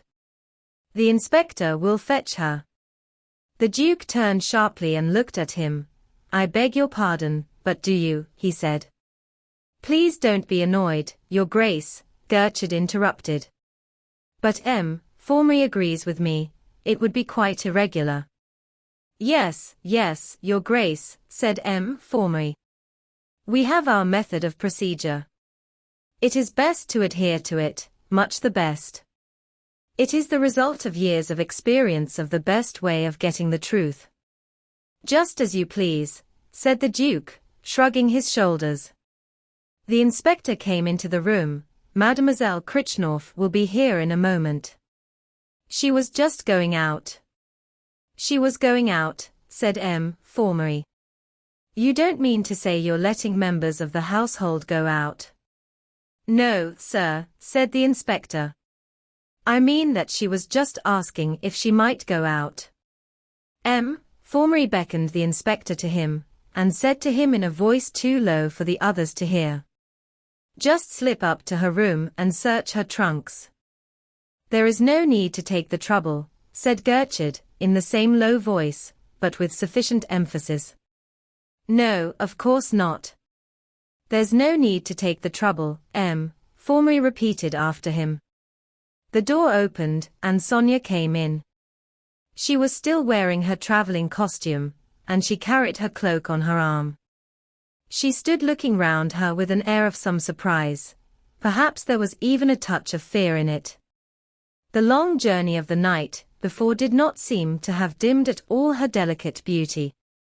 The Duke's eyes rested on her in an inquiring, wondering, even searching gaze. She looked at him, and her own eyes fell. Will you come a little nearer? Mademoiselle, said Formery. There are one or two questions. Will you allow me? Said Gertrude, in a tone of such deference that it left Formery no grounds for refusal. Formery flushed and ground his teeth. Have it your own way, he said ungraciously. Mademoiselle Critchnorth, said Gertrude, in a tone of the most good-natured courtesy, there is a matter on which Formery needs some information. The pendant which the Duke of Charmace gave Mademoiselle Gournay-Martin yesterday has been stolen. Stolen? Are you sure? Said Sonia in a tone of mingled surprise and anxiety. Quite sure, said Gertrude. We have exactly determined the conditions under which the theft was committed. But we have every reason to believe that the culprit, to avoid detection, has hidden the pendant in the traveling bag or trunk of somebody else in order to. My bag is upstairs in my bedroom, sir, Sonia interrupted quickly. Here is the key of it. In order to free her hands to take the key from her wrist bag, she set her cloak on the back of a couch. It slipped off it, and fell to the ground at the feet of the Duke, who had not returned to his place beside Germaine. While she was groping in her bag for the key, and all eyes were on her, the Duke, who had watched her with a curious intentness ever since her entry into the room, stooped quietly down and picked up the cloak. His hand slipped into the pocket of it. His fingers touched a hard object wrapped in tissue paper. They closed round it, drew it from the pocket, and, sheltered by the cloak, transferred it to his own. He set the cloak on the back of the sofa, and very softly moved back to his place by Germaine's side. No one in the room observed the movement, not even Gertrude. He was watching Sonia too intently. Sonia found the key, and held it out to Gertrude. He shook his head and said, There is no reason to search your bag, none whatever. Have you any other luggage? She shrank back a little from his piercing eyes, almost as if their gaze scared her. Yes, my trunk. It's upstairs in my bedroom too, open. She spoke in a faltering voice, and her troubled eyes could not meet those of the detective. You were going out, I think, said Gertrude gently. I was asking leave to go out. There is some shopping that must be done, said Sonia. You do not see any reason why Mademoiselle Critchnorth should not go out, Formery, do you? Said Gertrude. Oh no, none whatever, of course she can go out, said Formery. Sonia turned round to go. One moment, said Gertrude, coming forward. You've only got that wrist bag with you. Yes, said Sonia. I have my money and my handkerchief in it. And she held it out to him. Gertrude's keen eyes darted into it, and he muttered, No point in looking in that. I don't suppose anyone would have had the audacity, and he stopped. Sonia made a couple of steps toward the door, turned, hesitated, came back to the couch, and picked up her cloak. There was a sudden gleam in Gertrude's eyes, a gleam of understanding, expectation, and triumph. He stepped forward, and holding out his hands, said, "Allow me." "No, thank you," said Sonia. "I'm not going to put it on." "No, but it's possible. Someone may have. Have you felt in the pockets of it?" "That one, now." "It seems as if that one." He pointed to the pocket, which had held the packet. Sonia started back with an air of utter dismay. Her eyes glanced wildly round the room, as if seeking an avenue of escape. Her fingers closed convulsively on the pocket. "But this is abominable," she cried. "You look as if—" "I beg you, mademoiselle," interrupted Gertrude. "We are sometimes obliged." "Really, Mademoiselle Sonia," broke in the Duke, in a singularly clear and piercing tone, "I cannot see why you should object to this mere formality." "Oh, but," gasped Sonia, raising her terror-stricken eyes to his. The Duke seemed to hold them with his own, and he said in the same clear, piercing voice, "There isn't the slightest reason for you to be frightened." Sonia let go of the cloak, and Gertrude, his face all alight with triumph, plunged his hand into the pocket. He drew it out empty, and stared at it, while his face fell to an utter, amazed blankness. "Nothing. Nothing," he muttered under his breath. And he stared at his empty hand as if he could not believe his eyes. By a violent effort he forced an apologetic smile on his face, and said to Sonia, "1,000 apologies, mademoiselle." He handed the cloak to her. Sonia took it and turned to go. She took a step towards the door and tottered. The Duke sprang forward and caught her as she was falling. "Do you feel faint?" he said in an anxious voice. "Thank you, you just saved me in time," muttered Sonia. "I'm really very sorry," said Gertrude. "Thank you, it was nothing." "I'm all right now," said Sonia, releasing herself from the Duke's supporting arm. She drew herself up, and walked quietly out of the room. Gertrude went back to Formery at the writing table. "You made a clumsy mistake there, Gertrude," said Formery, with a touch of gratified malice in his tone. Gertrude took no notice of it. "I want you to give orders that nobody leaves the house without my permission," he said, in a low voice. "No one except Mademoiselle Krichnorf, I suppose," said Formery, smiling. "She less than any one," said Gertrude quickly. "I don't understand what you're driving at a bit," said Formery. "Unless you suppose that Mademoiselle Krichnorf is Lupin in disguise." Gertrude laughed softly. "You will have your joke, Formery," he said. Well, I'll give the order," said Formery, somewhat mollified by the tribute to his humor. He called the inspector to him and whispered a word in his ear. Then he rose and said, "I think, gentlemen, we ought to go and examine the bedrooms, and above all, make sure that the safe in Gournay Martin's bedroom has not been tampered with." "I was wondering how much longer we were going to waste time here talking about that stupid pendant," grumbled the millionaire, and he rose and led the way. "There may also be some jewel cases in the bedrooms," said Formery. "There are all the wedding presents." "They were in charge of Victoire," said Germaine quickly. "It would be dreadful if they had been stolen. Some of them are from the first families in France. They would replace them, those paper knives," said the Duke, smiling. Germaine and her father led the way. Formery, Gertrude, and the inspector followed them. At the door the Duke paused, stopped, closed it on them softly. He came back to the window, put his hand in his pocket, and drew out the packet wrapped in tissue paper. He unfolded the paper with slow, reluctant fingers, and revealed the pendant. Chapter 13.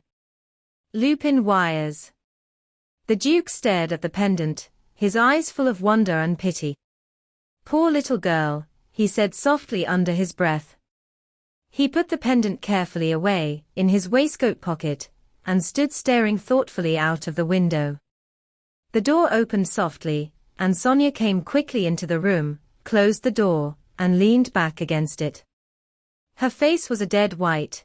Her skin had lost its luster of fine porcelain, and she stared at him with eyes dim with anguish.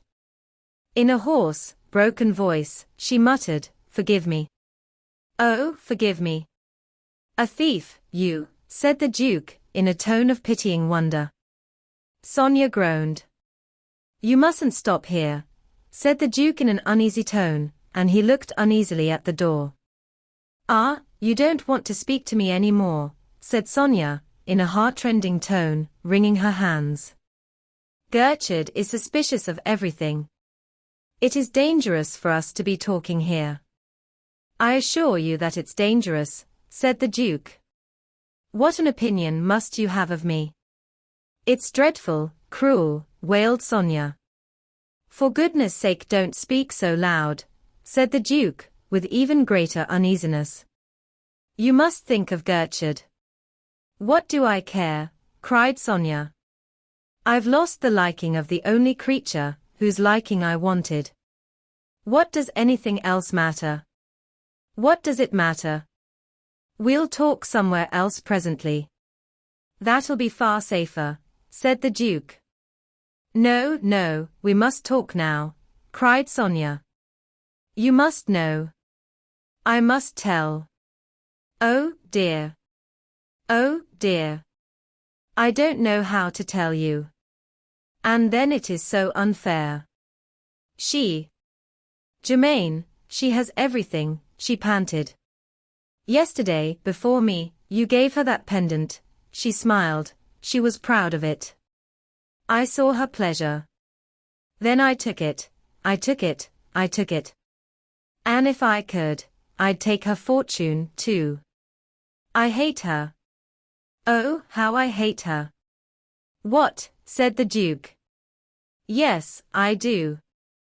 I hate her," said Sonia, and her eyes, no longer gentle, glowed with the somber resentment, the dull rage of the weak who turn on fortune. Her gentle voice was harsh with rebellious wrath. "You hate her," said the Duke quickly. "I should never have told you that. But now I dare. I dare speak out. It's you. It's you." The avowal died on her lips. A burning flush crimsoned her cheeks and faded as quickly as it came. "I hate her," she muttered. "Sonia," said the Duke gently. "Oh. I know that it's no excuse. I know that you're thinking this is a very pretty story, but it's not her first theft, and it's true, it's the 10th, perhaps it's the 20th. It's true, I am a thief." She paused, and the glow deepened in her eyes. "But there's one thing you must believe, you shall believe. Since you came, since I've known you, since the first day you set eyes on me, I have stolen no more. Till yesterday, when you gave her the pendant before me. I could not bear it. I could not." She paused and looked at him with eyes that demanded an assent. "I believe you," said the Duke gravely. She heaved a deep sigh of relief, and went on more quietly. Some of its golden tone had returned to her voice, and then, "If you knew how it began, the horror of it," she said. "Poor child," said the Duke softly. "Yes, you pity me, but you despise me beyond words. You shall not. I will not have it," she cried fiercely. "Believe me, no," said the Duke, in a soothing tone. "Listen," said Sonia. "Have you ever been alone in the world? Have you ever been hungry? Think of it, in this big city where I was starving in sight of bread in the shops. One only had to stretch out one's hand to touch it, a penny loaf. Oh, it's commonplace," she broke off, "quite commonplace." "Go on, tell me," said the Duke curtly. "There was one way I could make money and I would not do it, no, I would not," she went on. "But that day I was dying, understand, I was dying. I went to the rooms of a man I knew a little. It was my last resource. At first I was glad. He gave me food and wine, and then, he talked to me, he offered me money. What? Cried the Duke, and a sudden flame of anger flared up in his eyes. No, I could not, and then I robbed him. I preferred to, it was more decent. Ah, I had excuses then. I began to steal to remain an honest woman, and I've gone on stealing to keep up appearances. You see. I joke about it. And she laughed, the faint, dreadful, mocking laugh of a damned soul. Oh, dear. Oh, dear, she cried, and burying her face in her hands, she burst into a storm of weeping. Poor child, said the Duke softly. And he stared gloomily on the ground, overcome by this revelation of the tortures of the feeble in the underworld beneath the Paris he knew. Oh, you do pity me, you do understand and feel, said Sonia, between her sobs. The Duke raised his head and gazed at her with eyes full of an infinite sympathy and compassion. Poor little Sonia, he said gently. I understand. She gazed at him with incredulous eyes, in which joy and despair mingled, struggling. He came slowly towards her, and stopped short. His quick ear had caught the sound of a footstep outside the door. Quick! Dry your eyes. You must look composed. The other room, he cried, in an imperative tone. He caught her hand and drew her swiftly into the further drawing room. With the quickness, which came of long practice in hiding her feelings, Sonia composed her face to something of its usual gentle calm. There was even a faint tinge of color in her cheeks. They had lost their dead whiteness. A faint light shone in her eyes. The anguish had cleared from them. They rested on the Duke with a look of ineffable gratitude. She sat down on a couch. The Duke went to the window and lighted a cigarette. They heard the door of the outer drawing-room open, and there was a pause. Quick footsteps crossed the room, and Gertrude stood in the doorway. He looked from one to the other with keen and eager eyes. Sonia sat staring rather listlessly at the carpet. The Duke turned and smiled at him. Well, Gertrude, he said. I hope the burglars have not stolen the coronet. The coronet is safe, Your Grace, said Gertrude. And the paper knives, said the Duke. The paper knives, said Gertrude with an inquiring air. The wedding presents, said the Duke. Yes, Your Grace, the wedding presents are safe, said Gertrude. I breathe again, said the Duke languidly. Gertrude turned to Sonia and said, I was looking for you, mademoiselle, to tell you that Formery has changed his mind. It is impossible for you to go out. No one will be allowed to go out. Yes, said Sonia, in an indifferent tone. We should be very much obliged if you would go to your room, said Gertrude. Your meals will be sent up to you. What, said Sonia, rising quickly, and she looked from Gertrude to the Duke. The Duke gave her the faintest nod. Very well. I will go to my room, she said coldly.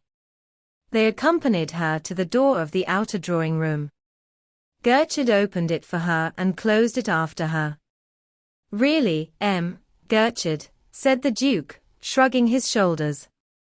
This last measure, a child like that. Really, I'm very sorry, Your Grace, but it's my trade, or, if you prefer it, my duty. As long as things are taking place here, which I am still the only one to perceive, and which are not yet clear to me, I must neglect no precaution. Of course, you know best, said the Duke. But still, a child like that, you're frightening her out of her life. Gertrude shrugged his shoulders, and went quietly out of the room. The Duke sat down in an easy chair, frowning and thoughtful. Suddenly there struck on his ears the sound of a loud roaring and heavy bumping on the stairs. The door flew open, and Gournay Martin stood on the threshold waving a telegram in his hand. Formery and the inspector came hurrying down the stairs behind him, and watched his emotion with astonished and wondering eyes. "Here," bellowed the millionaire. "A telegram. A telegram from the scoundrel himself. Listen. Just listen. 1,000 apologies for not having been able to keep my promise about the coronet. Had an appointment at the Acacias. Please have coronet ready in your room tonight. Will come without fail to fetch it, between 11:45 and 12 o'clock. Yours affectionately, Arsène Lupin." There. What do you think of that? "If you ask me, I think is humbug," said the Duke with conviction. "Humbug? You always think it's humbug. You thought the letter was humbug, and look what has happened," cried the millionaire. "Give me the telegram, please," said Formery quickly. The millionaire gave it to him, and he read it through. "Find out who brought it, Inspector," he said. The inspector hurried to the top of the staircase, and called to the policeman in charge of the front door. He came back to the drawing room and said, "It was brought by an ordinary post office messenger, sir." "Where is he?" said Formery. "Why did you let him go?" "Shall I send for him, sir?" said the inspector. "No, no, it doesn't matter," said Formery, and turning to Martin and the Duke, he said, "Now we're really going to have trouble with Gertrude. He is going to muddle up everything. This telegram will be the last straw. Nothing will persuade him now that this is not Lupin's work. And just consider, gentlemen, if Lupin had come last night, and if he had really set his heart on the coronet, he would have stolen it then, or at any rate he would have tried to open the safe in Martin's bedroom, in which the coronet actually is. Or the safe here, he went to the safe and rapped on the door of it, in which is the second key." "That's quite clear," said the inspector. "If, then, he did not make the attempt last night, when he had a clear field, when the house was empty, he certainly will not make the attempt now when we are warned, when the police are on the spot, and the house is surrounded. The idea is childish, gentlemen." He leaned against the door of the safe, "absolutely childish, but Gertrude is mad on this point, and I foresee that his madness is going to hamper us in the most idiotic way." He suddenly pitched forward into the middle of the room, as the door of the safe opened with a jerk, and Gertrude shot out of it. "What the devil?" cried Formery, gaping at him. "You'd be surprised how clearly you hear everything in these safes. You'd think they were too thick," said Gertrude, in his gentle, husky voice.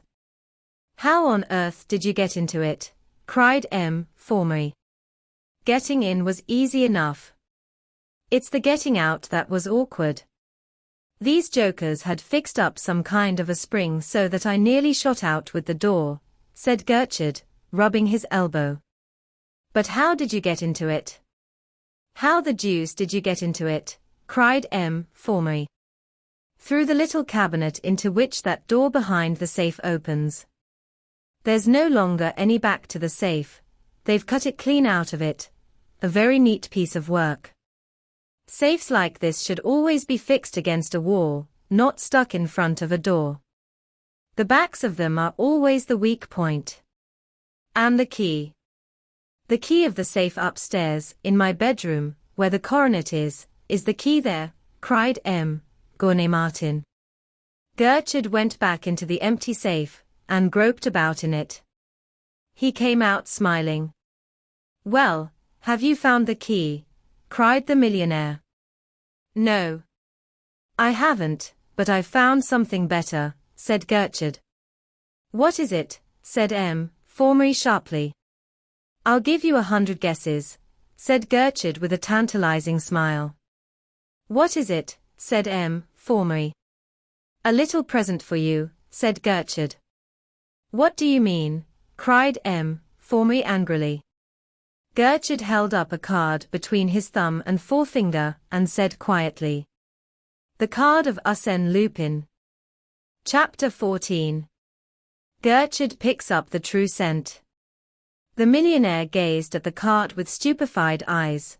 The inspector gazed at it with extreme intelligence. The Duke gazed at it with interest, and M. Formery gazed at it with extreme disgust.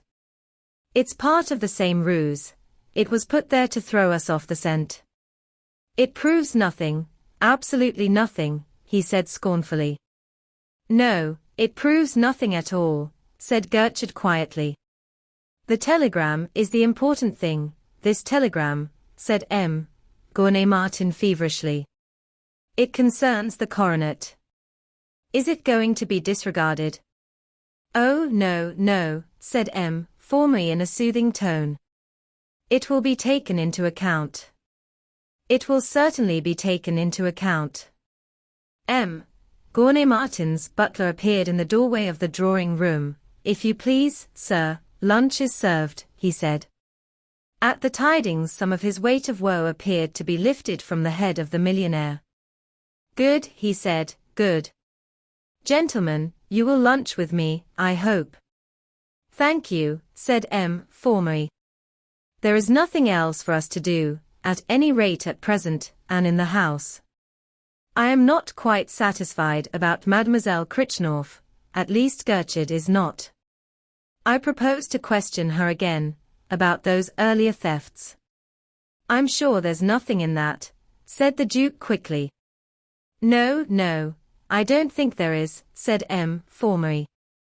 But still one never knows from what quarter light may come in an affair like this. Accident often gives us our best clues. It seems rather a shame to frighten her, she's such a child, said the Duke. Oh, I shall be gentle, Your Grace, as gentle as possible, that is. But I look to get more from the examination of Victoire. She was on the scene. She has actually seen the rogues at work, but till she recovers there is nothing more to be done, except to wait the discoveries of the detectives, who are working outside, and they will report here. So in the meantime we shall be charmed to lunch with you, M. Martin. They went downstairs to the dining room and found an elaborate and luxurious lunch, worthy of the hospitality of a millionaire, awaiting them. The skill of the cook seemed to have been quite unaffected by the losses of his master. M. Formery, an ardent lover of good things, enjoyed himself immensely. He was in the highest spirits. Germaine, a little upset by the night journey, was rather querulous. Her father was plunged in a gloom which lifted for but a brief space at the appearance of a fresh delicacy.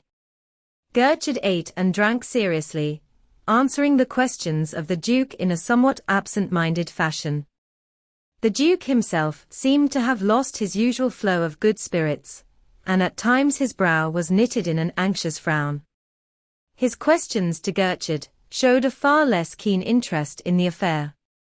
To him the lunch seemed very long and very tedious, but at last it came to an end. M. Martin seemed to have been much cheered by the wine he had drunk. He was almost hopeful. M. Formery, who had not by any means trifled with the champagne, was raised to the very height of sanguine certainty. Their coffee and liqueurs were served in the smoking room. Gertrude lighted a cigar, refused a liqueur, drank his coffee quickly, and slipped out of the room. The Duke followed him, and in the hall said, I will continue to watch you unravel the threads of this mystery, if I may, M. Gertrude. Good Republican as Gertrude was, he could not help feeling flattered by the interest of a duke, and the excellent lunch he had eaten disposed him to feel the honor even more deeply. I shall be charmed, he said. To tell the truth, I find the company of Your Grace really quite stimulating. It must be, because I find it all so extremely interesting, said the Duke. They went up to the drawing-room and found the red-faced young policeman seated on a chair by the door eating a lunch, which had been sent up to him from the millionaire's kitchen, with a very hearty appetite. They went into the drawing-room. Gertrude shut the door and turned the key. Now, he said, I think that M. Formery will give me half an hour to myself. His cigar ought to last him at least half an hour. In that time I shall know what the burglars really did with their plunder, at least I shall know for certain how they got it out of the house. Please explain, said the Duke. I thought we knew how they got it out of the house. And he waved his hand towards the window.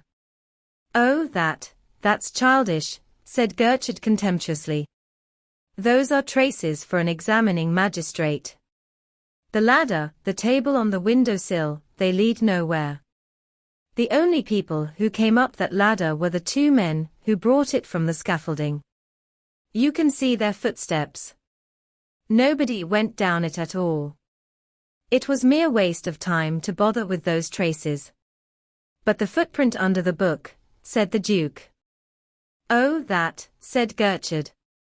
One of the burglars sat on the couch there, rubbed plaster on the sole of his boot, and set his foot down on the carpet. Then he dusted the rest of the plaster off his boot, and put the book on the top of the footprint. Now, how do you know that? Said the astonished Duke. It's as plain as a pikestaff, said Gertrude. There must have been several burglars to move such pieces of furniture. If the soles of all of them had been covered with plaster, all the sweeping in the world would not have cleared the carpet of the tiny fragments of it. I've been over the carpet between the footprint and the window with a magnifying glass. There are no fragments of plaster on it. We dismiss the footprint. It is a mere blind, and a very fair blind too, for an examining magistrate. I understand, said the Duke. That narrows the problem, the quite simple problem. How was the furniture taken out of the room? It did not go through that window down the ladder. Again, it was not taken down the stairs, and out of the front door, or the back. If it had been, the concierge and his wife would have heard the noise. Besides that, it would have been carried down into a main street, in which there are people at all hours. Somebody would have been sure to tell a policeman that this house was being emptied. Moreover, the police were continually patrolling the main streets, and quickly as a man like Lupin would do the job, he could not do it so quickly that a policeman would not have seen it. No, the furniture was not taken down the stairs or out of the front door. That narrows the problem still more. In fact, there is only one mode of egress left. The chimney, cried the Duke. You've hit it, said Gertrude, with a husky laugh. By that well-known logical process, the process of elimination, we've excluded all methods of egress except the chimney. He paused, frowning, in some perplexity, and then he said uneasily, what I don't like about it is that Victoire was set in the fireplace. I asked myself at once what was she doing there. It was unnecessary that she should be drugged and set in the fireplace, quite unnecessary. It might have been to put off an examining magistrate, said the Duke. Having found Victoire in the fireplace, Formery did not look for anything else. Yes, it might have been that, said Gertrude slowly. On the other hand, she might have been put there to make sure that I did not miss the road the burglars took. That's the worst of having to do with Lupin. He knows me to the bottom of my mind. He has something up his sleeve, some surprise for me. Even now, I'm nowhere near the bottom of the mystery. But come along, we'll take the road the burglars took. The inspector has put my lantern ready for me. As he spoke he went to the fireplace, picked up a lantern which had been set on the top of the iron fire basket, and lighted it. The Duke stepped into the great fireplace beside him. It was 4 feet deep, and between 8 and 9 feet broad. Gertrude threw the light from the lantern onto the back wall of it. 6 feet from the floor the soot from the fire stopped abruptly, and there was a dappled patch of bricks, half of them clean and red, half of them blackened by soot, 5 feet broad, and 4 feet high. The opening is higher up than I thought, said Gertrude. I must get a pair of steps. He went to the door of the drawing room, and bade the young policeman fetch him a pair of steps. They were brought quickly. He took them from the policeman, shut the door, and locked it again. He set the steps in the fireplace and mounted them. "Be careful," he said to the Duke, who had followed him into the fireplace, and stood at the foot of the steps.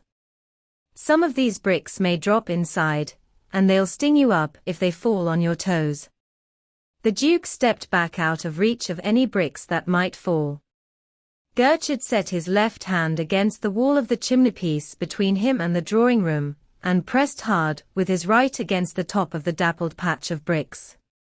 At the first push, half a dozen of them fell with a hang-on to the floor of the next house. The light came flooding in through the hole, and shone on Gertrude's face and its smile of satisfaction. Quickly he pushed row after row of bricks into the next house, until he had cleared an opening 4 feet square. "Come along," he said to the Duke, and disappeared feet foremost through the opening.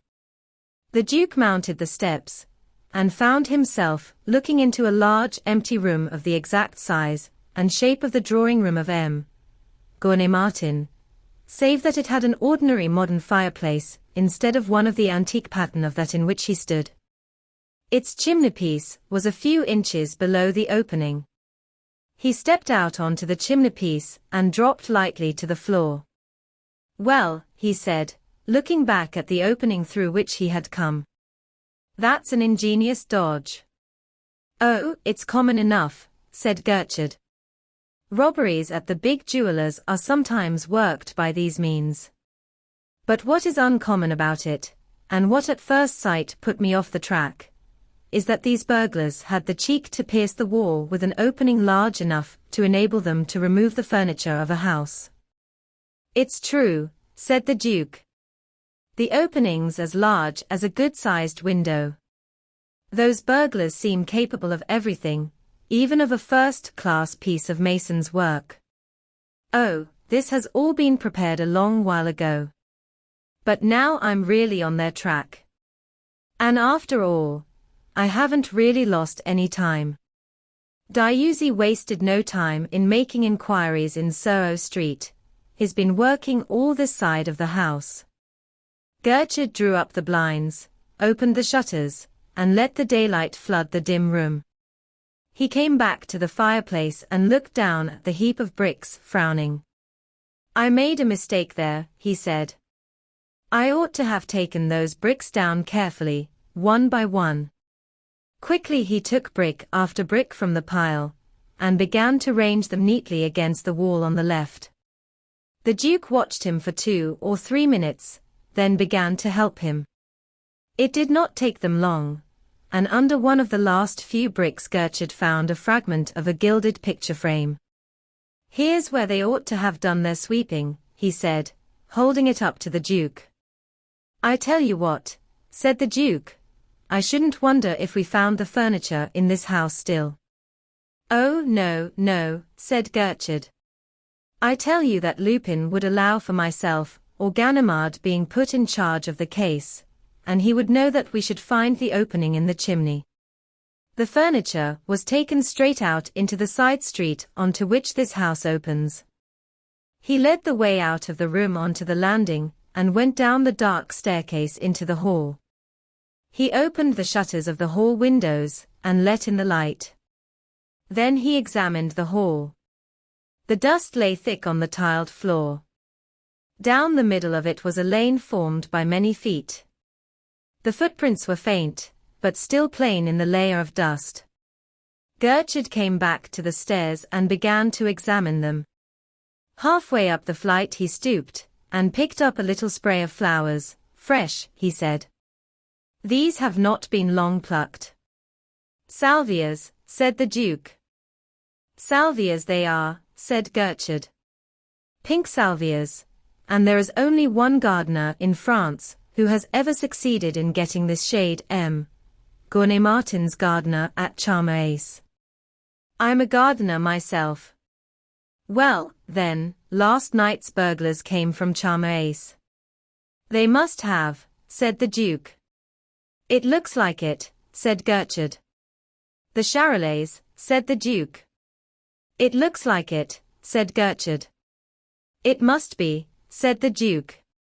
This is interesting. If only we could get an absolute proof. We shall get one presently, said Gertrude confidently. It is interesting, said the Duke in a tone of lively enthusiasm. These clues, these tracks which cross one another, each fact by degrees falling into its proper place, extraordinarily interesting. He paused and took out his cigarette case. Will you have a cigarette? He said. Are they Capril? Said Gertrude. No, Egyptians, Mercedes. Thank you, said Gertrude, and he took one. The Duke struck a match, lighted Gertrude's cigarette, and then his own. Yes, it's very interesting, he said. In the last quarter of an hour you've practically discovered that the burglars came from Charmoace, that they were the Charolais, that they came in by the front door of this house, and carried the furniture out of it. I don't know about their coming in by it, said Gertrude. Unless I'm very much mistaken, they came in by the front door of Gouvernet-Martin's house. Of course, said the Duke. I was forgetting. They brought the keys from Charmoace. Yes, but who drew the bolts for them, said Gertrude. The concierge bolted them before he went to bed. He told me so. He was telling the truth. I know when that kind of man is telling the truth. By Jove, said the Duke softly. You mean that they had an accomplice? I think we shall find that they had an accomplice. But your Grace is beginning to draw inferences with uncommon quickness. I believe that you would make a first-class detective yourself, with practice, of course, with practice. Can I have missed my true career? Said the Duke, smiling. It's certainly a very interesting game. Well, I'm not going to search this barracks myself, said Gertrude. I'll send in a couple of men to do it, but I'll just take a look at the steps myself. So saying, he opened the front door, and went out and examined the steps carefully. We shall have to go back the way we came, he said, when he had finished his examination. The drawing-room door is locked. We ought to find Formery hammering on it. And he smiled as if he found the thought pleasing. They went back up the stairs, through the opening, into the drawing-room of Gouvernet-Martin's house. Sure enough, from the other side of the locked door came the excited voice of Formery, crying. Gertrude! Gertrude! What are you doing? Let me in. Why don't you let me in? Gertrude unlocked the door, and in bounced Formery, very excited, very red in the face. Hang it all, Gertrude! What on earth have you been doing? He cried. Why didn't you open the door when I knocked? I didn't hear you, said Gertrude. I wasn't in the room. Then where on earth have you been? Cried Formery. Gertrude looked at him with a faint, ironical smile, and said in his gentle voice, I was following the real track of the burglars. Chapter 15. The examination of Sonia. Formery gasped. The real track, he muttered. Let me show you, said Gertrude. And he led him to the fireplace, and showed him the opening between the two houses. I must go into this myself, cried Formery in wild excitement. Without more ado he began to mount the steps. Gertrude followed him. The Duke saw their heels disappear up the steps. Then he came out of the drawing-room and inquired for Gouvernet-Martin. He was told that the millionaire was up in his bedroom, and he went upstairs and knocked at the door of it. Gouvernet-Martin bade him enter in a very faint voice, and the Duke found him lying on the bed. He was looking depressed, even exhausted, the shadow of the blusterous Gouvernet-Martin of the day before. The rich rosiness of his cheeks had faded to a moderate rose pink. That telegram, moaned the millionaire. It was the last straw. It has overwhelmed me. The coronet is lost. What, already? Said the Duke, in a tone of the liveliest surprise. No, no, it's still in the safe, said the millionaire. But it's as good as lost. Before midnight it will be lost. That fiend will get it.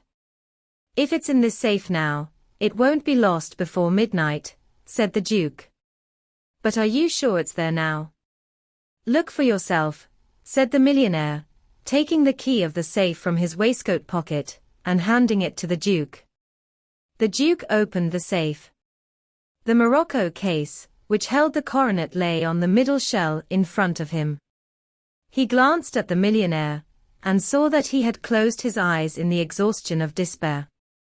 Whistling softly, the Duke opened the case, took out the diadem, and examined it carefully, admiring its admirable workmanship. He put it back in the case, turned to the millionaire, and said thoughtfully, I can never make up my mind, in the case of one of these old diadems, whether one ought not to take out the stones and have them recut. Look at this emerald now. It's a very fine stone, but this old-fashioned cutting does not really do it justice. Oh no, no, you should never interfere with an antique, historic piece of jewelry. Any alteration decreases its value as an historic relic, cried the millionaire in a shocked tone. I know that, said the Duke, but the question for me is, whether one ought not to sacrifice some of its value to increasing its beauty. You do have such mad ideas, said the millionaire, in a tone of peevish exasperation. Ah well, it's a nice question, said the Duke. He snapped the case briskly, put it back on the shelf, locked the safe, and handed the key to the millionaire. Then he strolled across the room and looked down into the street, whistling softly.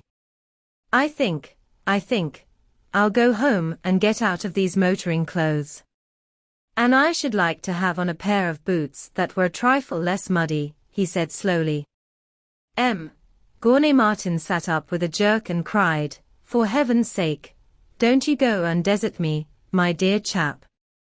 You don't know what my nerves are like. Oh, you've got that sleuth hound, Gertrude, and the splendid Formery, and 4 other detectives, and half a dozen ordinary policemen guarding you. You can do without my feeble arm. Besides, I shan't be gone more than half an hour, 3/4 at the outside. I'll bring back my evening clothes with me, and dress for dinner here. I don't suppose that anything fresh will happen between now and midnight, but I want to be on the spot, and hear the information as it comes in fresh. Besides, there's Gertrude. I positively cling to Gertrude.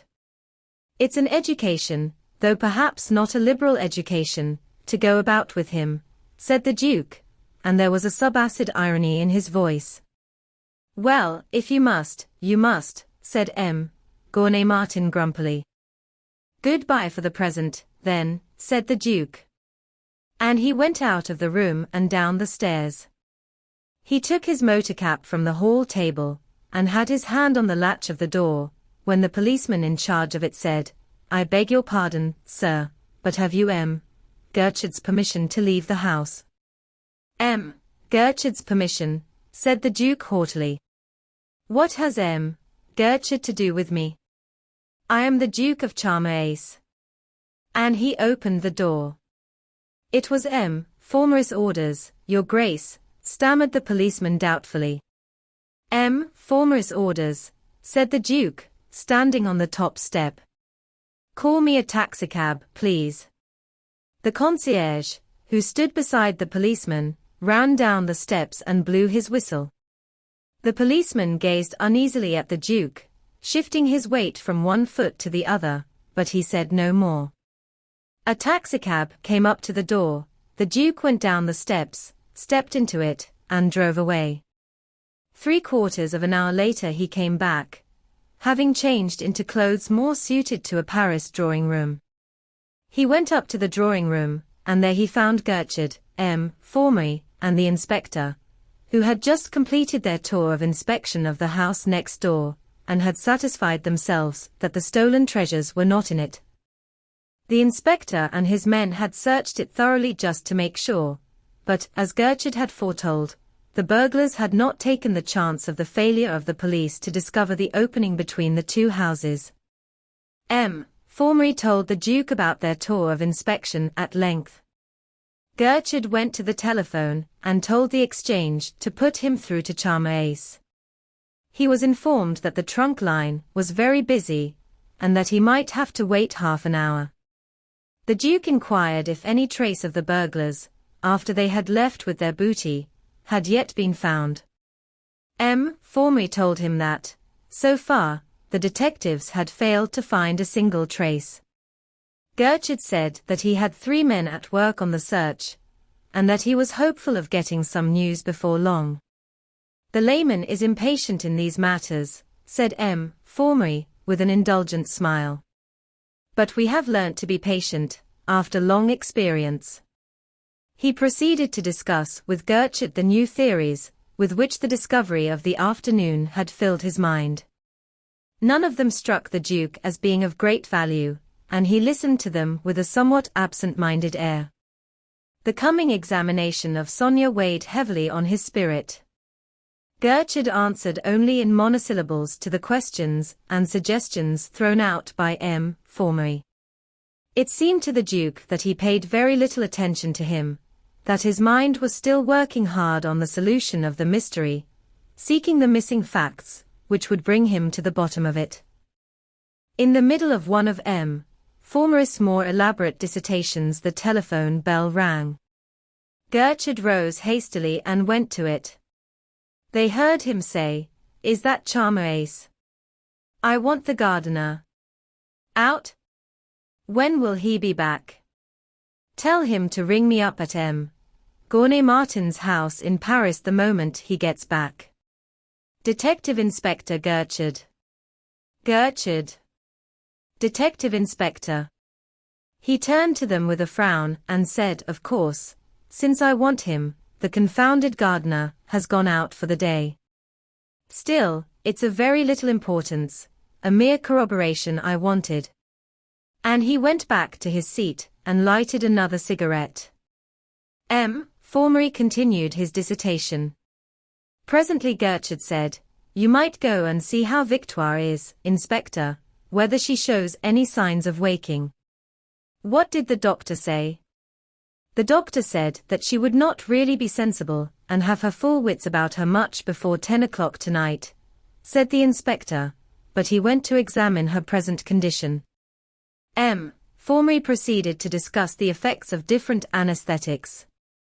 The others heard him with very little attention. The inspector came back and reported that Victoire showed no signs of awaking. "Well, then, Formery, I think we might get on with the examination of Mademoiselle Critchnorf," said Gertrude. "Will you go and fetch her, Inspector?" "Really, I cannot conceive why you should worry that poor child," the Duke protested, in a tone of some indignation. "It seems to me hardly necessary," said Formery. "Excuse me," said Gertrude suavely, "but I attach considerable importance to it. It seems to me to be our bounden duty to question her fully. One never knows from what quarter light may come." "Oh, well, since you make such a point of it," said Formery. "Inspector, ask Mademoiselle Critchnorf to come here." "Fetch her." The inspector left the room. Gertrude looked at the Duke with a faint air of uneasiness. "I think that we had better question Mademoiselle Critchnorf by ourselves," he said. Formery looked at him and hesitated. Then he said, "Oh, yes, of course, by ourselves." "Certainly," said the Duke, a trifle haughtily. And he rose and opened the door. He was just going through it when Gertrude said sharply, "Your Grace." The Duke paid no attention to him. He shut the door quickly behind him and sprang swiftly up the stairs. He met the inspector coming down with Sonia. Barring their way for a moment, he said, in his kindliest voice, "Now you mustn't be frightened, Mademoiselle Sonia. All you have to do is to try to remember as clearly as you can the circumstances of the earlier thefts at Charmerace. You mustn't let them confuse you. Thank you, Your Grace. I will try and be as clear as I can, said Sonia, and she gave him an eloquent glance, full of gratitude for the warning, and went down the stairs with firm steps. The Duke went on up the stairs, and knocked softly at the door of M. Gounet-Martin's bedroom. There was no answer to his knock, and he quietly opened the door and looked in. Overcome by his misfortunes, the millionaire had sunk into a profound sleep and was snoring softly. The Duke stepped inside the room, left the door open a couple of inches, drew a chair to it, and sat down watching the staircase through the opening of the door. He sat frowning, with a look of profound pity on his face. Once the suspense grew too much for him. He rose and walked up and down the room. His well-bred calm seemed to have deserted him. He muttered curses on Gertrude, M. Formery, and the whole French criminal system, very softly, under his breath. His face was distorted to a mask of fury, and once he wiped the little beads of sweat from his forehead with his handkerchief. Then he recovered himself, sat down in the chair, and resumed his watch on the stairs. At last, at the end of half an hour, which had seemed to him months long, he heard voices. The drawing-room door shut, and there were footsteps on the stairs. The inspector and Sonia came into view. He waited till they were at the top of the stairs. Then he came out of the room, with his most careless air, and said, "Well, Mademoiselle Sonia, I hope you did not find it so very dreadful, after all." She was very pale, and there were undried tears on her cheeks. "It was horrible," she said faintly. "Horrible. M. Formery was all right, he believed me, but that horrible detective would not believe a word I said. He confused me. I hardly knew what I was saying." The Duke ground his teeth softly. "Never mind, it's over now. You had better lie down and rest. I will tell one of the servants to bring you up a glass of wine." He walked with her to the door of her room and said, "Try to sleep away the unpleasant memory." She went into her room, and the Duke went downstairs and told the butler to take a glass of champagne up to her. Then he went upstairs to the drawing-room. M. Formery was at the table writing. Gertrude stood beside him. He handed what he had written to Gertrude, and with a smile of satisfaction, Gertrude folded the paper and put it in his pocket. "Well, M. Formery, did Mademoiselle Krichnoff throw any fresh light on this mystery?" said the Duke, in a tone of faint contempt. "No, in fact she convinced Emmy that she knew nothing whatever about it. Gertrude seems to entertain a different opinion. But I think that even he is convinced that Mademoiselle Krichnoff is not a friend of Arsène Lupin." "Oh well, perhaps she isn't. But there's no telling," said Gertrude slowly. "Arsène Lupin," cried the Duke. "Surely you never thought that Mademoiselle Krichnoff had anything to do with Arsène Lupin?" "I never thought so," said M. Formery. "But when one has a fixed idea, well, one has a fixed idea." He shrugged his shoulders, and looked at Gertrude with contemptuous eyes. The Duke laughed, an unaffected ringing laugh, but not a pleasant one. "It's absurd," he cried. "There are always those thefts," said Gertrude, with a nettled air. "You have nothing to go upon," said M. Formery. "What if she did enter the service of Mademoiselle Gounet-Martin just before the thefts began? Besides, after this lapse of time, if she had committed the thefts, you'd find it a job to bring them home to her.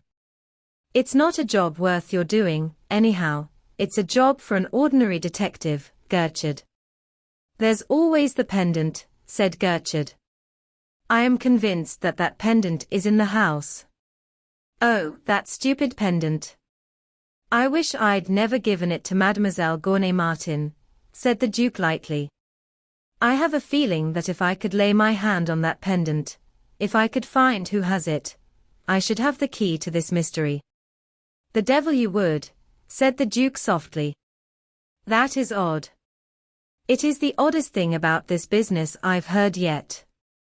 I have that feeling, said Gertrude quietly. The Duke smiled. Chapter 16.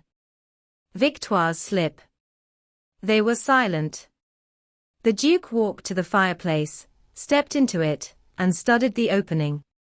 He came out again and said, "Oh, by the way, Formery, the policeman at the front door wanted to stop me going out of the house when I went home to change.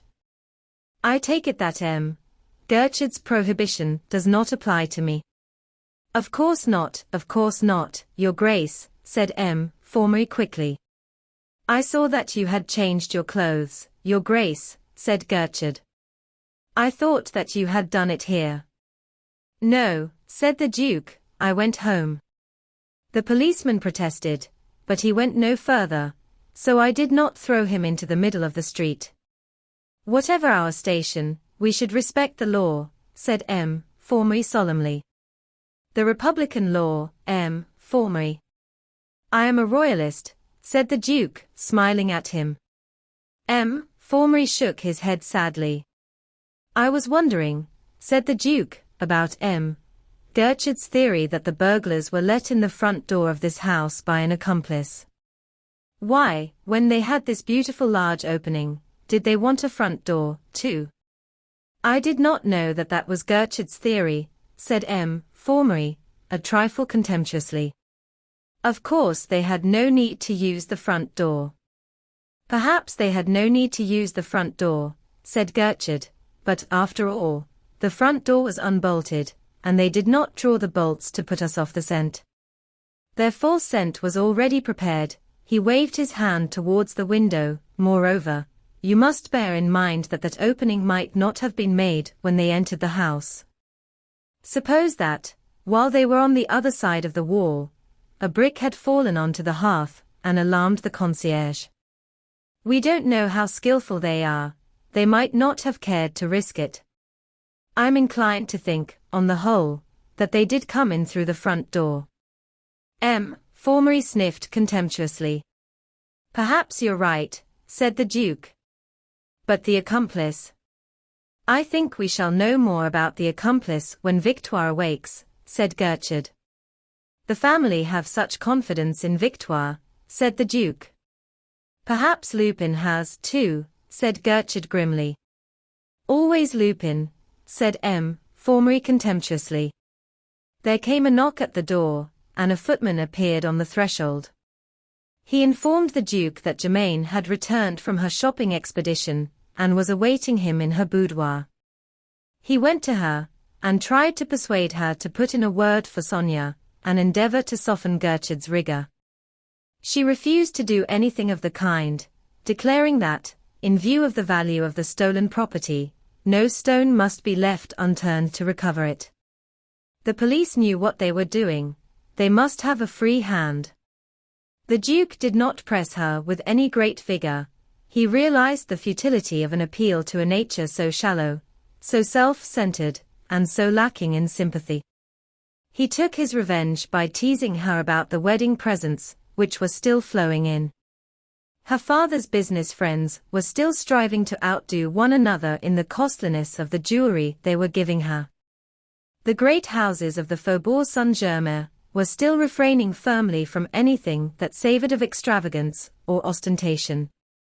While he was with her, the 11th paper knife came, from his mother's friend, the Duchess of Volaglais. The Duke was overwhelmed with joy at the sight of it, and his delighted comments drove Germaine to the last extremity of exasperation. The result was that she begged him, with petulant asperity, to get out of her sight. He complied with her request, almost with alacrity, and returned to Formery and Gertrude. He found them at a standstill, waiting for reports from the detectives, who were hunting outside the house for information about the movements of the burglars with the stolen booty, and apparently finding none. The police were also hunting for the stolen motorcars, not only in Paris and its environs, but also all along the road between Paris and Charmaes. At about 5 o'clock Gertrude grew tired of the inaction, and went out himself to assist his subordinates, leaving M. Formery in charge of the house itself. He promised to be back by 7:30, to let the examining magistrate, who had an engagement for the evening, get away.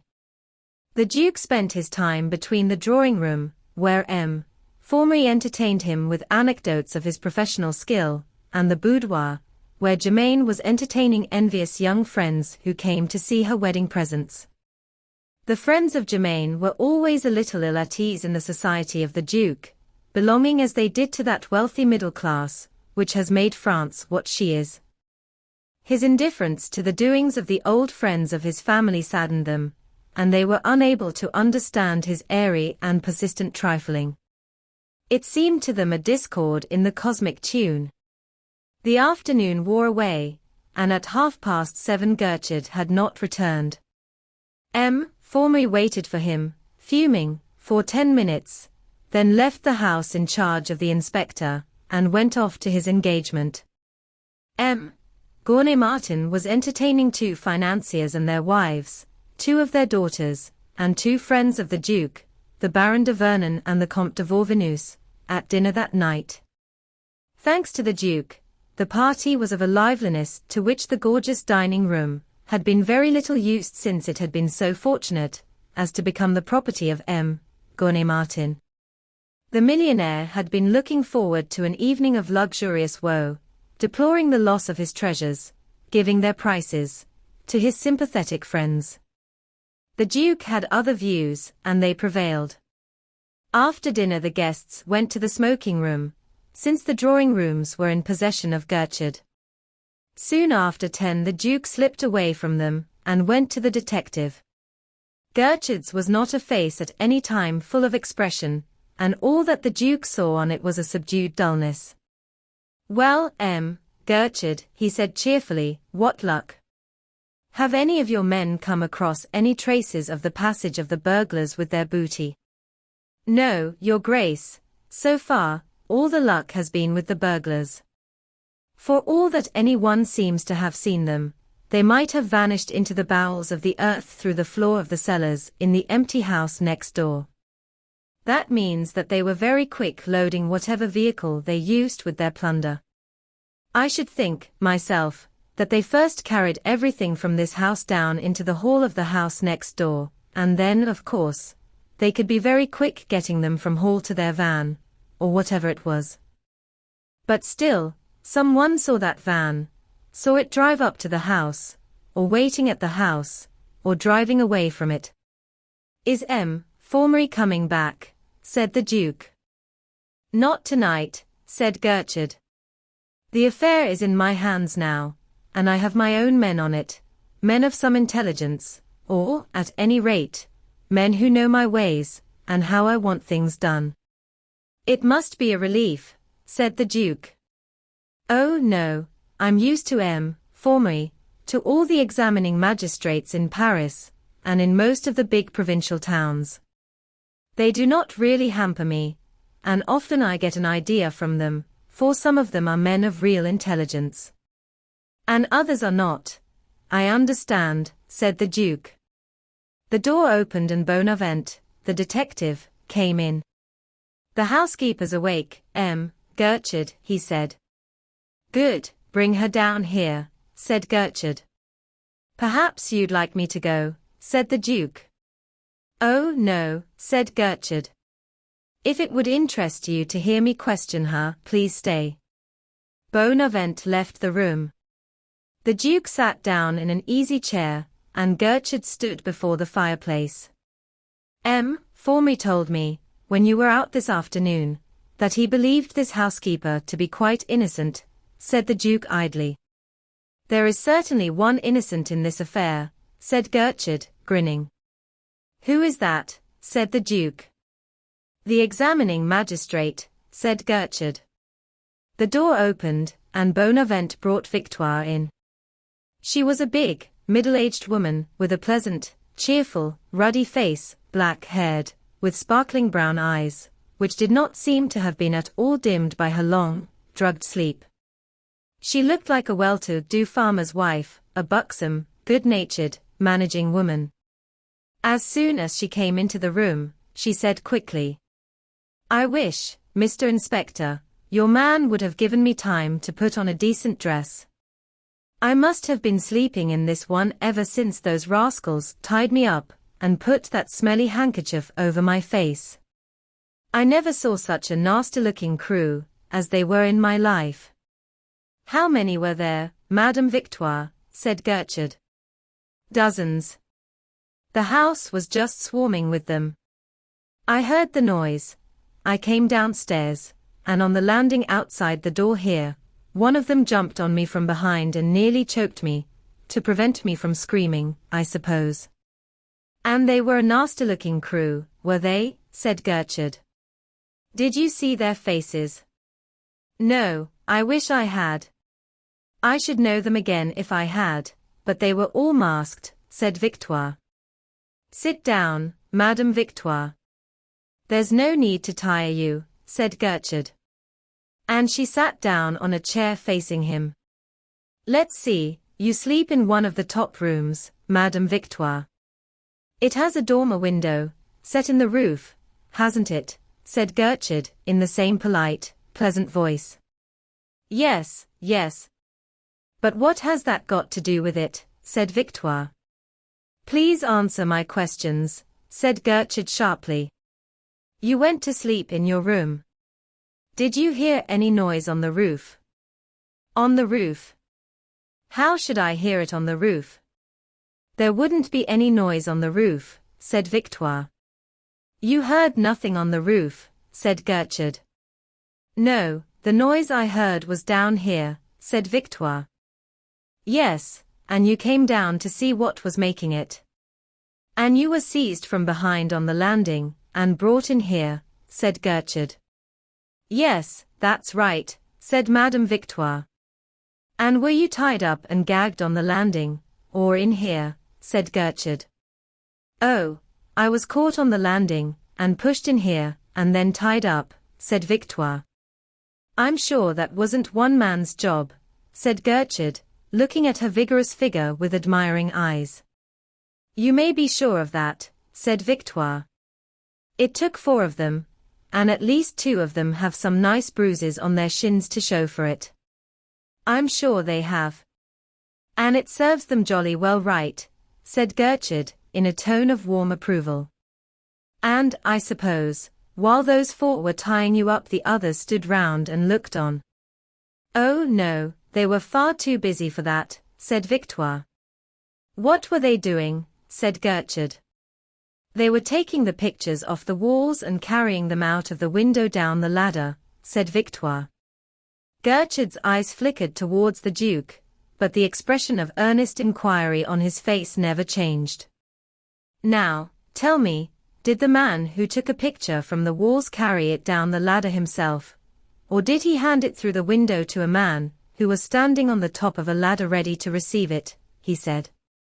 Victoire paused as if to recall their action, then she said, "Oh, he got through the window, and carried it down the ladder himself." "You're sure of that?" said Gertrude. "Oh, yes, I am quite sure of it. Why should I deceive you, Mr. Inspector?"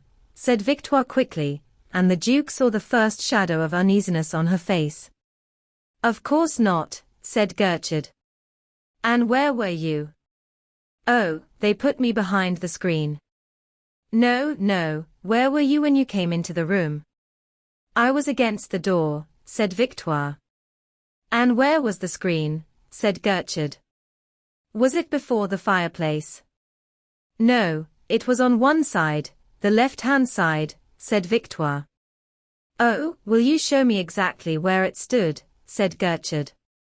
Victoire rose, and, Gertrude aiding her, set the screen on the left-hand side of the fireplace. Gertrude stepped back and looked at it. "Now, this is very important," he said. "I must have the exact position of the 4 feet of that screen. Let's see, some chalk, of course." "You do some dressmaking," don't you, Madame Victoire? Oh, yes, I sometimes make a dress for one of the maids in my spare time, said Victoire. Then you've got a piece of chalk on you, said Gertrude.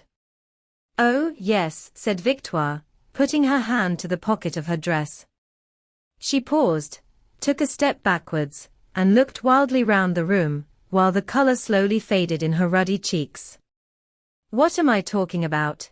She said in an uncertain, shaky voice. I haven't any chalk. I ran out of chalk the day before yesterday. I think you have, Madame Victoire. Feel in your pocket and see, said Gertrude sternly. His voice had lost its suavity, his face its smile, his eyes had grown dangerous. No, no, I have no chalk, cried Victoire. With a sudden leap Gertrude sprang upon her, caught her in a firm grip with his right arm, and his left hand plunged into her pocket. Let me go. Let me go. You're hurting, she cried. Gertrude loosed her and stepped back. What's this? He said, and he held up between his thumb and forefinger a piece of blue chalk. Victoire drew herself up and faced him gallantly. Well, what of it? It is chalk. Meant an honest woman carry chalk in her pockets, without being insulted and pulled about by every policeman she comes across, she cried. That will be for the examining magistrate to decide, said Gertrude, and he went to the door and called Bonavent. Bonavent came in, and Gertrude said, when the prison van comes, put this woman in it, and send her down to the station. But what have I done? Cried Victoire. I'm innocent. I declare I'm innocent. I've done nothing at all. It's not a crime to carry a piece of chalk in one's pocket. Now, that's a matter for the examining magistrate. You can explain it to him, said Gertrude. I've got nothing to do with it. So it's no good making a fuss now. Do go quietly, there's a good woman. He spoke in a quiet, businesslike tone. Victoire looked him in the eyes, then drew herself up, and went quietly out of the room. Chapter 17. Sonia's escape. One of them, former's innocence, said Gertrude, turning to the Duke. The chalk, said the Duke. Is it the same chalk? It's blue, said Gertrude, holding it out.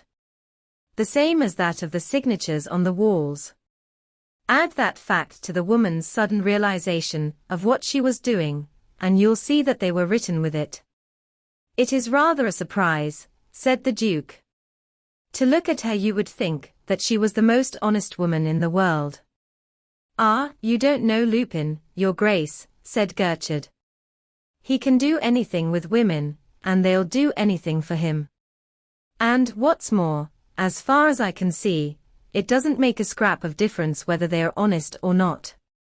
The fair-haired lady I was telling you about was probably an honest woman, Ganimard is sure of it. We should have found out long ago who she was if she had been a wrong UN.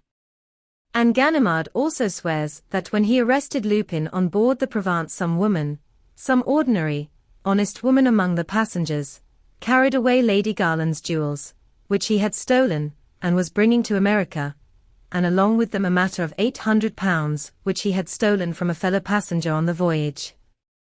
That power of fascination, which some men exercise on women, is one of those mysteries which science should investigate before it does anything else, said the Duke, in a reflective tone. Now I come to think of it, I had much better have spent my time on that investigation than on that tedious journey to the South Pole. All the same, I'm deucedly sorry for that woman, Victoire. She looks such a good soul. Gertrude shrugged his shoulders. The prisons are full of good souls, he said, with cynical wisdom born of experience. They get caught so much more often than the bad. It seems rather mean of Lupin to make use of women like this, and get them into trouble, said the Duke. But he doesn't, said Gertrude quickly. At least he hasn't up to now. This Victoire is the first we've caught. I look on it as a good omen. He walked across the room, picked up his cloak, and took a card case from the inner pocket of it. If you don't mind, Your Grace, I want you to show this permit to my men who are keeping the door, whenever you go out of the house. It's just a formality, but I attach considerable importance to it, for I really ought not to make exceptions in favor of anyone. I have 2 men at the door, and they have orders to let nobody out without my written permission. Of course Gournay Martin's guests are different. Bonavent has orders to pass them out. And, if Your Grace doesn't mind, it will help me. If you carry a permit, no one else will dream of complaining of having to do so. Oh, I don't mind, if it's of any help to you, said the Duke cheerfully. Thank you, said Gertrude. And he wrote on his card and handed it to the Duke. The Duke took it and looked at it. On it was written, Pass the Duke of Charmace. J. Gertrude. It's quite military, said the Duke, putting the card into his waistcoat pocket. There came a knock at the door, and a tall, thin, bearded man came into the room. Diuzzi. At last. What news? Cried Gertrude. Diuzzi saluted. I've learnt that a motor van was waiting outside the next house, in the side street, he said. At what time? Said Gertrude. Between 4 and 5 in the morning, said Diuzzi. Who saw it? Said Gertrude. A scavenger. He thinks that it was nearly 5 o'clock when the van drove off. Between 4 and 5, nearly 5. Then they filled up the opening before they loaded the van. I thought they would, said Gertrude thoughtfully. Anything else? A few minutes after the van had gone, a man in motoring dress came out of the house, said Diuzzi. In motoring dress, said Gertrude quickly. Yes. And a little way from the house he threw away his cigarette. The scavenger thought the whole business a little queer, and he picked up the cigarette and kept it. Here it is. He handed it to Gertrude, whose eyes scanned it carelessly and then glued themselves to it. A gold-tipped cigarette, marked Mercedes. Why, Your Grace, this is one of your cigarettes. But this is incredible, cried the Duke. Not at all, said Gertrude. It's merely another link in the chain. I've no doubt you have some of these cigarettes at Charmace. Oh, yes, I've had a box on most of the tables, said the Duke. Well, there you are, said Gertrude. Oh, I see what you're driving at, said the Duke. You mean that one of the Charolais must have taken a box. Well, we know that they'd hardly stick at a box of cigarettes, said Gertrude. Yes, but I thought, said the Duke, and he paused. You thought what? Said Gertrude. Then Lupin. Since it was Lupin who managed the business last night, since you found those salvias in the house next door, then Lupin came from Charmace. Evidently, said Gertrude. And Lupin is one of the Charolais. Oh, that's another matter, said Gertrude. But it's certain, absolutely certain, said the Duke. We have the connecting links, the salvias, this cigarette. It looks very like it. You're pretty quick on a scent, I must say, said Gertrude. What a detective you would have made. Only, nothing is certain. But it is. Whatever more do you want? Was he at Charmace yesterday, or was he not? Did he, or did he not, arrange the theft of the motor cars? Certainly he did. But he himself might have remained in the background all the while, said Gertrude. In what shape? Under what mask? By Jove, I should like to see this fellow, said the Duke. We shall see him tonight, said Gertrude. Tonight, said the Duke.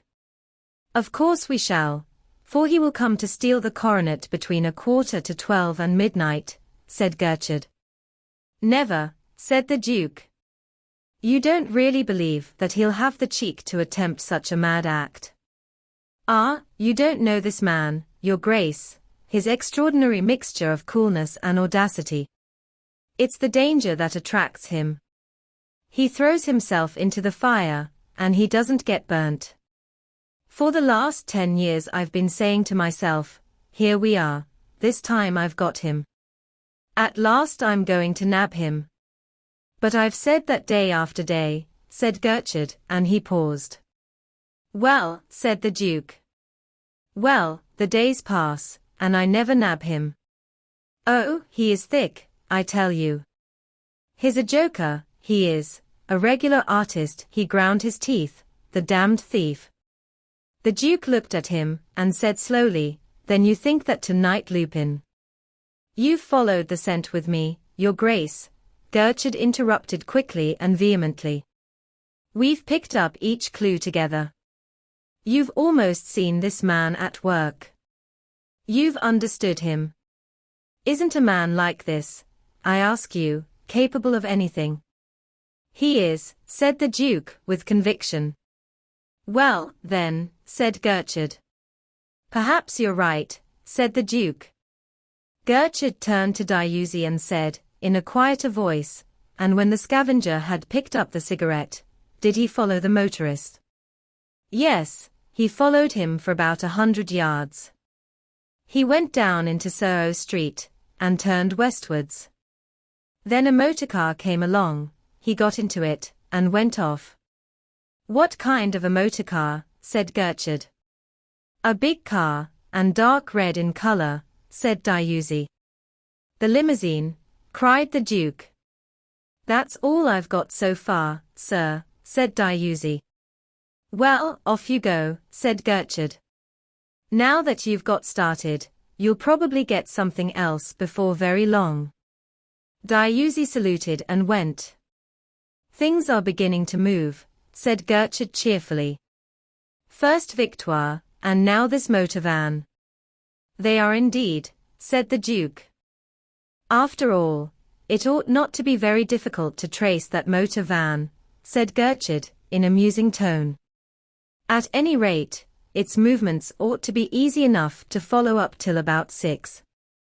Then, of course, there would be a good many others about, delivering goods. You seem to have all the possible information you can want at your finger ends, said the Duke, in an admiring tone. I suppose I know the life of Paris as well as anybody, said Gertrude. They were silent for a while. Then Germain's maid, Irma, came into the room and said, If you please, Your Grace, Mademoiselle Krichnoff would like to speak to you for a moment. Oh? Where is she? Said the Duke. She's in her room, Your Grace. Oh, very well, I'll go up to her, said the Duke. I can speak to her in the library. He rose and was going towards the door when Gertrude stepped forward, barring his way, and said, No, Your Grace. No. Why? Said the Duke haughtily. I beg you will wait a minute, or two till I've had a word with you, said Gertrude, and he drew a folded sheet of paper from his pocket and held it up. The Duke looked at Gertrude's face, and he looked at the paper in his hand, then he said, Oh, very well. And, turning to Irma, he added quietly, Tell Mademoiselle Krichnoff that I'm in the drawing room. Yes, Your Grace, in the drawing room, said Irma, and she turned to go. Yes, and say that I shall be engaged for the next 5 minutes. The next 5 minutes, do you understand? Said the Duke. Yes, Your Grace, said Irma, and she went out of the door. Ask Mademoiselle Krichnoff to put on her hat and cloak, said Gertrude. Yes, sir, said Irma, and she went. The Duke turned sharply on Gertrude and said, Now, why on earth? I don't understand. I got this from M. for me, said Gertrude, holding up the paper. Well, said the Duke. What is it? It's a warrant, Your Grace, said Gertrude. What? A warrant? Not for the arrest of Mademoiselle Krichnoff. Yes, said Gertrude. Oh, come, it's impossible, said the Duke. You're never going to arrest that child. I am, indeed, said Gertrude. Her examination this afternoon was in the highest degree unsatisfactory. Her answers were embarrassed, contradictory, and in every way suspicious. And you've made up your mind to arrest her, said the Duke slowly, knitting his brow in anxious thought. I have, indeed, said Gertrude. And I'm going to do it now. The prison van ought to be waiting at the door. He looked at his watch. She and Victoire can go together. So, you're going to arrest her, said the Duke thoughtfully, and he took a step or two up and down the room, still thinking hard. Well, you understand the position, don't you, Your Grace, said Gertrude, in a tone of apology. Believe me that, personally, I've no animosity against Mademoiselle Krichnoff.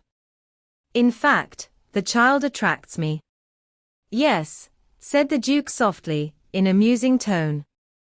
She has the air of a child who has lost its way in life. And that poor little hiding place she found, that rolled-up handkerchief, thrown down in the corner of the little room in the house next door, it was absolutely absurd. What? A handkerchief, cried Gertrude, with an air of sudden, utter surprise. The child's clumsiness is positively pitiful, said the Duke. What was in the handkerchief? The pearls of the pendant, cried Gertrude. Yes, I supposed you knew all about it. Of course Formery left word for you, said the Duke, with an air of surprise at the ignorance of the detective. No, I've heard nothing about it, cried Gertrude. He didn't leave word for you, said the Duke, in a tone of greater surprise. Oh, well, I dare say that he thought tomorrow would do. Of course you were out of the house when he found it. She must have slipped out of her room soon after you went.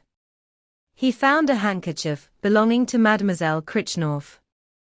Where is it? Cried Gertrude. Formery took the pearls, but he left the handkerchief. I suppose it's in the corner where he found it, said the Duke.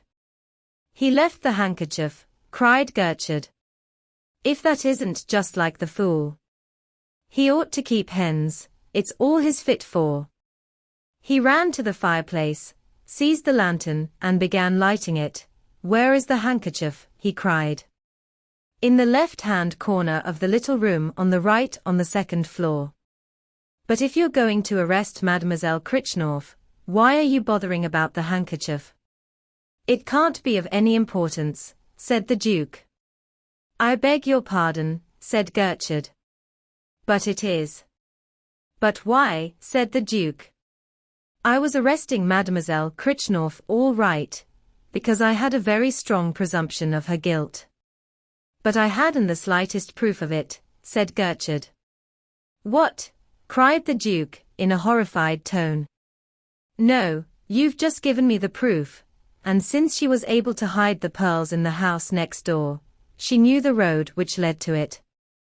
Therefore she's an accomplice, said Gertrude, in a triumphant tone. What? Do you think that, too? Cried the Duke. Good heavens! And it's me. It's my senselessness. It's my fault that you've got your proof. He spoke in a tone of acute distress. It was your duty to give it me, said Gertrude sternly, and he began to mount the steps.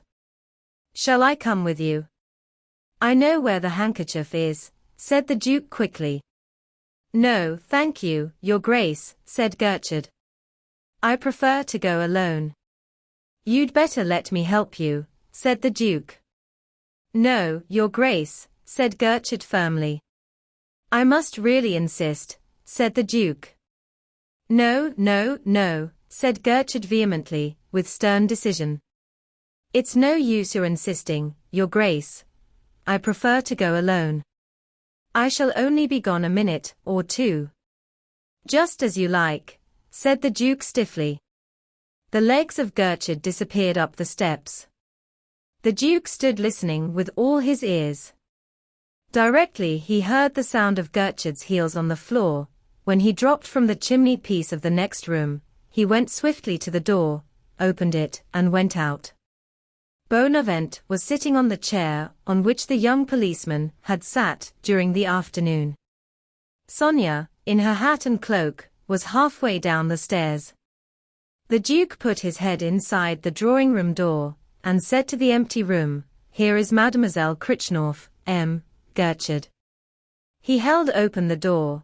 Sonia came down the stairs and went through it. The Duke followed her into the drawing-room and shut the door. "There's not a moment to lose," he said in a low voice. "Oh, what is it, Your Grace?" said Sonia anxiously. "Gertrude has a warrant for your arrest." "Then I'm lost," cried Sonia, in a panic-stricken voice. "No, you're not. You must go, at once," said the Duke. "But how can I go? No one can get out of the house." Gertrude won't let them," cried Sonia, panic-stricken. "We can get over that," said the Duke. He ran to Gertrude's cloak, took the card case from the inner pocket, went to the writing table and sat down. He took from his waistcoat pocket the permit, which Gertrude had given him, and a pencil. Then he took a card from the card case, set the permit on the table before him, and began to imitate Gertrude's handwriting with an amazing exactness. He wrote on the card, "Pass Mademoiselle Critchnorth. J. Gertrude." Sonia stood by his side, panting quickly with fear, and watched him do it. He had scarcely finished the last stroke, when they heard a noise on the other side of the opening into the empty house. The Duke looked at the fireplace, and his teeth bared in an expression of cold ferocity. He rose with clenched fists, and took a step towards the fireplace. "Your Grace!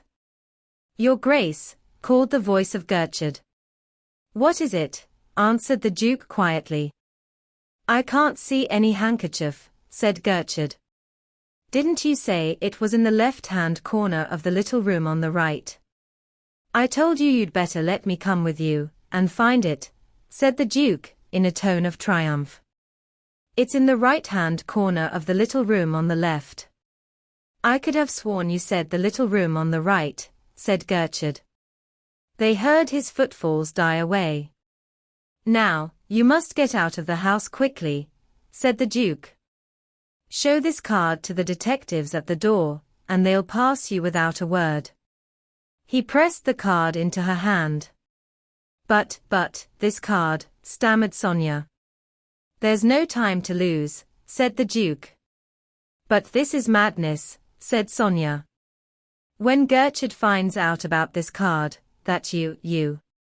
"There's no need to bother about that," interrupted the Duke quickly. "Where are you going to?" "A little hotel near the Star." "I've forgotten the name of it," said Sonia. "But this card."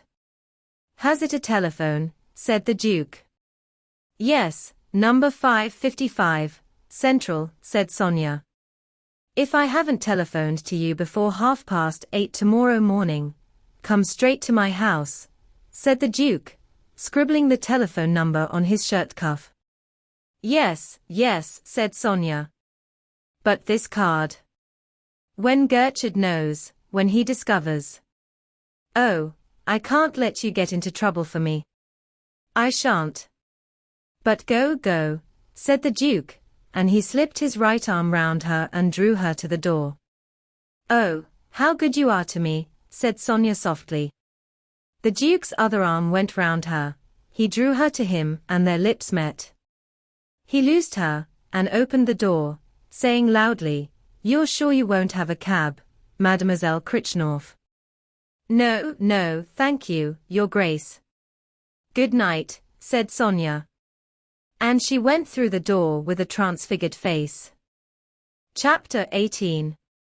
The Duke stays. The Duke shut the door and leant against it, listening anxiously, breathing quickly. There came the bang of the front door. With a deep sigh of relief he left the door, came briskly, smiling, across the room, and put the card case back into the pocket of Gertrude's cloak. He lighted a cigarette, dropped into an easy chair, and sat waiting with an entirely careless air for the detective's return. Presently he heard quick footsteps on the bare boards of the empty room beyond the opening. Then Gertrude came down the steps and out of the fireplace. His face wore an expression of extreme perplexity. "I can't understand it," he said. "I found nothing." "Nothing," said the Duke. "No. Are you sure you saw the handkerchief in one of those little rooms on the second floor?" "Quite sure," said Gertrude. "Of course I did," said the Duke. "Isn't it there?" "No," said Gertrude. "You can't have looked properly," said the Duke, with a touch of irony in his voice. "If I were you, I should go back and look again." "No. If I've looked for a thing, I've looked for it. There's no need for me to look a second time. But, all the same, it's rather funny." "Doesn't it strike you as being rather funny, Your Grace?" said Gertrude, with a worried air. "It strikes me as being uncommonly funny," said the Duke, with an ambiguous smile. Gertrude looked at him with a sudden uneasiness, then he rang the bell. Bonavent came into the room. "Mademoiselle Critchnorf, Bonavent." "It's quite time," said Gertrude. "Mademoiselle Critchnorf," said Bonavent, with an air of surprise. "Yes, it's time that she was taken to the police station."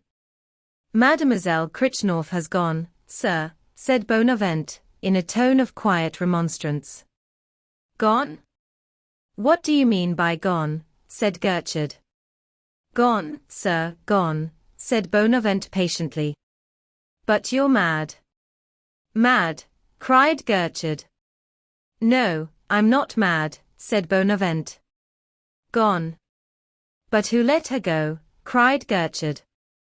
"The men at the door," said Bonavent. "The men at the door," said Gertrude, in a tone of stupefaction. "But she had to have my permit on my card." "Send the fools up to me." Bonavent went to the top of the staircase, and called down it. Gertrude followed him. Two detectives came hurrying up the stairs and into the drawing room. "What the devil do you mean by letting Mademoiselle Critchnorf leave the house without my permit, written on my card?" cried Gertrude violently. "But she had your permit, sir, and it was written on your card," stammered one of the detectives. It was, said Gertrude. "Then, by Jove, it was a forgery." He stood thoughtful for a moment. Then quietly he told his two men to go back to their post. He did not stir for a minute or two, puzzling it out, seeking light. Then he came back slowly into the drawing room, and looked uneasily at the Duke.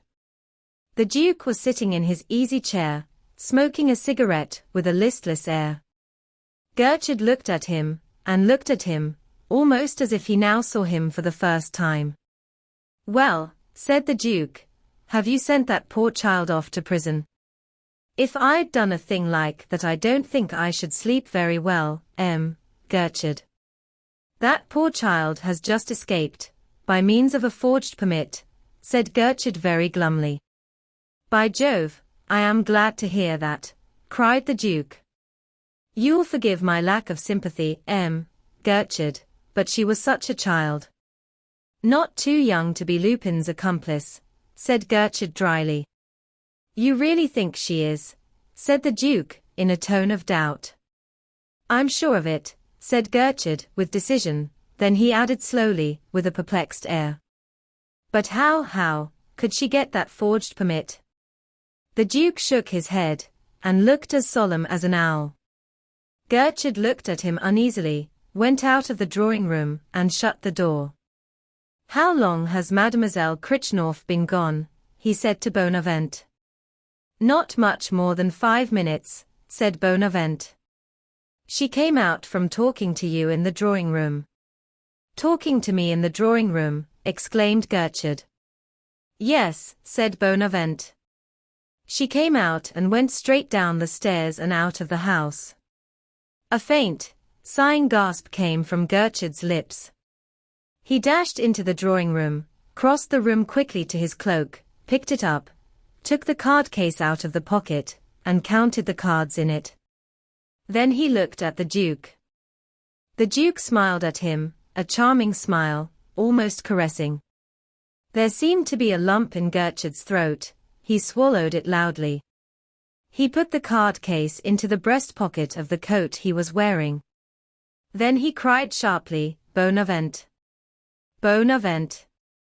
Bonavent opened the door, and stood in the doorway. You sent off Victoire in the prison van, I suppose, said Gertrude. Oh, a long while ago, sir, said Bonavent. The van had been waiting at the door since 9:30. Since 9:30. But I told them I shouldn't want it till 10:15. I suppose they were making an effort to be in time for once. Well, it doesn't matter, said Gertrude. Then I suppose I'd better send the other prison van away, said Bonavent. What other van? Said Gertrude. The van which has just arrived, said Bonavent. What? What on earth are you talking about? Cried Gertrude, with a sudden anxiety in his voice and on his face. Didn't you order 2 prison vans? Said Bonavent. Gertrude jumped, and his face went purple with fury and dismay. You don't mean to tell me that 2 prison vans have been here, he cried. Yes, sir, said Bonavent.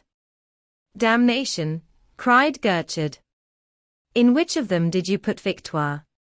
In which of them? Why, in the first, sir, said Bonavent. Did you see the police in charge of it? The coachman? Yes, sir, said Bonavent. Did you recognize them? Said Gertrude. No, said Bonavent. They must have been new men. They told me they came from the Santee. You silly fool, said Gertrude through his teeth. A fine lot of sense you've got. Why, what's the matter? Said Bonavent. We're done in the eye, roared Gertrude. It's a stroke. Of Lupin's, interposed the Duke softly. But I don't understand, said Bonavent. You don't understand, you idiot, cried Gertrude. You've sent Victoire away in a sham prison van. A prison van belonging to Lupin. Oh, that scoundrel. He always has something up his sleeve. He certainly shows foresight, said the Duke. It was very clever of him to foresee the arrest of Victoire, and provide against it. Yes, but where is the leakage? Where is the leakage? Cried Gertrude, fuming. How did he learn that the doctor said that she would recover her wits at 10 o'clock? Here I've had a guard at the door all day. I've imprisoned the household. All the provisions have been received directly by a man of mine, and here he is, ready to pick up Victoire the very moment she gives herself away. Where is the leakage? He turned on Bonavent, and went on, It's no use you're standing there with your mouth open, looking like a fool. Go upstairs to the servants' quarters, and search Victoire's room again. That fool of an inspector may have missed something, just as he missed Victoire herself. Get on. Be smart. Bonavent went off briskly. Gertrude paced up and down the room, scowling. Really, I'm beginning to agree with you, Gertrude, that this Lupin is a remarkable man, said the Duke. That prison van is extraordinarily neat. I'll prison van him, cried Gertrude. But what fools I have to work with. If I could get hold of people of ordinary intelligence, it would be impossible to play such a trick as that. I don't know about that, said the Duke thoughtfully. I think it would have required an uncommon fool to discover that trick. What on earth do you mean? Why, said Gertrude. Because it's so wonderfully simple, said the Duke. And at the same time it's such infernal cheek. There's something in that, said Gertrude grumpily. But then, I'm always saying to my men, suspect everything, suspect everybody, suspect, suspect, suspect. I tell you, Your Grace, that there is only one motto for the successful detective, and that is that one word, suspect. It can't be a very comfortable business, then, said the Duke. But I suppose it has its charms. Oh, one gets used to the disagreeable part, said Gertrude. The telephone bell rang, and he rose and went to it. He put the receiver to his ear and said, Yes, it's I, Chief Inspector Gertrude. He turned and said to the Duke, It's the gardener at Charmerace, Your Grace. Is it? Said the Duke indifferently. Gertrude turned to the telephone. Are you there? He said. Can you hear me clearly? I want to know who was in your hothouse yesterday, who could have gathered some of your pink salvias. I told you that it was I, said the Duke. Yes, yes, I know, said Gertrude. And he turned again to the telephone. Yes, yesterday, he said. Nobody else. No one but the Duke of Charmerace. Are you sure? Quite sure. Absolutely sure. Yes, that's all I wanted to know, thank you. He turned to the Duke and said, Did you hear that, Your Grace? The gardener says that you were the only person in his hothouses yesterday, the only person who could have plucked any pink salvias. Does he? Said the Duke carelessly. Gertrude looked at him, his brow knitted in a faint, pondering frown. Then the door opened, and Bonavent came in. I've been through Victoire's room, he said, and all I could find that might be of any use is this, a prayer book. It was on her dressing table just as she left it. The inspector hadn't touched it. What about it? Said Gertrude, taking the prayer book. There's a photograph in it, said Bonavent. It may come in useful when we circulate her description, for I suppose we shall try to get hold of Victoire. Gertrude took the photograph from the prayer book and looked at it. It looks about 10 years old, he said. It's a good deal faded for reproduction. Hello. What have we here? The photograph showed Victoire in her Sunday best, and with her a boy of 17 or 18. Gertrude's eyes glued themselves to the face of the boy. He stared at it, holding the portrait now nearer, now further off. His eyes kept stealing covertly from the photograph to the face of the Duke. The Duke caught one of those covert glances, and a vague uneasiness flickered in his eyes. Gertrude saw it. He came nearer to the Duke and looked at him earnestly, as if he couldn't believe his eyes. What's the matter? Said the Duke. What are you looking at so curiously? Isn't my tie straight? And he put up his hand and felt it. Oh, nothing, nothing, said Gertrude. And he studied the photograph again, with a frowning face. There was a noise of voices and laughter in the hall.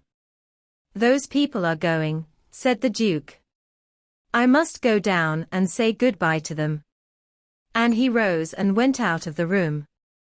Gertrude stood staring at the photograph. The Duke ran down the stairs, and said goodbye to the millionaire's guests. After they had gone, Gournay-Martin went quickly up the stairs. Germain and the Duke followed more slowly. My father is going to the Ritz to sleep, said Germain, and I'm going with him. He doesn't like the idea of my sleeping in this house tonight. I suppose he's afraid that Lupin will make an attack in force with all his gang. Still, if he did, I think that Gertrude could give a good account of himself. He's got men enough in the house, at any rate. Irma tells me it's swarming with them. It would never do for me to be in the house if there were a fight. Oh, come, you don't really believe that Lupin is coming tonight, said the Duke, with a skeptical laugh. The whole thing is sheer bluff. He has no more intention of coming tonight to steal that coronet than I have. Oh, well, there's no harm in being on the safe side, said Germaine. Everybody's agreed that he's a very terrible person. I'll just run up to my room and get a wrap. Irma has my things all packed. She can come round tomorrow morning to the Ritz and dress me. She ran up the stairs, and the Duke went into the drawing room. He found Gertrude standing where he had left him, still frowning, still thinking hard. The family are off to the Ritz. It's rather a reflection on your powers of protecting them, isn't it? Said the Duke. Oh, well, I expect they'd be happier out of the house, said Gertrude. He looked at the Duke again with inquiring, searching eyes. What's the matter? Said the Duke. Is my tie crooked? Oh no, it's quite straight, your grace, said Gertrude, but he did not take his eyes from the Duke's face. The door opened, and in came Gentleman-Burglar, holding a bag in his hand. It seems to be settled that I'm never to sleep in my own house again, he said in a grumbling tone. There's no reason to go, said the Duke. Why are you going? Danger, said Gentleman-Burglar.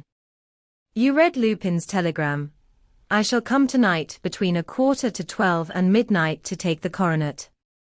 He knows that it was in my bedroom. Do you think I'm going to sleep in that room with the chance of that scoundrel turning up and cutting my throat? Oh? You can have a dozen policemen in the room if you like, said the Duke. Can't he, Gertrude? Certainly, said Gertrude. I can answer for it that you will be in no danger, Gentleman-Burglar. Thank you, said the millionaire. But all the same, outside is good enough for me.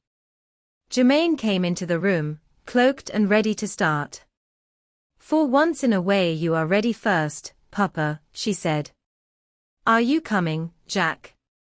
No, I think I'll stay here, on the chance that Lupin is not bluffing, said the Duke. I don't think, myself, that I'm going to be gladdened by the sight of him. In fact, I'm ready to bet against it. But you're also certain about it that I really must stay on the chance. And after all, there's no doubt that he's a man of immense audacity, and ready to take any risk. Well, at any rate, if he does come he won't find the diadem, said Gentleman-Burglar, in a tone of triumph. I'm taking it with me, I've got it here. And he held up his bag. You are, said the Duke. Yes, I am, said Gentleman-Burglar firmly. Do you think it's wise? Said the Duke. Why not? Said Gentleman-Burglar. If Lupin's really made up his mind to collar that coronet, and if you're so sure that, in spite of all these safeguards, he's going to make the attempt, it seems to me that you're taking a considerable risk. He asked you to have it ready for him in your bedroom. He didn't say which bedroom. Good Lord. I never thought of that, said Gentleman-Burglar, with an air of sudden and very lively alarm. His Grace is right, said Gertrude. It would be exactly like Lupin to send that telegram, to drive you out of the house with the coronet to some place where you would be less protected. That is exactly one of his tricks. Good heavens, said the millionaire, pulling out his keys and unlocking the bag. He opened it, paused hesitatingly, and snapped it to again. Half a minute, he said. I want a word with you, Duke. He led the way out of the drawing-room door, and the Duke followed him. He shut the door and said in a whisper. In a case like this, I suspect everybody. Everybody suspects everybody, apparently, said the Duke. Are you sure you don't suspect me? Now, this is no time for joking, said the millionaire impatiently. What do you think about Gertrude? About Gertrude, said the Duke. What do you mean? Do you think I can put full confidence in Gertrude, said Gentleman-Burglar. Oh, I think so, said the Duke. Besides, I shall be here to look after Gertrude. And, though I wouldn't undertake to answer for Lupin, I think I can answer for Gertrude. If he tries to escape with the coronet, I will wring his neck for you with pleasure. It would do me good. And it would do Gertrude good, too. The millionaire stood reflecting for a minute or two. Then he said, very good, I'll trust him. Hardly had the door closed behind the millionaire and the Duke, when Gertrude crossed the room quickly to Germain and drew from his pocket the photograph of Victoire and the young man. Do you know this photograph of His Grace, mademoiselle? He said quickly. Germain took the photograph and looked at it. It's rather faded, she said. Yes, it's about 10 years old, said Gertrude. I seem to know the face of the woman, said Germain. But if it's 10 years old it certainly isn't the photograph of the Duke. But it's like him, said Gertrude. Oh, yes, it's like the Duke as he is now, at least, it's a little like him. But it's not like the Duke as he was 10 years ago. He has changed so, said Germain. Oh, has he, said Gertrude. Yes. There was that exhausting journey of his, and then his illness. The doctors gave up all hope of him, you know. Oh, did they, said Gertrude. Yes, at Montevideo. But his health is quite restored now. The door opened and the millionaire and the Duke came into the room. Gentleman-Burglar set his bag upon the table, unlocked it, and with a solemn air took out the case which held the coronet. He opened it, and they looked at it. Isn't it beautiful? He said with a sigh. Marvelous, said the Duke. Gentleman-Burglar closed the case, and said solemnly. There is danger, Gertrude, so I am going to trust the coronet to you. You are the defender of my hearth and home, you are the proper person to guard the coronet. I take it that you have no objection. Not the slightest, Gentleman-Burglar, said Gertrude. It's exactly what I wanted you to ask me to do. Gentleman-Burglar hesitated. Then he handed the coronet to Gertrude, saying with a frank and noble air, I have every confidence in you, Gertrude. Thank you, said Gertrude. Good night, said Gentleman-Burglar. Good night, Gertrude, said Germain. I think, after all, I'll change my mind and go with you. I'm very short of sleep, said the Duke. Good night, Gertrude. You're never going to, Your Grace, cried Gertrude. Why, you don't want me to stay, do you? Said the Duke. Yes, said Gertrude slowly. I think I would rather go to bed, said the Duke gaily. Are you afraid? Said Gertrude, and there was challenge, almost an insolent challenge, in his tone. There was a pause. The Duke frowned slightly with a reflective air. Then he drew himself up, and said a little haughtily. You've certainly found the way to make me stay, Gertrude. Yes, yes, stay, said Gentleman-Burglar hastily.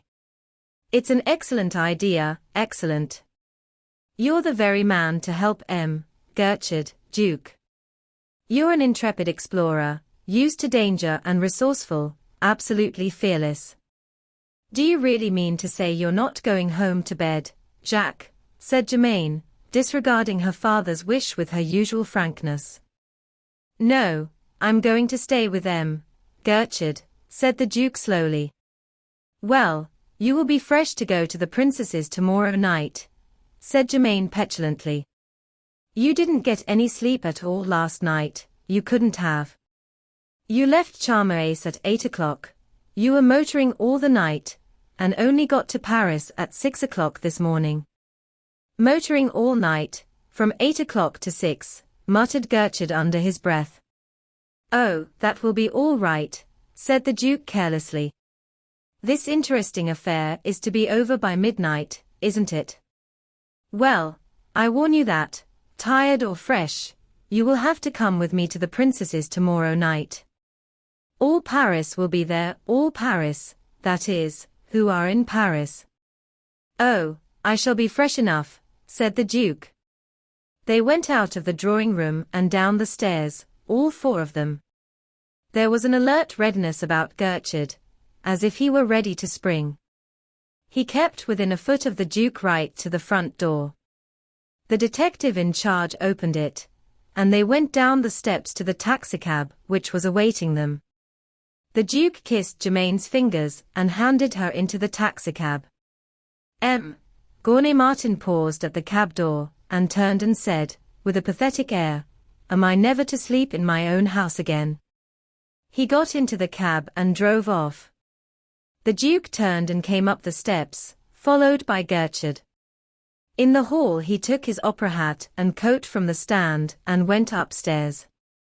Halfway up the flight he paused and said, "Where shall we wait for Lupin, Gertrude?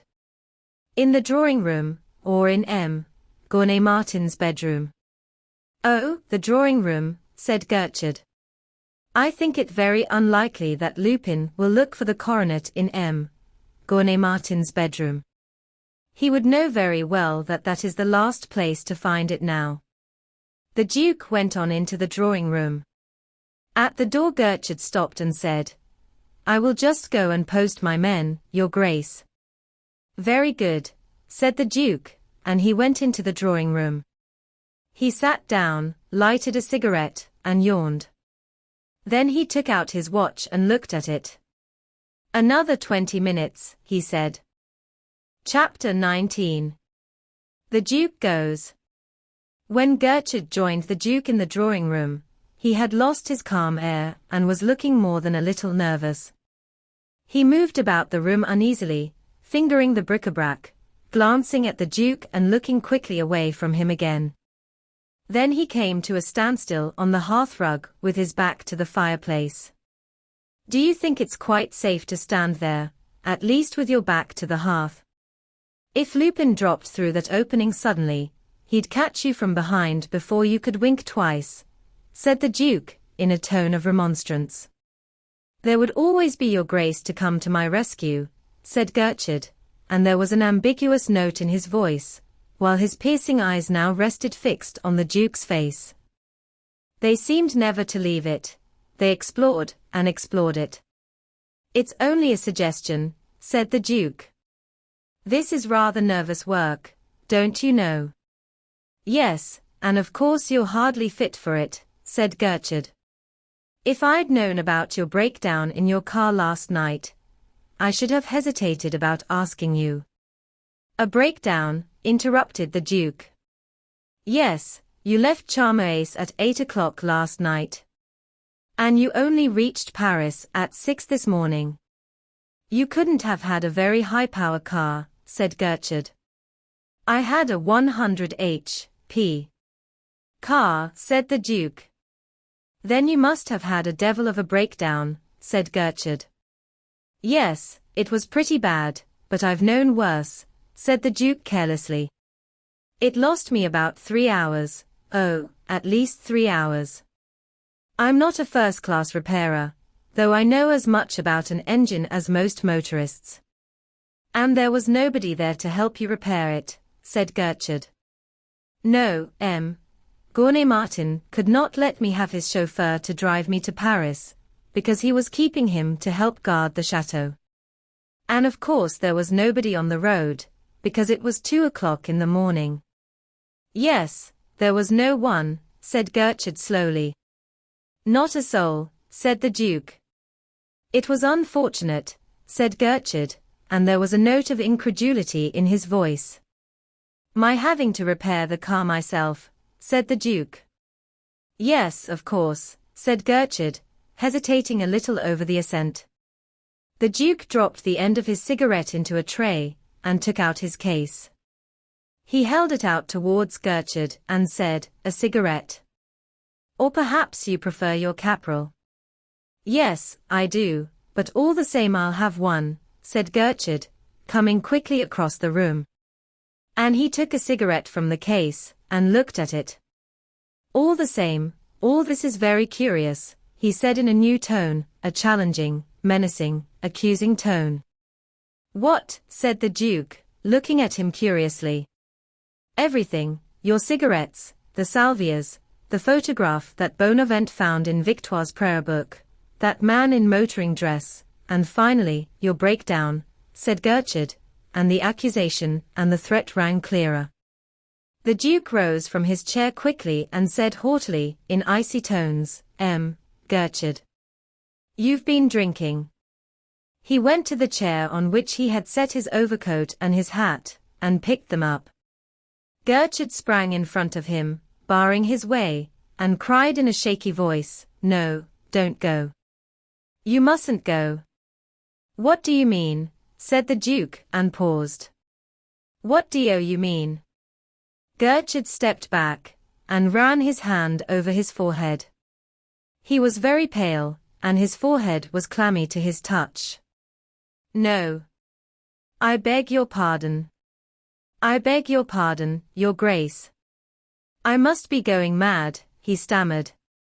It looks very like it, said the Duke coldly. What I mean to say is, said Gertrude in a halting, uncertain voice, what I mean to say is, help me. I want you to stay here, to help me against Lupin, you understand. Will you, Your Grace? Yes, certainly, of course I will, if you want me to, said the Duke, in a more gentle voice. But you seem awfully upset, and you're upsetting me too. We shan't have a nerve between us soon, if you don't pull yourself together. Yes, please excuse me, muttered Gertrude. Very good, said the Duke. But what is it we're going to do? Gertrude hesitated. He pulled out his handkerchief, and mopped his forehead. Well, the coronet. Is it in this case? He said in a shaky voice, and set the case on the table. Of course it is, said the Duke impatiently. Gertrude opened the case, and the coronet sparkled and gleamed brightly in the electric light. Yes, it is there, you see it, said Gertrude. Yes, I see it, well, said the Duke, looking at him in some bewilderment, so unlike himself did he seem. We're going to wait, said Gertrude. What for? Said the Duke. Lupin, said Gertrude. Lupin. And you actually do believe that? Just as in a fairy tale, when that clock strikes 12, Lupin will enter and take the coronet. Yes, I do, said Gertrude with stubborn conviction. And he snapped the case too. This is most exciting, said the Duke. You're sure it doesn't bore you, said Gertrude huskily. Not a bit of it, said the Duke, with cheerful derision. To make the acquaintance of this scoundrel, who has fooled you for 10 years, is as charming a way of spending the evening as I can think of. You say that to me, said Gertrude with a touch of temper. Yes, said the Duke, with a challenging smile. To you. He sat down in an easy chair by the table. Gertrude sat down in a chair on the other side of it, and set his elbows on it. They were silent. Suddenly the Duke said, Somebody's coming. Gertrude started and said, No, I don't hear anyone. Then there came distinctly the sound of a footstep and a knock at the door. You've got keener ears than I, said Gertrude grudgingly. In all this business you've shown the qualities of a very promising detective. He rose, went to the door, and unlocked it. Bonavent came in. I've brought you the handcuffs, sir, he said, holding them out. Shall I stay with you? No, said Gertrude. You've 2 men at the back door, and 2 at the front, and a man in every room on the ground floor. Yes, and I've got 3 men on every other floor, said Bonavent, in a tone of satisfaction. And the house next door, said Gertrude. There are a dozen men in it, said Bonavent. No communication between the 2 houses is possible any longer. Gertrude watched the Duke's face with intent eyes. Not a shadow flickered its careless serenity. If anyone tries to enter the house, collar him. If need be, fire on him, said Gertrude firmly. That is my order, go and tell the others. Very good, sir, said Bonavent, and he went out of the room. By Jove, we are in a regular fortress, said the Duke. It's even more of a fortress than you think, Your Grace. I've 4 men on that landing, said Gertrude, nodding towards the door. Oh, have you, said the Duke, with a sudden air of annoyance. You don't like that, said Gertrude quickly. I should jolly well think not, said the Duke. With these precautions, Lupin will never be able to get into this room at all. He'll find it a pretty hard job, said Gertrude, smiling. Unless he falls from the ceiling, or unless you're Arsène Lupin, interrupted the Duke. In that case, you'd be another, Your Grace, said Gertrude. They both laughed. The Duke rose, yawned, picked up his coat and hat, and said, Ah, well, I'm off to bed. What? Said Gertrude. Well, said the Duke, yawning again, I was staying to see Lupin. As there's no longer any chance of seeing him. But there is, so stay, cried Gertrude. Do you still cling to that notion? Said the Duke wearily. We shall see him, said Gertrude. Nonsense, said the Duke. Gertrude lowered his voice and said with an air of the deepest secrecy, He's already here, Your Grace. Lupin. Here, cried the Duke. Yes, Lupin, said Gertrude. Where? Cried the astonished Duke. He is, said Gertrude. As one of your men, said the Duke eagerly. I don't think so, said Gertrude, watching him closely. Well, but if he's here we've got him. He is going to turn up, said the Duke triumphantly, and he set down his hat on the table beside the coronet. I hope so, said Gertrude. But will he dare to? How do you mean? Said the Duke, with a puzzled air. Well, you have said yourself that this is a fortress. An hour ago, perhaps, Lupin was resolved to enter this room, but is he now? I see what you mean, said the Duke, in a tone of disappointment. Yes, you see that now it needs the devil's own courage. He must risk everything to gain everything, and throw off the mask. Is Lupin going to throw himself into the wolf's jaws? I dare not think it. What do you think about it? Gertrude's husky voice had hardened to a rough harshness. There was a ring of acute anxiety in it, and under the anxiety a faint note of a challenge that dare not make itself too distinct. His anxious, challenging eyes burned on the face of the Duke, as if they strove with all intensity to pierce a mask. The Duke looked at him curiously, as if he were trying to divine what he would be at, but with a careless curiosity, as if it were a matter of indifference to him what the detective's object was. Then he said carelessly, Well, you ought to know better than I. You have known him for 10 years. He paused, and added with just the faintest stress in his tone, at least, by reputation. The anxiety in the detective's face grew plainer, it almost gave him the air of being unnerved, and he said quickly, in a jerky voice, Yes, and I know his way of acting too. During the last 10 years I have learnt to unravel his intrigues, to understand and anticipate his maneuvers. Oh, his is a clever system. Instead of lying low, as you'd expect, he attacks his opponent, openly. He confuses him, at least, he tries to. He smiled a half-confident, a half-doubtful smile. It is a mass of entangled, mysterious combinations. I've been caught in them myself again and again. You smile. It interests me so, said the Duke, in a tone of apology. Oh, it interests me, said Gertrude, with a snarl.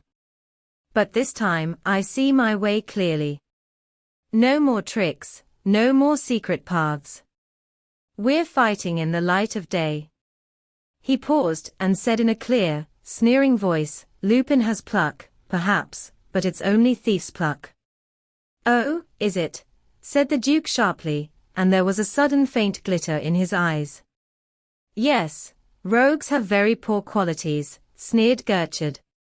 One can't have everything, said the Duke quietly, but his languid air had fallen from him.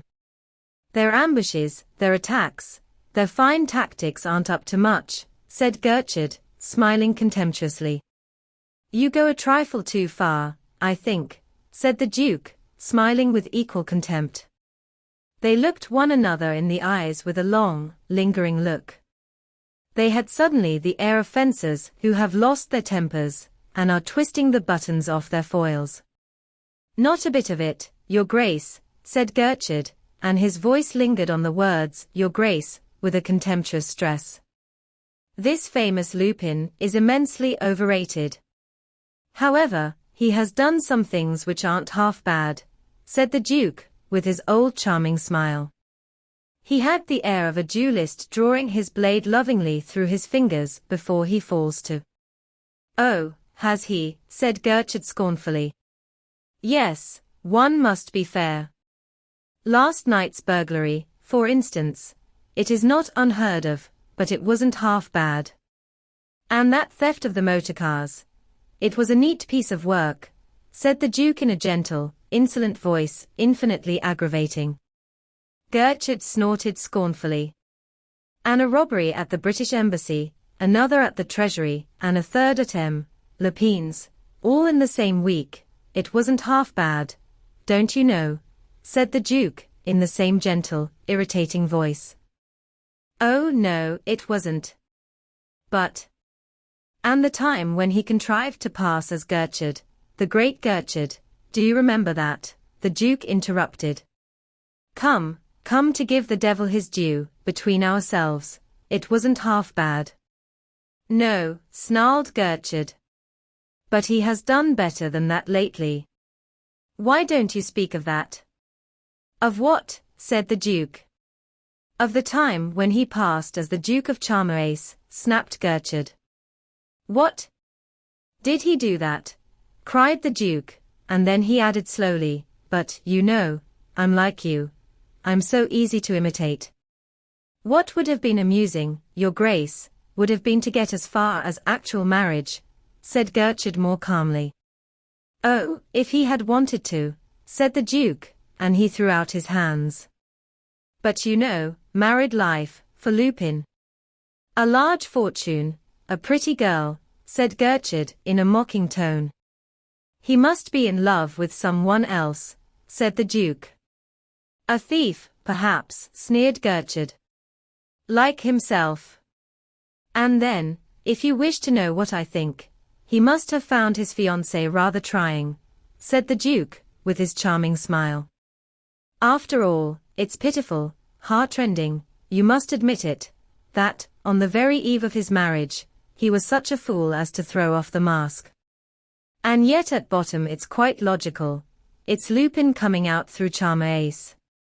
He had to grab at the dowry at the risk of losing the girl, said Gertrude, in a reflective tone, but his eyes were intent on the face of the Duke. Perhaps that's what one should call a marriage of reason, said the Duke, with a faint smile. What a fall, said Gertrude, in a taunting voice. To be expected, eagerly, at the princess's tomorrow evening, and to pass the evening in a police station, to have intended in a month's time, as the Duke of Charmerace, to mount the steps of the Madeleine with all pomp and to fall down the father-in-law's staircase this evening. This very evening his voice rose suddenly on a note of savage triumph, with the handcuffs on. What? Is that a good enough revenge for Gertrude, for that poor old idiot, Gertrude? The rogue's Brummel in a convict's cap. The gentleman-burglar in a gale. For Lupin it's only a trifling annoyance, but for a duke it's a disaster. Come, in your turn, be frank. Don't you find that amusing? The Duke rose quietly, and said coldly, Have you finished? "Do you?" cried Gertrude, and he rose and faced him. "Oh, yes. I find it quite amusing," said the Duke lightly. "And so do I," cried Gertrude. "No, you're frightened," said the Duke calmly. "Frightened?" cried Gertrude, with a savage laugh. "Yes, you're frightened," said the Duke. "And don't think, policeman, that because I'm familiar with you, I throw off a mask. I don't wear one. I've none to throw off. I am the Duke of Charmace." "You lie. You escaped from the Santee 4 years ago. You are Lupin. I recognize you now." "Prove it," said the Duke scornfully. "I will," cried Gertrude. "You won't. I am the Duke of Charmace." Gertrude laughed wildly. "Don't laugh. You know nothing, nothing, dear boy," said the Duke tauntingly. "Dear boy," cried Gertrude triumphantly, as if the word had been a confession. "What do I risk?" said the Duke, with scathing contempt. "Can you arrest me? You can arrest Lupin, but arrest the Duke of Charmace, an honorable gentleman, member of the Jockey Club, and of the Union, residing at his house, 34B University Street. Arrest the Duke of Charmace, the fiancé of Mademoiselle Gournay Martin." "Scoundrel!" cried Gertrude, pale with sudden, helpless fury. "Well, do it," taunted the Duke. "Be an ass. Make yourself the laughingstock of Paris.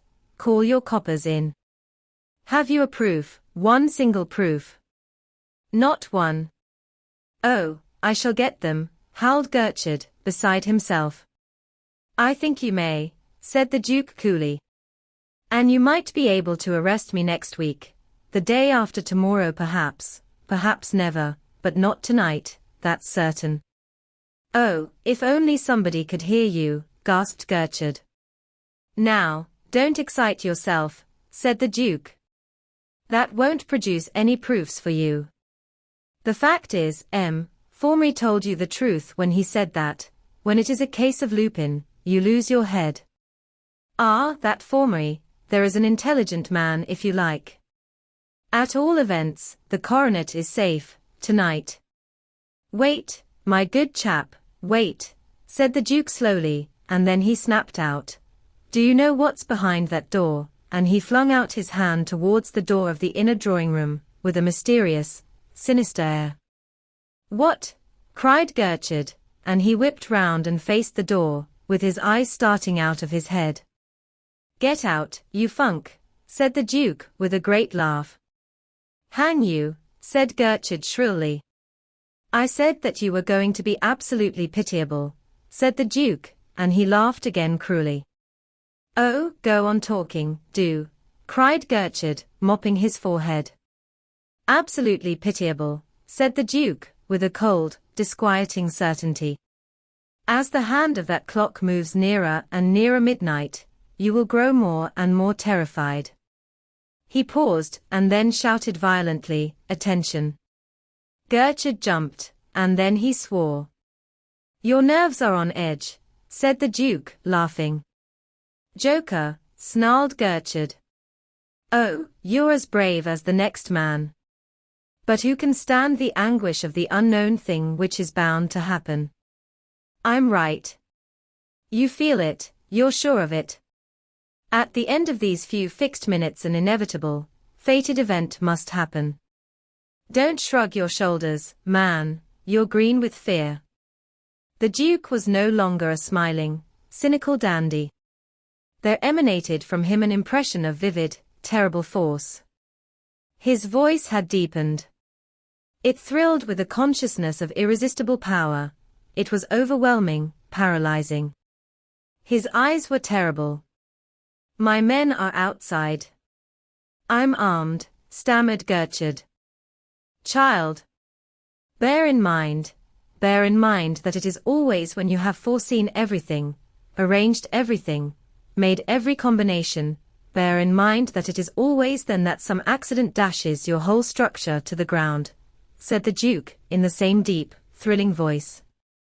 Remember that it is always at the very moment at which you are going to triumph that he beats you, that he only lets you reach the top of the ladder to throw you more easily to the ground. Confess, then, that you are Lupin, muttered Gertrude. I thought you were sure of it, said the Duke in a jeering tone. Gertrude dragged the handcuffs out of his pocket, and said between his teeth, I don't know what prevents me, my boy. The Duke drew himself up, and said haughtily, That's enough. What? Cried Gertrude. I say that that's enough, said the Duke sternly. It's all very well for me to play at being familiar with you, but don't you call me my boy. Oh, you won't impose on me much longer, muttered Gertrude, and his bloodshot, haggard eyes scanned the Duke's face in an agony, an anguish of doubting impotence. If I'm Lupin, arrest me, said the Duke. I'll arrest you in 3 minutes from now, or the coronet will be untouched, cried Gertrude in a firmer tone. In 3 minutes from now the coronet will have been stolen, and you will not arrest me, said the Duke, in a tone of chilling certainty. But I will. I swear I will, cried Gertrude. Don't swear any foolish oaths. There are only 2 minutes left, said the Duke, and he drew a revolver from his pocket. No, you don't, cried Gertrude, drawing a revolver in his turn. What's the matter? Said the Duke, with an air of surprise. You haven't forbidden me to shoot Lupin. I have my revolver ready, since he's going to come. There's only a minute left. There are plenty of us, said Gertrude, and he went towards the door. Funk, said the Duke scornfully. Gertrude turned sharply. Very well, he said, I'll stick it out alone. How rash, sneered the Duke. Gertrude ground his teeth. He was panting, his bloodshot eyes rolled in their sockets, the beads of cold sweat stood out on his forehead. He came back towards the table on unsteady feet, trembling from head to foot in the last excitation of the nerves. He kept jerking his head to shake away the mist which kept dimming his eyes. At your slightest gesture, at your slightest movement, I'll fire, he said jerkily, and covered the Duke with his revolver. I call myself the Duke of Charmace. You will be arrested tomorrow, said the Duke, in a compelling, thrilling voice. I don't care a curse, cried Gertrude. Only 50 seconds, said the Duke. Yes, yes, muttered Gertrude huskily. And his eyes shot from the coronet to the Duke, from the Duke to the coronet. In 50 seconds the coronet will be stolen, said the Duke. No, cried Gertrude furiously. Yes, said the Duke coldly. No. No. No, cried Gertrude. Their eyes turned to the clock. To Gertrude the hands seemed to be standing still. He could have sworn at them for their slowness. Then the first stroke rang out, and the eyes of the two men met like crossing blades. Twice the Duke made the slightest movement. Twice Gertrude started forward to meet it. At the last stroke both their hands shot out. Gertrude's fell heavily on the case which held the coronet. The Duke's fell on the brim of his hat, and he picked it up. Gertrude gasped and choked. Then he cried triumphantly. I have it, now then, have I won? Have I been fooled this time? Has Lupin got the coronet? It doesn't look like it. But are you quite sure? Said the Duke gaily. Sure, cried Gertrude. It's only the weight of it, said the Duke, repressing a laugh. Doesn't it strike you that it's just a trifle light? What? Cried Gertrude. This is merely an imitation, said the Duke, with a gentle laugh. Hell and damnation, howled Gertrude. Bonavent. Diusi. The door flew open, and half a dozen detectives rushed in. Gertrude sank into a chair, stupefied, paralyzed. This blow, on the top of the strain of the struggle with the Duke, had broken him. Gentlemen, said the Duke sadly, "the coronet has been stolen." They broke into cries of surprise and bewilderment, surrounding the gasping Gertrude with excited questions. The Duke walked quietly out of the room. Gertrude sobbed twice, his eyes opened, and in a dazed fashion wandered from face to face. He said faintly, "Where is he?" "Where's who?" said Bonavent. The Duke, gasped Gertrude. "Why, he's gone," said Bonavent. Gertrude staggered to his feet and cried hoarsely, frantically, "Stop him from leaving the house. Follow him. Arrest him. Catch him before he gets home." Chapter 20. Lupin comes home. The cold light of the early September morning illumined, but dimly, the charming smoking room of the Duke of Charmace in his house at 34B University Street, though it stole in through two large windows. The smoking room was on the first floor, and the Duke's bedroom opened into it. It was furnished in the most luxurious fashion, but with a taste which nowadays infrequently accompanies luxury. The chairs were of the most comfortable, but their lines were excellent. The couch against the wall, between the two windows, was the last word in the matter of comfort. The color scheme, of a light grayish-blue, was almost too bright for a man's room. It would have better suited a boudoir. It suggested that the owner of the room enjoyed an uncommon lightness and cheerfulness of temperament. On the walls, with wide gaps between them so that they did not clash, hung 3 or 4 excellent pictures. 2 ballet girls by Degas, a group of shepherdesses and shepherds, in pink and blue and white beribboned silk, by Fragonard, a portrait of a woman by Bastien Lepage, a charming Corot, and 2 Conde de fans, showed that the taste of their fortunate owner was at any rate eclectic. At the end of the room was, of all curious things, the opening into the well of a lift. The doors of it were open, though the lift itself was on some other floor. To the left of the opening stood a bookcase, its shelves loaded with books of a kind rather suited to a cultivated, thoughtful man than to an idle dandy. Beside the window, half hidden, and peering through the side of the curtain into the street, stood M. Charolais. But it was hardly the M. Charolais who had paid M. Gournay-Martin that visit at the Château de Charmace, and departed so firmly in the millionaire's favorite motor car. This was a paler M. Charolais. He lacked altogether the rich, ruddy complexion of the millionaire's visitor. His nose, too, was thinner, and showed none of the ripe acquaintance with the vintages of the world which had been so plainly displayed on it during its owner's visit to the country.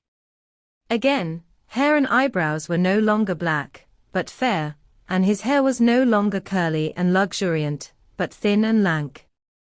His moustache had vanished, and along with it the dress of a well-to-do provincial man of business. He wore a livery of the Charmaces, and at that early morning hour had not yet assumed the blue waistcoat, which is an integral part of it. Indeed, it would have required an acute and experienced observer to recognize in him the bogus purchaser of the Mercrac. Only his eyes, his close-set eyes, were unchanged. Walking restlessly up and down the middle of the room, keeping out of sight of the windows, was Victoire. She wore a very anxious air, as did Charolais too. By the door stood Bernard Charolais, and his natural, boyish timidity, to judge from his frightened eyes, had assumed an acute phase. "By the Lord, we're done," cried Charolais, starting back from the window. That was the front door bell. "No, it was only the hall clock," said Bernard. "That's 7 o'clock. "Oh, where can he be?" said Victoire, wringing her hands. "The coup was fixed for midnight. Where can he be?" "They must be after him," said Charolais.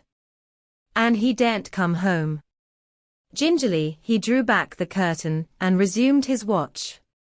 "I've sent down the lift to the bottom, in case he should come back by the secret entrance," said Victoire, and she went to the opening into the well of the lift and stood looking down it, listening with all her ears.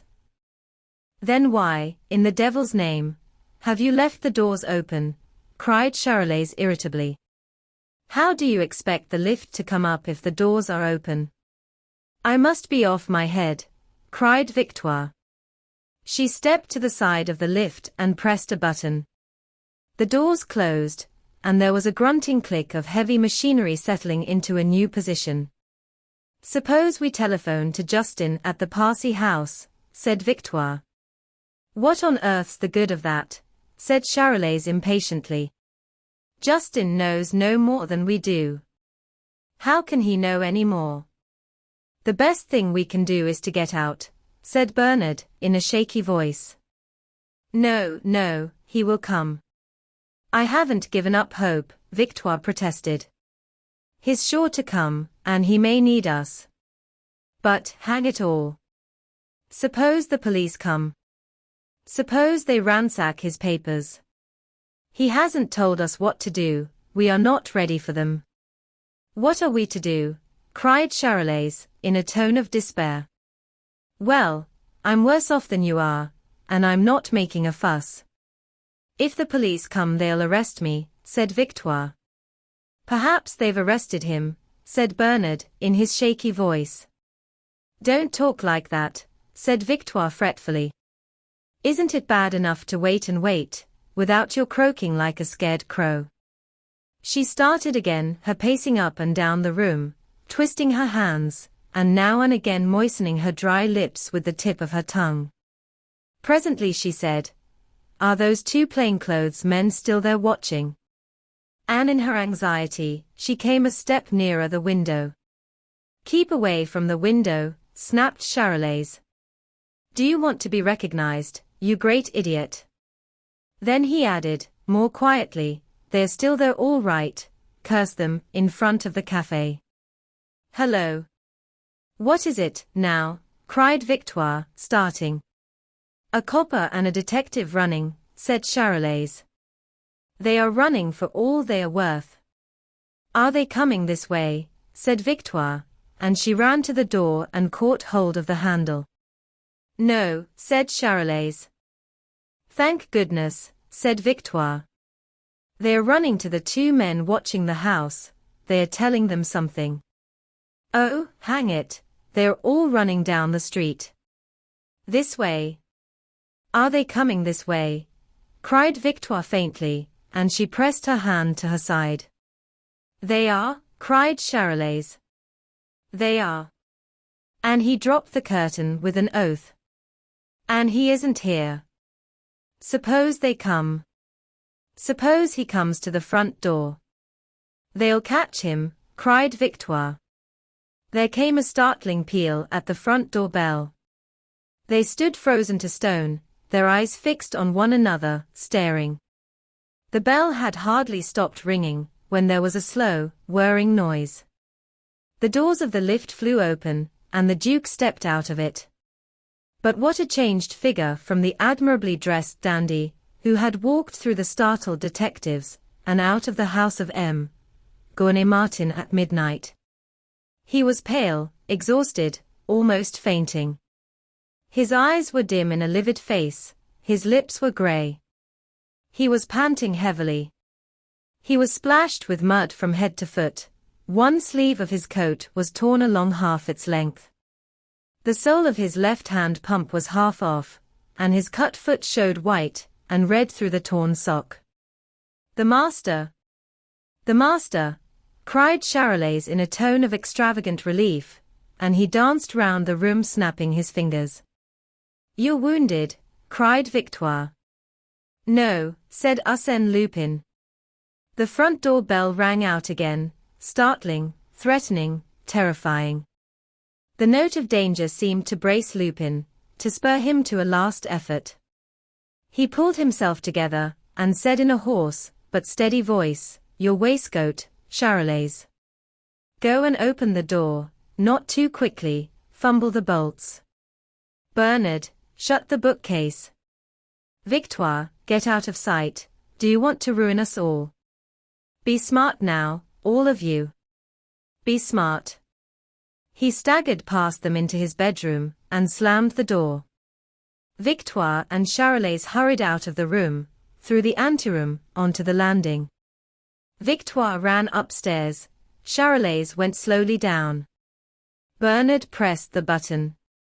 The doors of the lift shut, and there was a slow whirring as it went down. He pressed another button, and the bookcase slid slowly across, and hid the opening into the lift well. Bernard ran out of the room and up the stairs. Charolais went to the front door and fumbled with the bolts. He bawled through the door to the visitors not to be in such a hurry, at that hour in the morning, and they bawled furiously at him to be quick, and knocked and rang again and again.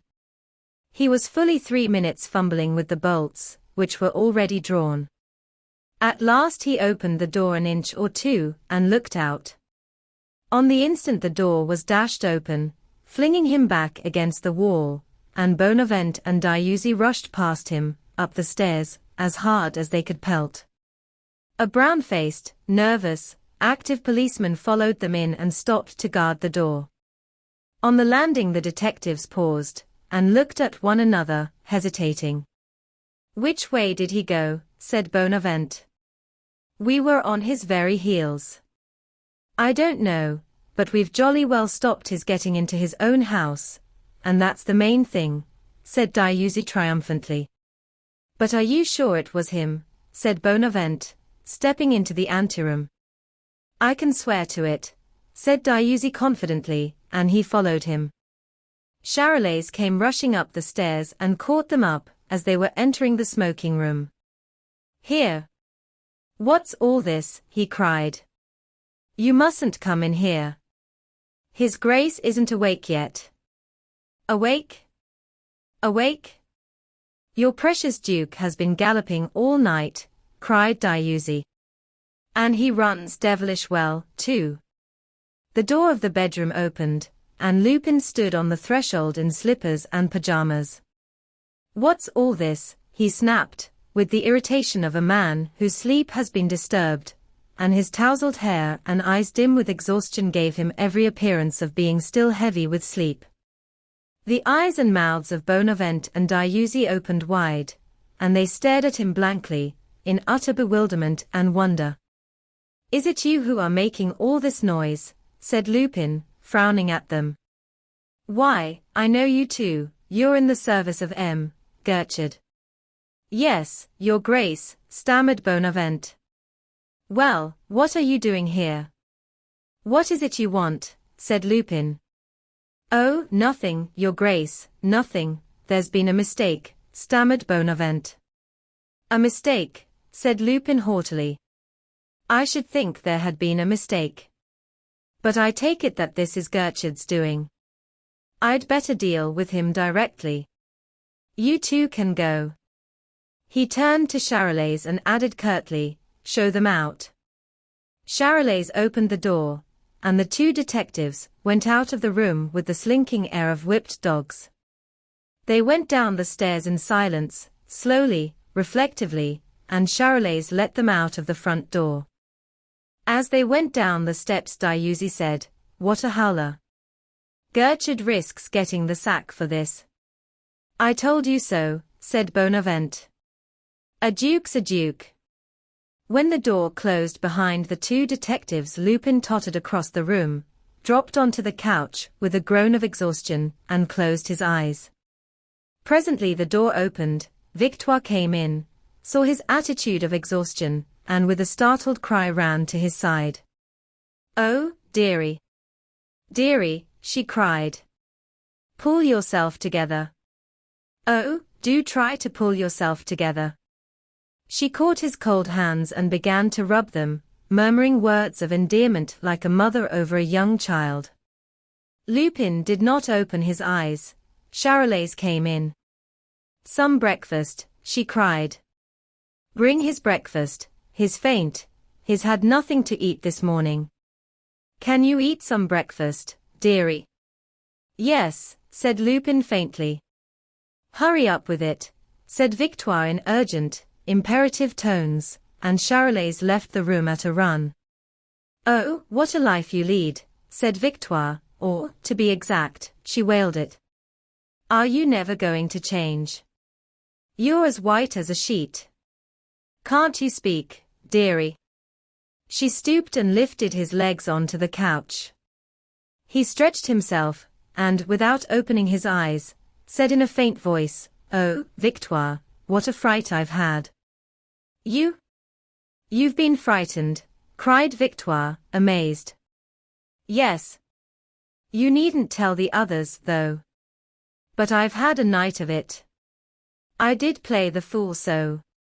I must have been absolutely mad. Once I had changed the coronet under that fat old fourgonne Martin's very eyes. Once you and Sonia were out of their clutches. All I had to do was to slip away. Did I? Not a hit of it. I stayed there out of sheer bravado, just to score off Gertrude. And then I, who pride myself on being as cool as a cucumber.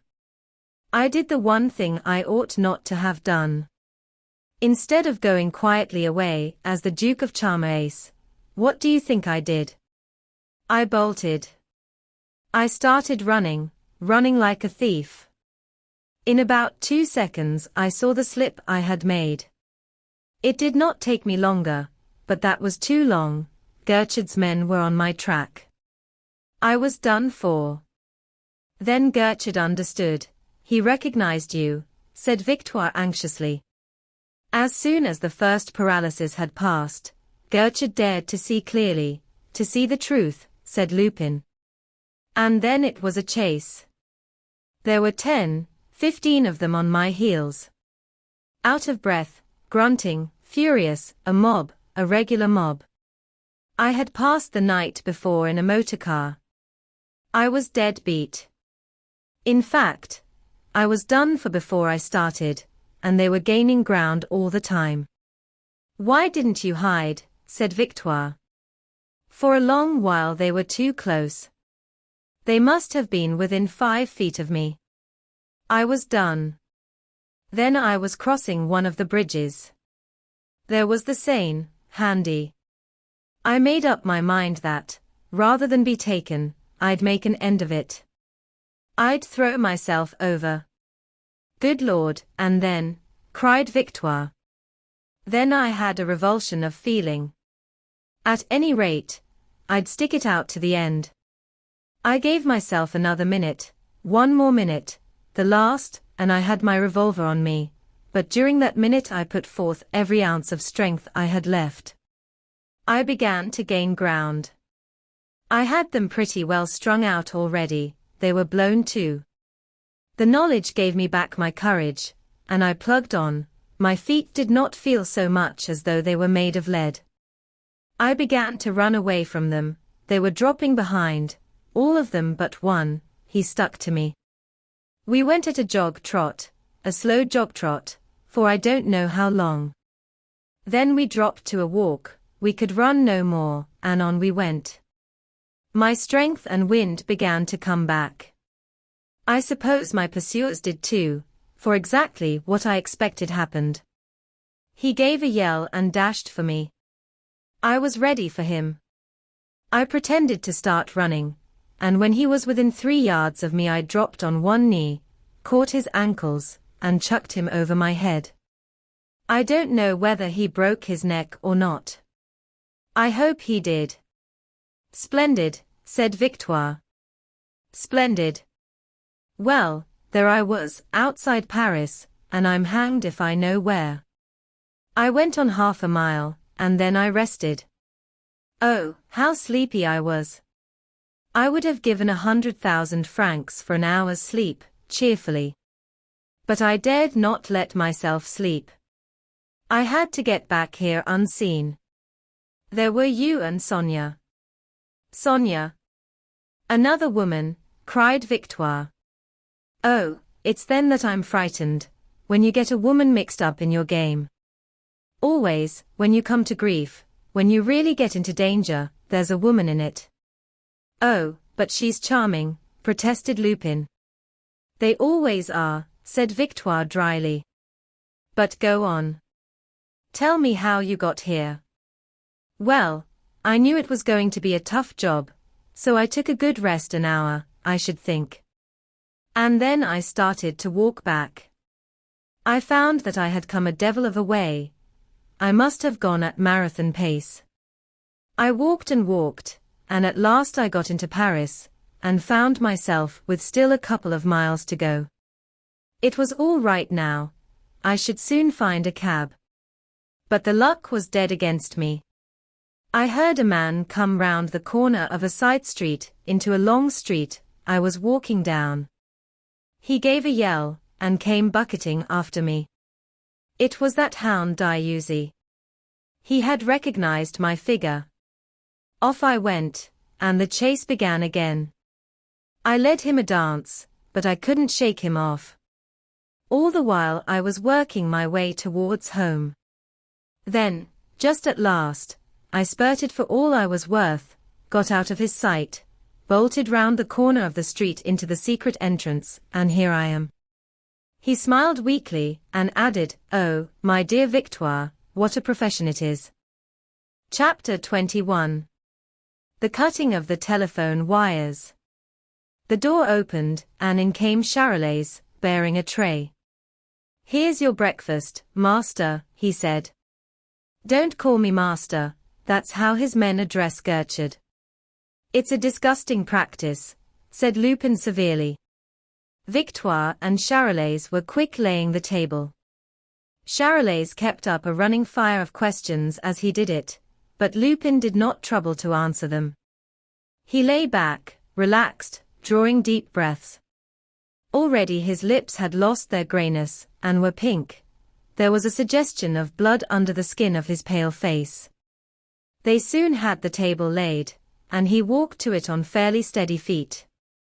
He sat down, Charolais whipped off a cover, and said, "Anyhow, you've got out of the mess neatly. It was a jolly smart escape." "Oh, yes. So far it's all right," said Lupin. "But there's going to be trouble presently, lots of it. I shall want all my wits." "We all shall." He fell upon his breakfast with the appetite, but not the manners of a wolf. Charolais went out of the room. Victoire hovered about him, pouring out his coffee, and putting sugar into it. "By Jove, how good these eggs are," he said. "I think that, of all the 1,000 ways of cooking eggs, en cocotte is the best. Heavens! How empty I was," he said presently. "What a meal I'm making. It's really a very healthy life, this of mine, Victoire. I feel much better already." "Oh, yes, it's all very well to talk," said Victoire, in a scolding tone, for since he was better, she felt, as a good woman should, that the time had come to put in a word out of season. "But, all the same, you're trying to kill yourself, that's what you're doing. Just because you're young you abuse your youth. It won't last forever, and you'll be sorry you used it up before its time. And this life of lies and thefts and of all kinds of improper things, I suppose it's going to begin all over again. It's no good you're getting a lesson. It's just thrown away upon you." "What I want next is a bath," said Lupin. "It's all very well you're pretending not to listen to me, when you know very well that I'm speaking for your good," she went on, raising her voice a little. "But I tell you that all this is going to end badly. To be a thief gives you no position in the world, no position at all, and when I think of what you made me do the night before last, I'm just horrified at myself." "We'd better not talk about that, the mess you made of it." "It was positively excruciating," said Lupin. "And what did you expect?" "I'm an honest woman, I am," said Victoire sharply. "I wasn't brought up to do things like that, thank goodness. And to begin at my time of life.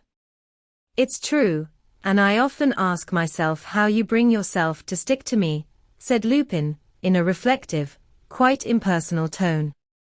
"Please pour me out another cup of coffee." "That's what I'm always asking myself," said Victoire, pouring out the coffee. "I don't know, I give it up. I suppose it is because I'm fond of you." "Yes, and I'm very fond of you, my dear Victoire," said Lupin, in a coaxing tone. And then, look you, there are things that there's no understanding. I often talk to your poor mother about them. Oh, your poor mother. Whatever would she have said to these goings-on? Lupin helped himself to another cutlet, his eyes twinkled and he said, I'm not sure that she would have been very much surprised. I always told her that I was going to punish society for the way it had treated her. Do you think she would have been surprised? Oh, nothing you did would have surprised her, said Victoire. When you were quite a little boy you were always making us wonder. You gave yourself such airs, and you had such nice manners of your own, altogether different from the other boys. And you were already a bad boy, when you were only 7 years old, full of all kinds of tricks, and already you had begun to steal. Oh, only sugar, protested Lupin. Yes, you began by stealing sugar, said Victoire, in the severe tones of a moralist. And then it was jam, and then it was pennies. Oh, it was all very well at that age, a little thief is pretty enough. But now, when you're 28 years old. Really, Victoire, you're absolutely depressing, said Lupin, yawning, and he helped himself to jam. I know very well that you're all right at heart, said Victoire. Of course you only rob the rich, and you've always been kind to the poor. Yes, there's no doubt about it, you have a good heart. I can't help it, what about it, said Lupin, smiling. Well, you ought to have different ideas in your head. Why are you a burglar? You ought to try it yourself, my dear Victoire, said Lupin gently, and he watched her with a humorous eye. Goodness, what a thing to say, cried Victoire. I assure you, you ought, said Lupin, in a tone of thoughtful conviction. I've tried everything. I've taken my degree in medicine and in law. I have been an actor, and a professor of jiu-jitsu. I have even been a member of the detective force, like that wretched Gertrude. Oh, what a dirty world that is. Then I launched out into society. I have been a duke. Well, I give you my word that not one of these professions equals that of burglar, not even the profession of duke. There is so much of the unexpected in it, Victoire, the splendid unexpected. And then, it's full of variety, so terrible, so fascinating. His voice sank a little, and he added, and what fun it is. Fun, cried Victoire. Yes, these rich men, these swells in their luxury, when one relieves them of a banknote, how they do howl. You should have seen that fat old Gournay Martin, when I relieved him of his treasures, what an agony. You almost heard the death rattle in his throat. And then the coronet. In the derangement of their minds, and it was sheer derangement, mind you, already prepared at Charmerace, in the derangement of Gertrude, I had only to put out my hand and pluck the coronet. And the joy, the ineffable joy of enraging the police. To see Gertrude's furious eyes when I downed him. And look round you. He waved his hand round the luxurious room. Duke of Charmerace. This trade leads to everything on condition that one sticks to it. I tell you, Victoire, that when one cannot be a great artist or a great soldier, the only thing to be is a great thief. Oh, be quiet, cried Victoire. Don't talk like that. You're working yourself up, you're intoxicating yourself. And all that, it is not Catholic. Come, at your age, you ought to have one idea in your head which should drive out all these others, which should make you forget all these thefts. Love, that would change you, I'm sure of it. That would make another man of you. You ought to marry.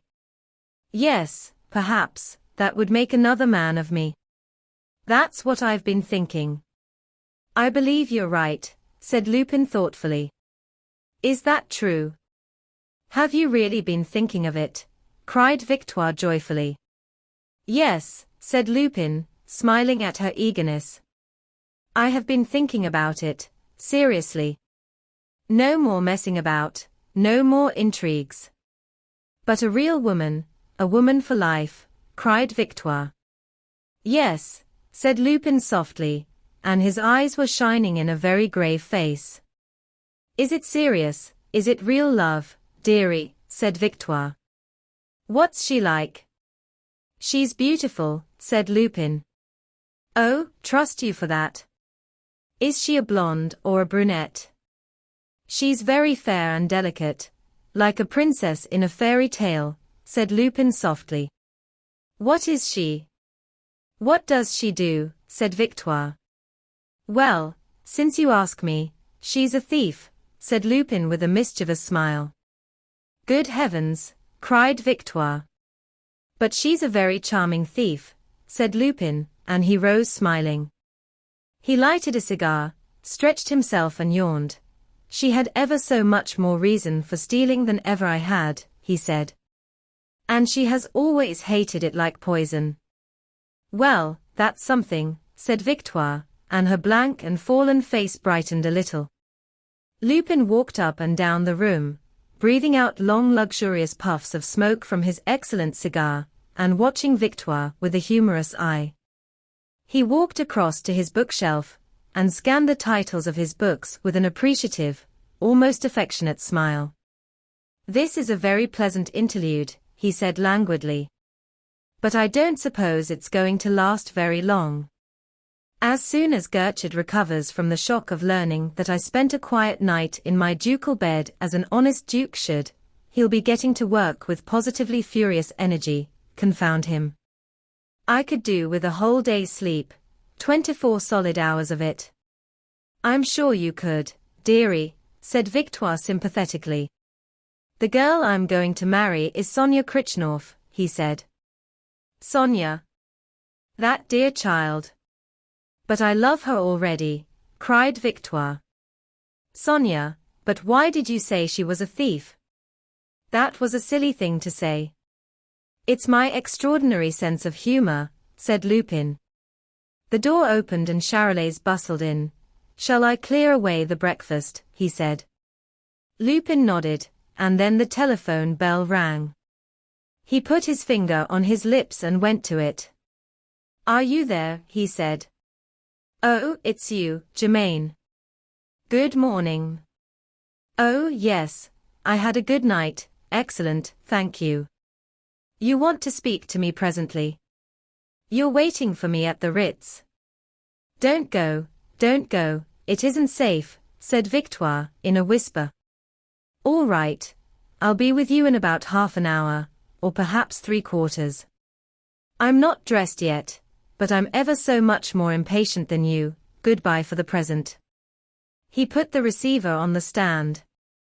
It's a trap, said Charolais. Never mind, what if it is? Is it so very serious, said Lupin. There'll be nothing but traps now, and if I can find the time, I shall certainly go and take a look at that one. And if she knows everything? If she's taking her revenge? If she's getting you there to have you arrested, said Victoire. Yes, Formery is probably at the Ritz with Gournay Martin. They're probably all of them there, weighing the coronet, said Lupin, with a chuckle. He hesitated a moment, reflecting, then he said, How silly you are. If they wanted to arrest me, if they had the material proof, which they haven't got, Gertrude would be here already. Then why did they chase you last night, said Charolais. The coronet, said Lupin. Wasn't that reason enough? But, as it turned out, they didn't catch me, and when the detectives did come here, they disturbed me in my sleep. And that me was ever so much more me than the man they followed. And then the proofs, they must have proofs. There aren't any, or rather, what there are, I've got. He pointed to a small safe let into the wall. In that safe are the coronet, and above all, the death certificate of the Duke of Charmerace, everything that Gertrude must have to induce Formery to proceed. But still, there is a risk. I think I'd better have those things handy in case I have to bolt. He went into his bedroom and came back with the key of the safe and a kit bag. He opened the safe and took out the coronet, the real coronet of the Princesse de Lamballe, and along with it a pocket book with a few papers in it. He set the pocketbook on the table, ready to put in his coat pocket, when he should have dressed, and dropped the coronet into the kit bag. I'm glad I have that death certificate, it makes it much safer, he said. If ever they do nab me, I don't wish that rascal Gertrude to accuse me of having murdered the Duke. It might prejudice me badly. I've not murdered anybody yet. That comes of having a good heart, said Victoire proudly. Not even the Duke of Charmerace, said Charolais sadly. And it would have been so easy when he was ill, just one little draught. And he was in such a perfect place, so out of the way, no doctors. You do have such disgusting ideas, Charolais, said Lupin, in a tone of severe reproof. Instead of which you went and saved his life, said Charolais, in a tone of deep discontent, and he went on clearing the table. I did. I had grown quite fond of him, said Lupin, with a meditative air.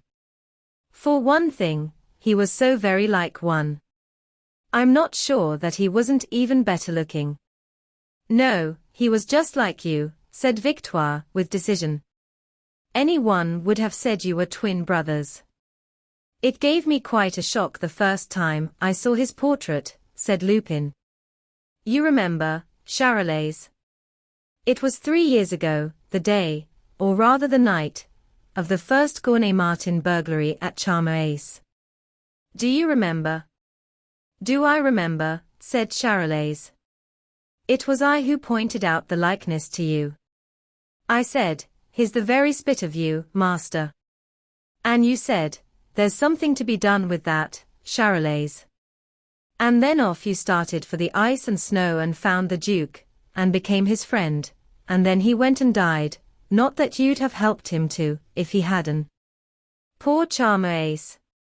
He was indeed grand seigneur. With him a great name was about to be extinguished. Did I hesitate? No. I continued it, said Lupin. He paused and looked at the clock. 7:15, he said, hesitating. Shall I telephone to Sonia, or shall I not? Oh, there's no hurry, let the poor child sleep on. She must be worn out after that night journey, and that cursed Gertrude's persecution yesterday. I'll dress first, and telephone to her afterwards. I'd better be getting dressed, by the way. The work I've got to do can't be done in pajamas. I wish it could, for bed's the place for me. My wits aren't quite as clear as I could wish them to deal with an awkward business like this. Well, I must do the best I can with them. He yawned and went to the bedroom, leaving the pocketbook on the table. Bring my shaving water, Charolais, and shave me, he said, pausing, and he went into the bedroom and shut the door. Ah, said Victoire sadly, what a pity it is. A few years ago, he would have gone to the Crusades, and today he steals coronets. What a pity it is. I think myself that the best thing we can do is to pack up our belongings, said Charolais. And I don't think we've much time to do it either. This particular game is at an end, you may take it from me. I hope to goodness it is. I want to get back to the country, said Victoire. He took up the tray, and they went out of the room. On the landing they separated. She went upstairs and he went down. Presently he came up with the shaving water, and shaved his master, for in the house in University Street he discharged the double functions of valet and butler. He had just finished his task, when there came a ring at the front door bell. You'd better go and see who it is, said Lupin. Bernard is answering the door, said Charolais. But perhaps I'd better keep an eye on it myself, one never knows. He put away the razor leisurely and went On the stairs he found Bonavent, mounting, Bonavent, disguised in the livery and fierce moustache of a porter from the Ritz. "Why didn't you come to the servants' entrance?" said Charolais, with the truculent air of the servant of a duke and a stickler for his master's dignity. "I didn't know that there was one," said Bonavent humbly. "Well, you ought to have known that there was, and it's plain enough to see." "What is it you want?" said Charolais. "I've brought a letter for the Duke of Charmerace," said Bonavent. "Give it to me," said Charolais. "I'll take it to him." "No, no. I'm to give it into the hands of the Duke himself and to nobody else," said Bonavent. "Well, in that case, you'll have to wait till he's finished dressing," said Charolais. They went on up to the stairs into the anteroom. Bonavent was walking straight into the smoking room. "Here." "Where are you going to?" "Wait here," said Charolais quickly. "Take a chair, sit down." Bonavent sat down with a very stolid air, and Charolais looked at him doubtfully, in two minds whether to leave him there alone or not. Before he had decided there came a thundering knock on the front door, not only loud but protracted. Charolais looked round with a scared air, and then ran out of the room and down the stairs. On the instant Bonavent was on his feet, and very far from stolid. He opened the door of the smoking room very gently and peered in. It was empty. He slipped noiselessly across the room, a pair of clippers ready in his hand, and cut the wires of the telephone. His quick eye glanced round the room and fell on the pocketbook on the table. He snatched it up, and slipped it into the breast of his tunic. He had scarcely done it, one button of his tunic was still to fasten, when the bedroom door opened and Lupin came out. "What do you want?" he said sharply, and his keen eyes scanned the porter with a disquieting penetration. "I've brought a letter to the Duke of Charmerace, to be given into his own hands," said Bonavent, in a disguised voice. "Give it to me," said Lupin, holding out his hand. "But the Duke," said Bonavent, hesitating. "I am the Duke," said Lupin. Bonavent gave him the letter, and turned to go. "Don't go," said Lupin quietly. "Wait, there may be an answer." There was a faint glitter in his eyes, but Bonavent missed it. Charolais came into the room, and said, in a grumbling tone, "A runaway knock. I wish I could catch the brats, I'd warm them. They wouldn't go fetching me away from my work again, in a hurry, I can tell you." Lupin opened the letter, and read it. As he read it, at first he frowned, then he smiled, and then he laughed joyously. It ran: "Sir, Gertrude has told me everything. With regard to Sonia, I have judged you. A man who loves a thief can be nothing but a rogue. I have two pieces of news to announce to you: the death of the Duke of Charmerace, who died 3 years ago, and my intention of becoming engaged to his cousin and heir, de Relziers, who will assume the title and the arms. For Mademoiselle Gournay-Martin, her maid, Irma. She does write in shocking bad taste," said Lupin, shaking his head sadly. "Charolais, sit down and write a letter for me." "Me?" said Charolais. "Yes, you. It seems to be the fashion in financial circles, and I am bound to follow it when a lady sets it." "Write me a letter," said Lupin. Charolais went to the writing table reluctantly, sat down, set a sheet of paper on the blotter, took a pen in his hand and sighed painfully. "Ready," said Lupin, and he dictated. "Mademoiselle, I have a very robust constitution, and my indisposition will very soon be over. I shall have the honor of sending, this afternoon, my humble wedding present to the future Madame de Relziers. For Jacques de Bartou, Marquis de Relziers, Prince of Viru, Duke of Charmerace. His butler, Arsène." "Shall I write Arsène?" said Charolais, in a horrified tone. "Why not?" said Lupin. It's your charming name, isn't it?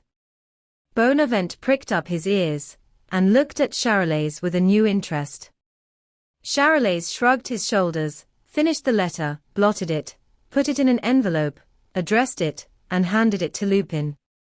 Take this to Mademoiselle Gournay-Martin, said Lupin, handing it to Bonavent. Bonavent took the letter, turned, and had taken one step towards the door when Lupin sprang. His arm went round the detective's neck. He jerked him backwards off his feet, scragging him. Stir, and I'll break your neck, he cried in a terrible voice, and then he said quietly to Charolais, just take my pocketbook out of this fellow's tunic. Charolais, with deft fingers, ripped open the detective's tunic, and took out the pocketbook. This is what they call jujitsu, old chap. You'll be able to teach it to your colleagues, said Lupin. He loosed his grip on Bonavent, and knocked him straight with a thump in the back, and sent him flying across the room. Then he took the pocketbook from Charolais and made sure that its contents were untouched. Tell your master from me that if he wants to bring me down he'd better fire the gun himself, said Lupin contemptuously. Show the gentleman out, Charolais. Bonavent staggered to the door, paused, and turned on Lupin a face livid with fury.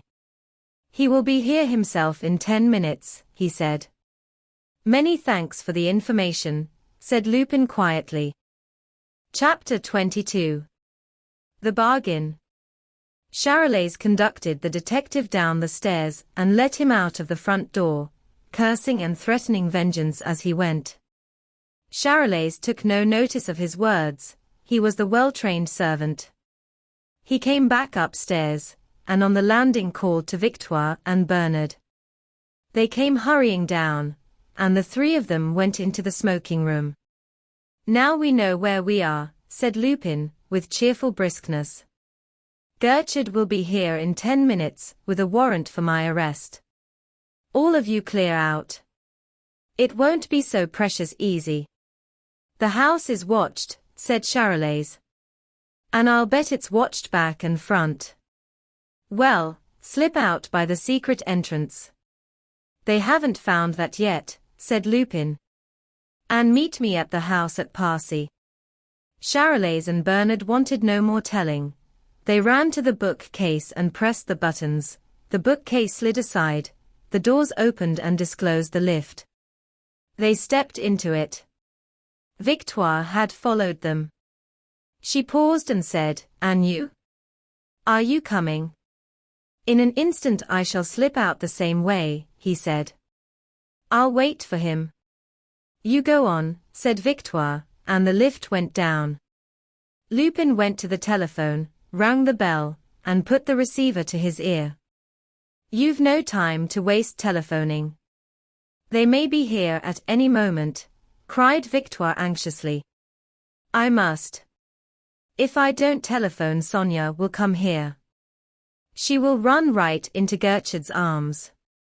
Why the devil don't they answer? They must be deaf." And he rang the bell again. "Let's go to her. Let's get out of here," cried Victoire, more anxiously. "There really isn't any time to waste. Go to her." "But I don't know where she is. I lost my head last night," cried Lupin, suddenly anxious himself. "Are you there?" he shouted into the telephone. "She's at a little hotel near the Star." "Are you there?" "But there are 20 hotels near the Star." "Are you there?" "Oh, I did lose my head last night." "Are you there?" "Oh, hang this telephone. Here I'm fighting with a piece of furniture. And every second is important." He picked up the machine, shook it, saw that the wires were cut, and cried furiously, "Ha! They've played the telephone trick on me. That's Gertrude. The swine. And now you can come along," cried Victoire. "But that's just what I can't do," he cried. "But there's nothing more for you to do here, since you can no longer telephone," said Victoire, bewildered. Lupin caught her arm and shook her, staring into her face with panic-stricken eyes. But don't you understand that, since I haven't telephoned, she'll come here, he cried hoarsely.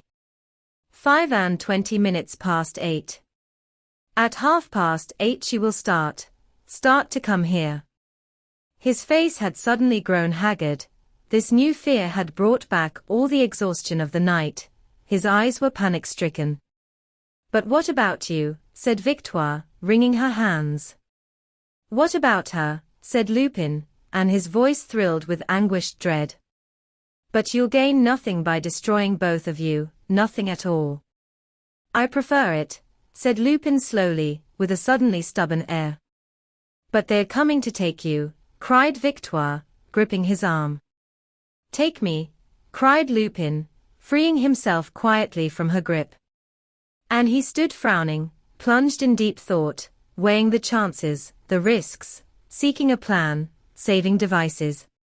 He crossed the room to the writing table, opened a drawer, and took out a cardboard box about 8 inches square, and set it on the table.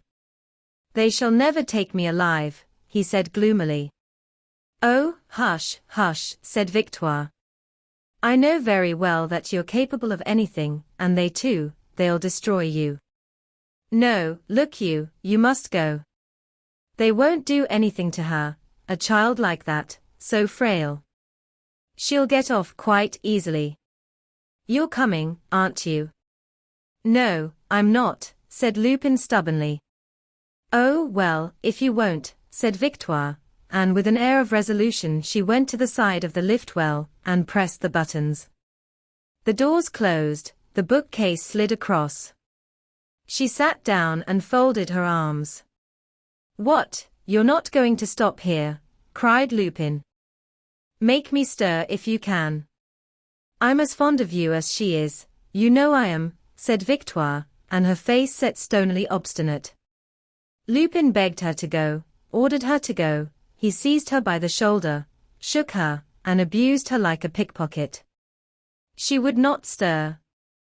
He abandoned the effort, sat down, and knitted his brow again in profound and painful thought, working out his plan. Now and again his eyes flashed, once or twice they twinkled. Victoire watched his face, with just the faintest hope on her own. It was past 5:20 minutes to 9, when the front door bell rang. They gazed at one another with an unspoken question on their lips. The eyes of Victoire were scared, but in the eyes of Lupin the light of battle was gathering. It's her, said Victoire under her breath. No, said Lupin. It's Gertrude. He sprang to his feet with shining eyes. His lips were curved in a fighting smile. The game isn't lost yet, he said in a tense, quiet voice. I'm going to play it to the end. I've a card or two left still, good cards. I'm still the Duke of Charmer Ace. He turned to her. Now listen to me, he said. Go down and open the door for him. What, you want me to? Said Victoire, in a shaky voice. Yes, I do. Listen to me carefully. When you have opened the door, slip out of it and watch the house. Don't go too far from it. Look out for Sonia. You'll see her coining. Stop her from entering, Victoire, stop her from entering. He spoke coolly, but his voice shook on the last words. But if Gertrude arrests me, said Victoire. He won't. When he comes in, stand behind the door. He will be too eager to get to me to stop for you. Besides, for him you don't count in the game. Once you're out of the house, I'll hold him here for half an hour. That will leave a margin. Sonia will hurry here. She should be here in 12 minutes. Get her away to the house at Parsi. If I don't come, keep her there. She's to live with you. But I shall come. As he spoke, he was pushing her towards the door. The bell rang again. They were at the top of the stairs. And suppose he does arrest me, said Victoire breathlessly. Never mind, you must go all the same, said Lupin. Don't give up hope, trust to me. Go, go, for my sake. I'm going, dearie, said Victoire, and she went down the stairs steadily, with a brave air. He watched her halfway down the flight, then he muttered. If only she gets to Sonia in time. He turned, went into the smoking room, and shut the door. He sat quietly down in an easy chair, lighted a cigarette, and took up a paper. He heard the noise of the traffic in the street grow louder, as the front door was opened. There was a pause, then he heard the door bang. There was the sound of a hasty footstep on the stairs, the door flew open, and Gertrude bounced into the room. He stopped short in front of the door at the sight of Lupin, quietly reading, smoking at his ease. He had expected to find the bird flown. He stood still, hesitating, shuffling his feet. All his doubts had returned, and Lupin smiled at him over the lowered paper.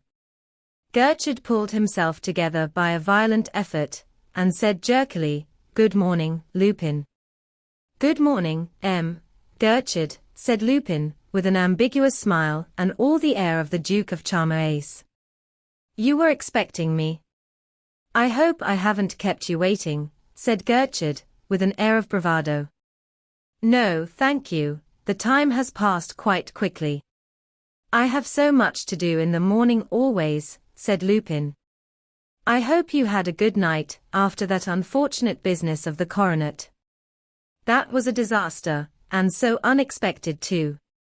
Gertrude came a few steps into the room, still hesitating. "You've a very charming house here," he said, with a sneer. "It's central," said Lupin carelessly. "You must please excuse me, if I cannot receive you as I should like, but all my servants have bolted. Those confounded detectives of yours have frightened them away." "You needn't bother about that." "I shall catch them," said Gertrude. "If you do, I'm sure I wish you joy of them." "Do, please, keep your hat on," said Lupin with ironic politeness. Gertrude came slowly to the middle of the room, raising his hand to his hat, letting it fall again without taking it off. He sat down slowly facing him, and they gazed at one another with the wary eyes of duelists crossing swords at the beginning of a duel. "Did you get Formery to sign a little warrant?" said Lupin, in a caressing tone full of quiet mockery. "I did," said Gertrude through his teeth. "And have you got it on you?" said Lupin. "I have," said Gertrude. "Against Lupin, or against the Duke of Charmerace?" said Lupin. "Against Lupin, called Charmerace," said Gertrude. "Well, that ought to cover me pretty well. Why don't you arrest me?" "What are you waiting for?" said Lupin. His face was entirely serene, his eyes were careless, his tone indifferent. "I'm not waiting for anything," said Gertrude thickly, "but it gives me such pleasure that I wish to enjoy this minute to the utmost." "Lupin," said Gertrude, and his eyes gloated on him. "Lupin, himself," said Lupin, smiling. "I hardly dare believe it," said Gertrude. "You're quite right not to," said Lupin. "Yes, I hardly dare believe it. You alive, here at my mercy?" "Oh, dear no, not yet," said Lupin. "Yes," said Gertrude in a decisive tone. "And ever so much more than you think." He bent forwards towards him, with his hands on his knees, and said, "Do you know where Sonia Krichnoff is at this moment?" "What?" said Lupin sharply. "I ask if you know where Sonia Krichnoff is," said Gertrude slowly, lingering over the words. "Do you?" said Lupin. "I do," said Gertrude triumphantly. "Where is she?" said Lupin, in a tone of utter incredulity. "In a small hotel near the Star." "The hotel has a telephone, and you can make sure," said Gertrude. "Indeed. That's very interesting. What's the number of it?" said Lupin, in a mocking tone. 5:55 Central, would you like to telephone to her? Said Gertrude, and he smiled triumphantly at the disabled instrument. Lupin shook his head with a careless smile and said, why should I telephone to her? What are you driving at? Nothing, that's all, said Gertrude. And he leant back in his chair with an ugly smile on his face. Evidently nothing. For, after all, what has that child got to do with you? You're not interested in her, plainly. She's not big enough game for you. It's me you are hunting, it's me you hate, it's me you want. I've played you tricks enough for that, you old scoundrel. So you're going to leave that child in peace? You're not going to revenge yourself on her? It's all very well for you to be a policeman, it's all very well for you to hate me, but there are things one does not do. There was a ring of menace and appeal in the deep, ringing tones of his voice. You're not going to do that, Gertrude. You will not do it. Me, yes, anything you like. But her you must not touch. He gazed at the detective with fierce, appealing eyes. That depends on you, said Gertrude curtly. On me? Cried Lupin, in genuine surprise. Yes, I've a little bargain to propose to you, said Gertrude. Have you? Said Lupin, and his watchful face was serene again, his smile almost pleasant. Yes, said Gertrude. And he paused, hesitating. Well, what is it you want? Said Lupin. Out with it. Don't be shy about it. I offer you. You offer me, cried Lupin. Then it isn't true. You're fooling me. Reassure yourself, said Gertrude coldly. To you personally I offer nothing. Then you are sincere, said Lupin. And putting me out of the question. I offer you liberty. Who for? For my concierge, said Lupin. Don't play the fool. You care only for a single person in the world. I hold you through her, Sonia Krichnoff. Lupin burst into a ringing, irrepressible laugh. Why, you're trying to blackmail me, you old sweep, he cried. If you like to call it so, said Gertrude coldly. Lupin rose and walked backwards and forwards across the room, frowning, calculating, glancing keenly at Gertrude, weighing him. Twice he looked at the clock. He stopped and said coldly, so be it. For the moment you're the stronger. That won't last. But you offer me this child's liberty. That's my offer, said Gertrude, and his eyes brightened at the prospect of success. Her complete liberty. On your word of honor, said Lupin, and he had something of the air of a cat playing with a mouse. On my word of honor, said Gertrude. Can you do it? Said Lupin, with a sudden air of doubt, and he looked sharply from Gertrude to the clock.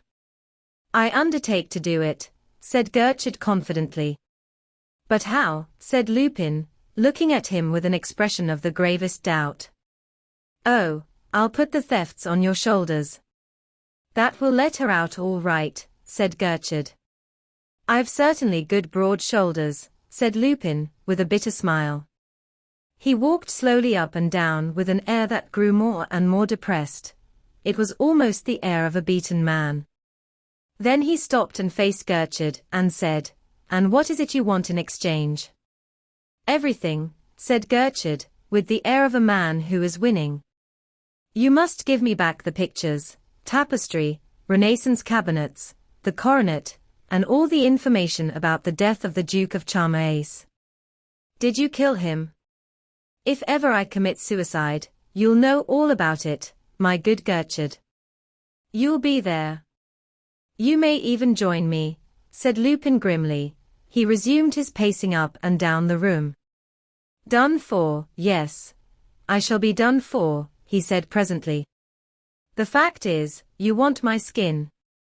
Yes, I want your skin, said Gertrude in a low, savage, vindictive tone. My skin, said Lupin thoughtfully. Are you going to do it? Think of that girl, said Gertrude, in a fresh access of uneasy anxiety. Lupin laughed. I can give you a glass of port, he said, but I'm afraid that's all I can do for you. I'll throw Victoire in, said Gertrude. What? Cried Lupin. You've arrested Victoire. There was a ring of utter dismay, almost despair, in his tone. Yes, and I'll throw her in. She shall go scot-free. I won't bother with her, said Gertrude eagerly. The front door bell rang. Wait. Let me think, said Lupin hoarsely, and he strove to adjust his jostling ideas, to meet with a fresh plan this fresh disaster. He stood listening with all his ears. There were footsteps on the stairs, and the door opened. Dieuzy stood on the threshold. Who is it? Said Gertrude. I accept everything, cried Lupin in a frantic tone. It's a tradesman, am I to detain him? Said Dieuzy. You told me to let you know who came and take instructions. A tradesman. Then I refuse, cried Lupin, in an ecstasy of relief. No, you needn't keep him, said Gertrude, to Dieuzy. Dieuzy went out and shut the door. You refuse, said Gertrude. I refuse, said Lupin. I'm going to gale that girl, said Gertrude savagely, and he took a step towards the door. Not for long, said Lupin quietly. You have no proof. She'll furnish the proof all right herself, plenty of proofs, said Gertrude brutally. What chance has a silly child like that got? When we really start questioning her? A delicate creature like that will crumple up before the end of the third day's cross-examination. You swine, said Lupin. You know well enough that I can do it, on my head, with a feeble child like that, and you know your code, 5 years is the minimum, said Gertrude, in a tone of relentless brutality, watching him carefully, sticking to his hope. By Jove, I could wring your neck, said Lupin, trembling with fury. By a violent effort he controlled himself, and said thoughtfully, after all, if I give up everything to you, I shall be free to take it back one of these days. Oh, no doubt, when you come out of prison, said Gertrude ironically, and he laughed a grim, jeering laugh. I've got to go to prison first, said Lupin quietly. Pardon me, if you accept, I mean to arrest you, said Gertrude. Manifestly you'll arrest me if you can, said Lupin. Do you accept, said Gertrude. And again his voice quivered with anxiety. Well, said Lupin. And he paused as if finally weighing the matter. Well, said Gertrude, and his voice shook. Well, no, said Lupin, and he laughed a mocking laugh. You won't, said Gertrude between his teeth. No, you wish to catch me. This is just a ruse, said Lupin, in quiet, measured tones. At bottom you don't care a hang about Sonia, Mademoiselle Krichnoff. You will not arrest her.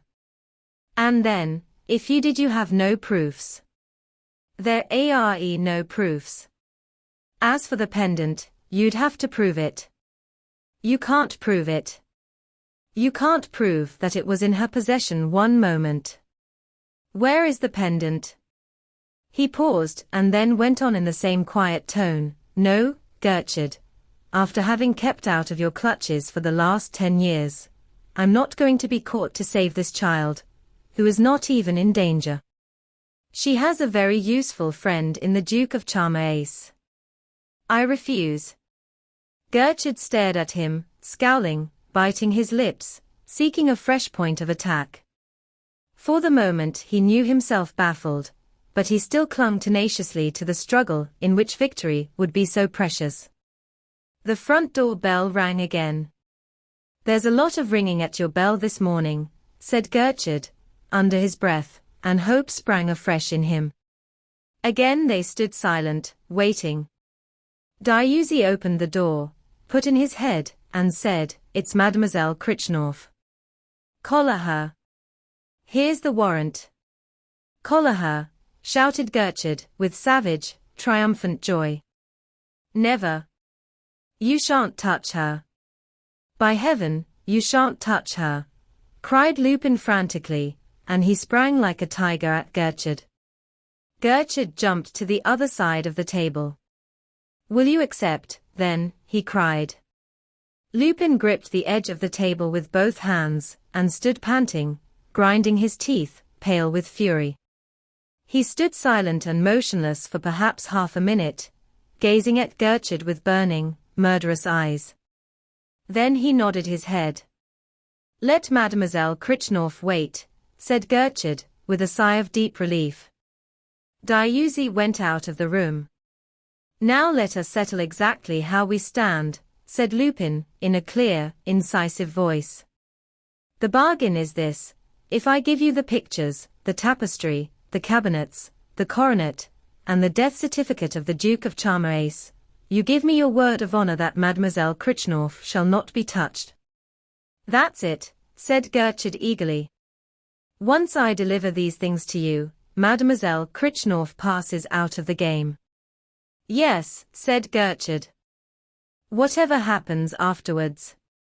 If I get back anything, if I escape, she goes scot-free," said Lupin. "Yes," said Gertrude, and his eyes were shining. "On your word of honor," said Lupin. "On my word of honor," said Gertrude. "Very well," said Lupin, in a quiet, businesslike voice. "To begin with, here in this pocketbook you'll find all the documents relating to the death of the Duke of Charmace. In it you will also find the receipt of the Plantin Furniture Repository at Batignolles for the objects of art, which I collected at Gournay-Martin's. I sent them to Batignolles because, in my letters asking the owners of valuables to forward them to me, I always make Batignolles the place to which they are to be sent, therefore I knew that you would never look there. They are all in cases, for, while you were making those valuable inquiries yesterday, my men were putting them into cases.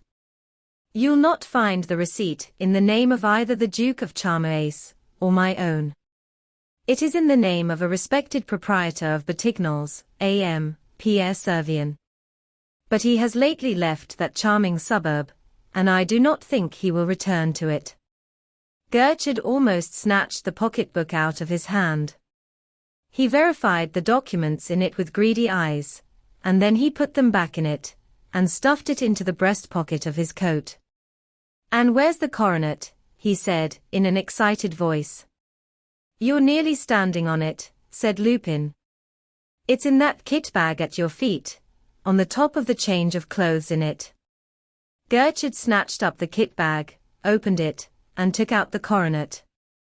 "I'm afraid I haven't the case," said Lupin, in a tone of regret. "If you remember, I left it at Gournay-Martin's, in your charge." Gertrude examined the coronet carefully. He looked at the stones in it, he weighed it in his right hand, and he weighed it in his left. "Are you sure it's the real one?" said Lupin, in a tone of acute, but affected anxiety.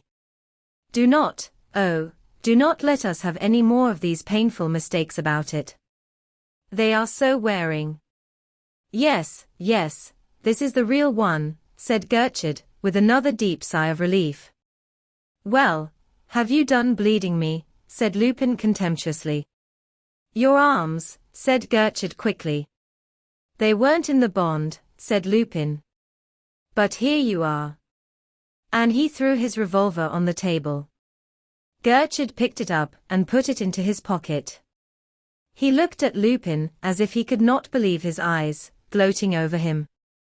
Then he said in a deep, triumphant tone, "And now for the handcuffs." Chapter 23. The End of the Duel. "The handcuffs," said Lupin, and his face fell. Then it cleared, and he added lightly, "After all, there's nothing like being careful, and, by Jove, with me you need to be. I might get away yet." What luck it is for you that I'm so soft, so little of a charmer ace, so human. Truly, I can't be much of a man of the world, to be in love like this. Come, come, hold out your hands, said Gertrude, jingling the handcuffs impatiently. I should like to see that child for the last time, said Lupin gently. All right, said Gertrude. Arsène Lupin, and nabbed by you. If you aren't in luck. Here you are, said Lupin bitterly, and he held out his wrists. Gertrude snapped the handcuffs on them with a grunt of satisfaction. Lupin gazed down at them with a bitter face and said, Oh, you are in luck. You're not married by any chance. Yes, yes, I am, said Gertrude hastily, and he went quickly to the door and opened it. Dieuzy, he called. Dieuzy. Mademoiselle Critchnorth is at liberty. Tell her so, and bring her in here. Lupin started back, flushed and scowling. He cried, with these things on my hands. No. I can't see her. Gertrude stood still, looking at him. Lupin's scowl slowly softened, and he said, half to himself, but I should have liked to see her, very much, for if she goes like that, I shall not know when or where. He stopped short, raised his eyes, and said in a decided tone, well, yes, I should like to see her. If you've quite made up your mind, said Gertrude impatiently, and he went into the anteroom. Lupin stood very still, frowning thoughtfully. He heard footsteps on the stairs, and then the voice of Gertrude in the anteroom, saying, in a jeering tone, You're free, mademoiselle, and you can thank the Duke for it. You owe your liberty to him. Free. And I owe it to him, cried the voice of Sonia, ringing and golden with extravagant joy. Yes, mademoiselle, said Gertrude. You owe it to him. She came through the open door, flushed deliciously and smiling, her eyes brimming with tears of joy. Lupin had never seen her look half so adorable. Is it to you I owe it? Then I shall owe everything to you. Oh, thank you, she cried, holding out her hands to him. Lupin half turned away from her to hide his handcuffs. She misunderstood the movement. Her face fell suddenly like that of a child rebuked. Oh, I was wrong. I was wrong to come here, she cried quickly, in changed, dolorous tones. I thought yesterday. I made a mistake, pardon me. I'm going. Lupin was looking at her over his shoulder, standing sideways to hide the handcuffs. He said sadly. Sonia. No, I understand. It was impossible, she cried quickly, cutting him short. And yet if you only knew, if you knew how I have changed, with what a changed spirit I came here. I swear that now I hate all my past. I loathe it. I swear that now the mere presence of a thief would overwhelm me with disgust. Hush, said Lupin, flushing deeply and wincing. Hush. But after all, you're right, she said in a gentler voice. One can't wipe out what one has done. If I were to give back everything I've taken, if I were to spend years in remorse and repentance, it would be no use. In your eyes I should always be Sonia Critchnorth, the thief. The great tears welled slowly out of her eyes and rolled down her cheeks. She let them stream unheeded. Sonia, cried Lupin, protesting. But she would not hear him. She broke out with fresh vehemence, a feverish passion, and yet, if I'd been a thief, like so many others, but you know why I stole. I'm not trying to defend myself, but after all, I did it to keep honest, and when I loved you it was not the heart of a thief that thrilled, it was the heart of a poor girl who loved, that's all, who loved. You don't know what you're doing. You're torturing me. Be quiet, cried Lupin hoarsely, beside himself. Never mind. I'm going, we shall never see one another any more, she sobbed.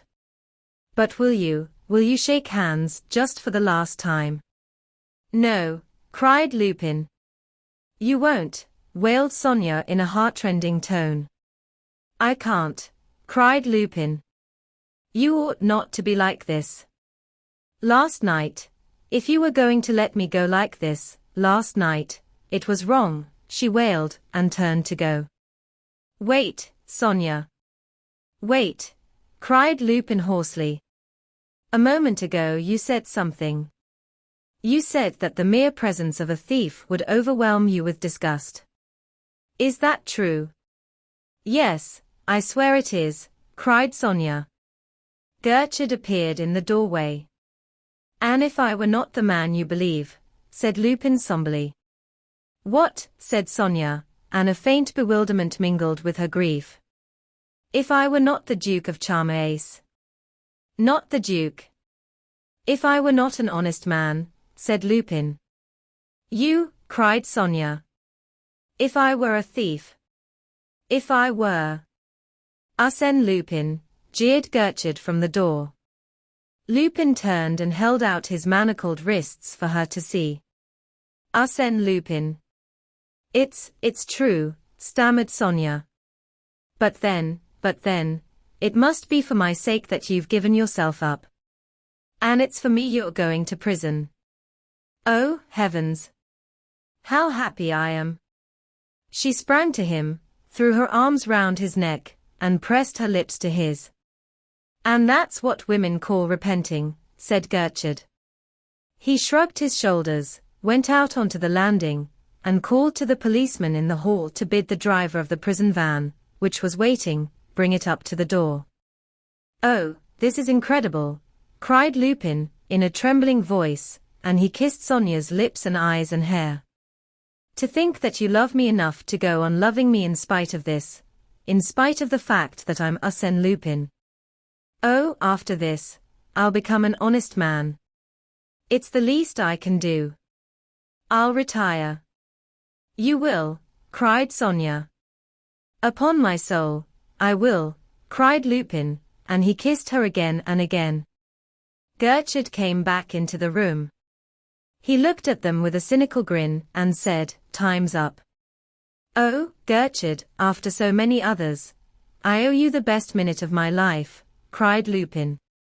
Bonavent, still in his porter's livery, came hurrying through the anteroom. Master, he cried, I found it.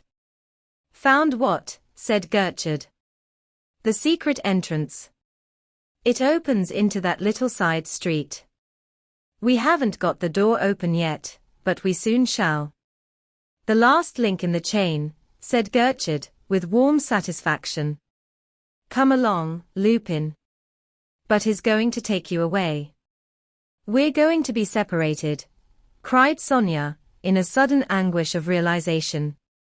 It's all the same to me now, cried Lupin, in the voice of a conqueror. Yes, but not to me, cried Sonia, wringing her hands. Now you must keep calm and go. I'm not going to prison, said Lupin, in a low voice. Wait in the hall, if you can. Stop and talk to Victoire, condole with her. If they turn you out of the house, wait close to the front door. Come, mademoiselle, said Gertrude. You must go. Go, Sonia, go, goodbye, said Lupin, and he kissed her. She went quietly out of the room, her handkerchief to her eyes. Gertrude held open the door for her, and kept it open, with his hand still on the handle. He said to Lupin, Come along. Lupin yawned, stretched himself, and said coolly, My dear Gertrude, what I want after the last 2 nights is rest. He walked quickly across the room and stretched himself comfortably at full length on the couch. Come, get up, said Gertrude roughly. The prison van is waiting for you. That ought to fetch you out of your dream. Really, you do say the most unlucky things, said Lupin gaily. He had resumed his flippant, light-hearted air. His voice rang as lightly and pleasantly as if he had not a care in the world. Do you mean that you refuse to come? Cried Gertrude in a rough, threatening tone. Oh no, said Lupin quickly, and he rose. Then come along, said Gertrude. No, said Lupin, after all, it's too early. Once more he stretched himself out on the couch, and added languidly, I'm lunching at the English embassy. Now, you be careful, cried Gertrude angrily. Our parts are changed. If you're snatching at a last straw, it's waste of time. All your tricks, I know them. Understand, you rogue, I know them. You know them, said Lupin with a smile, rising. It's fatality. He stood before Gertrude, twisting his hands and wrists curiously. Half a dozen swift movements, and he held out his handcuffs in one hand and threw them on the floor. Did you know that trick, Gertrude? One of these days I shall teach you to invite me to lunch, he said slowly, in a mocking tone, and he gazed at the detective with menacing, dangerous eyes. Come, come, we've had enough of this, cried Gertrude, in mingled astonishment, anger, and alarm. Bonavent. Borsin. Diusi. Here. Help. Help, he shouted. Now listen, Gertrude, and understand that I'm not humbugging, said Lupin quickly, in clear, compelling tones. If Sonia, just now, had had one word, one gesture of contempt for me, I'd have given way, yielded, half-yielded, at any rate, for, rather than fall into your triumphant clutches, I'd have blown my brains out. I've now to choose between happiness, life with Sonia, or prison. Well, I've chosen. I will live happy with her, or else, my dear Gertrude, I'll die with you. Now let your men come. I'm ready for them. Gertrude ran to the door and shouted again. I think the fat's in the fire now, said Lupin, laughing. He sprang to the table, opened the cardboard box, whipped off the top layer of cotton wool, and took out a shining bomb. He sprang to the wall, pressed the button, the bookshelf glided slowly to one side, the lift rose to the level of the floor and its doors flew open just as the detectives rushed in. Collar him, yelled Gertrude. Stand back, hands up, cried Lupin, in a terrible voice, raising his right hand high above his head. You know what this is, a bomb. Come and collar me now, you swine. Hands up, you. Gertrude. You silly funks, roared Gertrude. Do you think he'd dare? Come and see, cried Lupin. I will, cried Gertrude. And he took a step forward. As one man his detectives threw themselves upon him. 3 of them gripped his arms, a 4th gripped him round the waist, and they all shouted at him together, not to be a madman. To look at Lupin's eyes. That Lupin was off his head. What miserable swine you are, cried Lupin scornfully. He sprang forward, caught up the kit bag in his left hand, and tossed it behind him into the lift. You dirty crew, he cried again. Oh, why isn't there a photographer here? And now, Gertrude, you thief, give me back my pocketbook. Never, screamed Gertrude, struggling with his men, purple with fury. Oh, Lord, master. Do be careful. Don't rile him, cried Bonavent in an agony. What? Do you want me to smash up the whole lot? Roared Lupin, in a furious, terrible voice. Do I look as if I were bluffing, you fools? Let him have his way, master, cried Diusi. Yes, yes, cried Bonavent. Let him have his way, cried another. Give him his pocketbook, cried a third. Never, howled Gertrude. It's in his pocket, his breast pocket. Be smart, roared Lupin.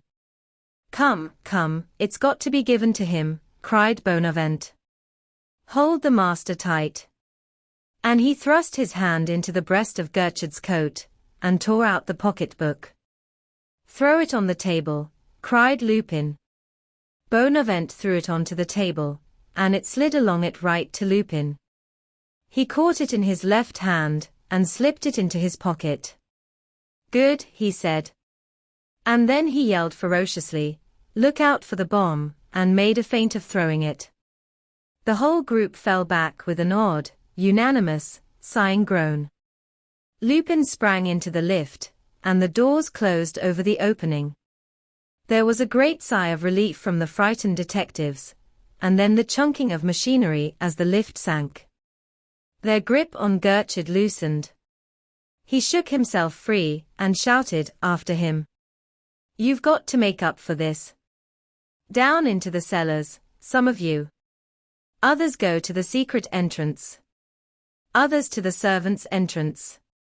Get into the street. Be smart. Diuzi, take the lift with me.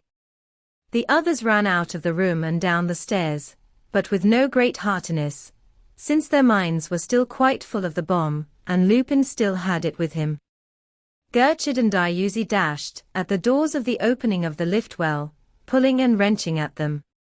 Suddenly there was a click, and they heard the grunting of the machinery.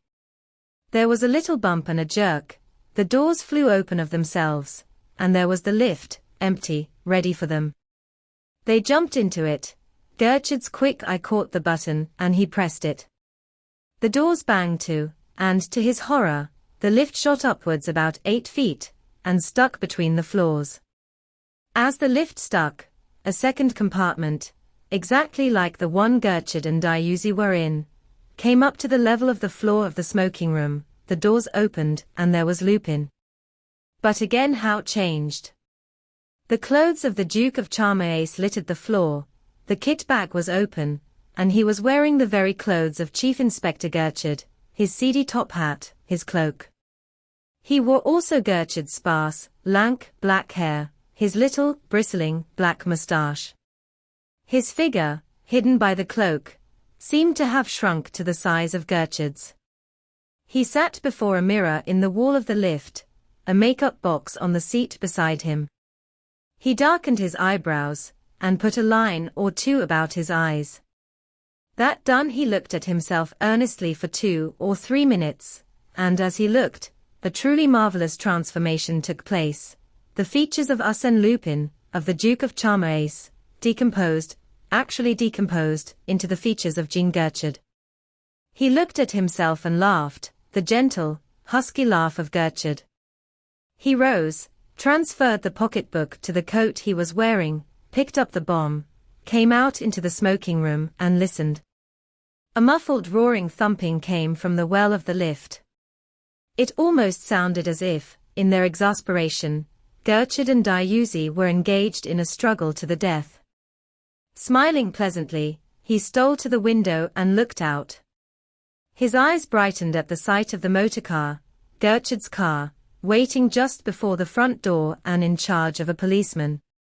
He stole to the head of the stairs, and looked down into the hall.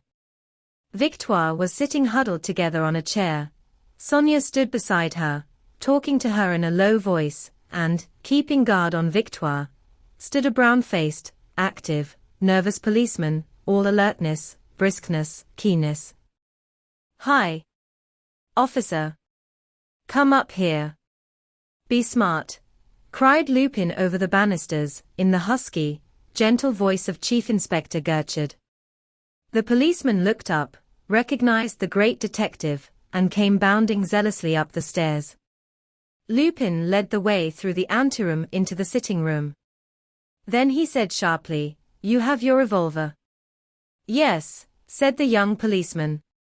And he drew it with a flourish. "Put it away." "Put it away at once," said Lupin very smartly. "You're not to use it. You're not to use it on any account. You understand?" "Yes," said the policeman firmly, and with a slightly bewildered air he put the revolver away. "Here. Stand here," cried Lupin, raising his voice. And he caught the policeman's arm, and hustled him roughly to the front of the doors of the lift well. "Do you see these doors?" Do you see them? He snapped. Yes, yes, said the policeman, glaring at them. They are the doors of a lift, said Lupin. In that lift are Dieuzy and Lupin. You know Dieuzy? Yes, yes, said the policeman. There are only Dieuzy and Lupin in the lift. They are struggling together. You can hear them, shouted Lupin in the policeman's ear. Lupin is disguised. You understand, Dieuzy and a disguised man are in the lift. The disguised man is Lupin. Directly the lift descends and the doors open, throw yourself on him. Hold him. Shout for assistance. He almost bellowed the last words into the policeman's ear. Yes, yes, said the policeman. And he braced himself before the doors of the lift well, gazing at them with harried eyes, as if he expected them to bite him. Be brave. Be ready to die in the discharge of your duty, bellowed Lupin, and he walked out of the room, shut the door and turned the key. The policeman stood listening to the noise of the struggle in the lift, himself strung up to fighting point. He was panting. Lupin's instructions were whirling and dancing in his head. Lupin went quietly down the stairs. Victoire and Sonia saw him coming. Victoire rose, and as he came to the bottom of the stairs, Sonia stepped forward and said in an anxious, pleading voice, "Oh, Gertrude, where is he?" "He's here," said Lupin, in his natural voice. Sonia sprang to him with outstretched arms. "It's you. It is you," she cried. "Just look how like him I am," said Lupin, laughing triumphantly. "But do I look quite ruffian enough?" "Oh, no. You couldn't," cried Sonia. "Isn't he a wonder?" said Victoire. "This time the Duke of Charmerace is dead, for good and all," said Lupin. "No, it's Lupin that's dead," said Sonia softly. "Lupin," he said, surprised. "Yes," said Sonia firmly. "It would be a terrible loss, you know, a loss for France," said Lupin gravely. "Never mind," said Sonia. "Oh, I must be in love with you," said Lupin, in a wondering tone, and he put his arm round her and kissed her violently. "And you won't steal any more," said Sonia, holding him back with both hands on his shoulders, looking into his eyes. "I shouldn't dream of such a thing," said Lupin. "You are here. Gertrude is in the lift. What more could I possibly desire?" His voice softened and grew infinitely caressing as he went on, "Yet when you are at my side I shall always have the soul of a lover, and the soul of a thief. I long to steal your kisses, your thoughts, the whole of your heart. Ah, Sonia, if you want me to steal nothing else, you have only to stay by my side." Their lips met in a long kiss. Sonia drew herself out of his arms and cried, "But we're wasting time. We must make haste. We must fly." "Fly," said Lupin sharply. "No, thank you, never again. I did flying enough last night to last me a lifetime. For the rest of my life, I'm going to crawl like a snail. But come along, you two, I must take you to the police station." He opened the front door, and they came out on the steps. The policeman in charge of the car saluted. Lupin paused and said softly, "Hark! I hear the sound of wedding bells." They went down the steps.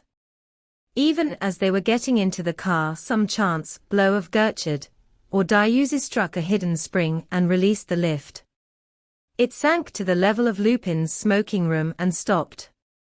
The doors flew open, Dieuzy and Gertrude sprang out of it, and on the instant the brown-faced, nervous policeman sprang actively on Gertrude and pinned him.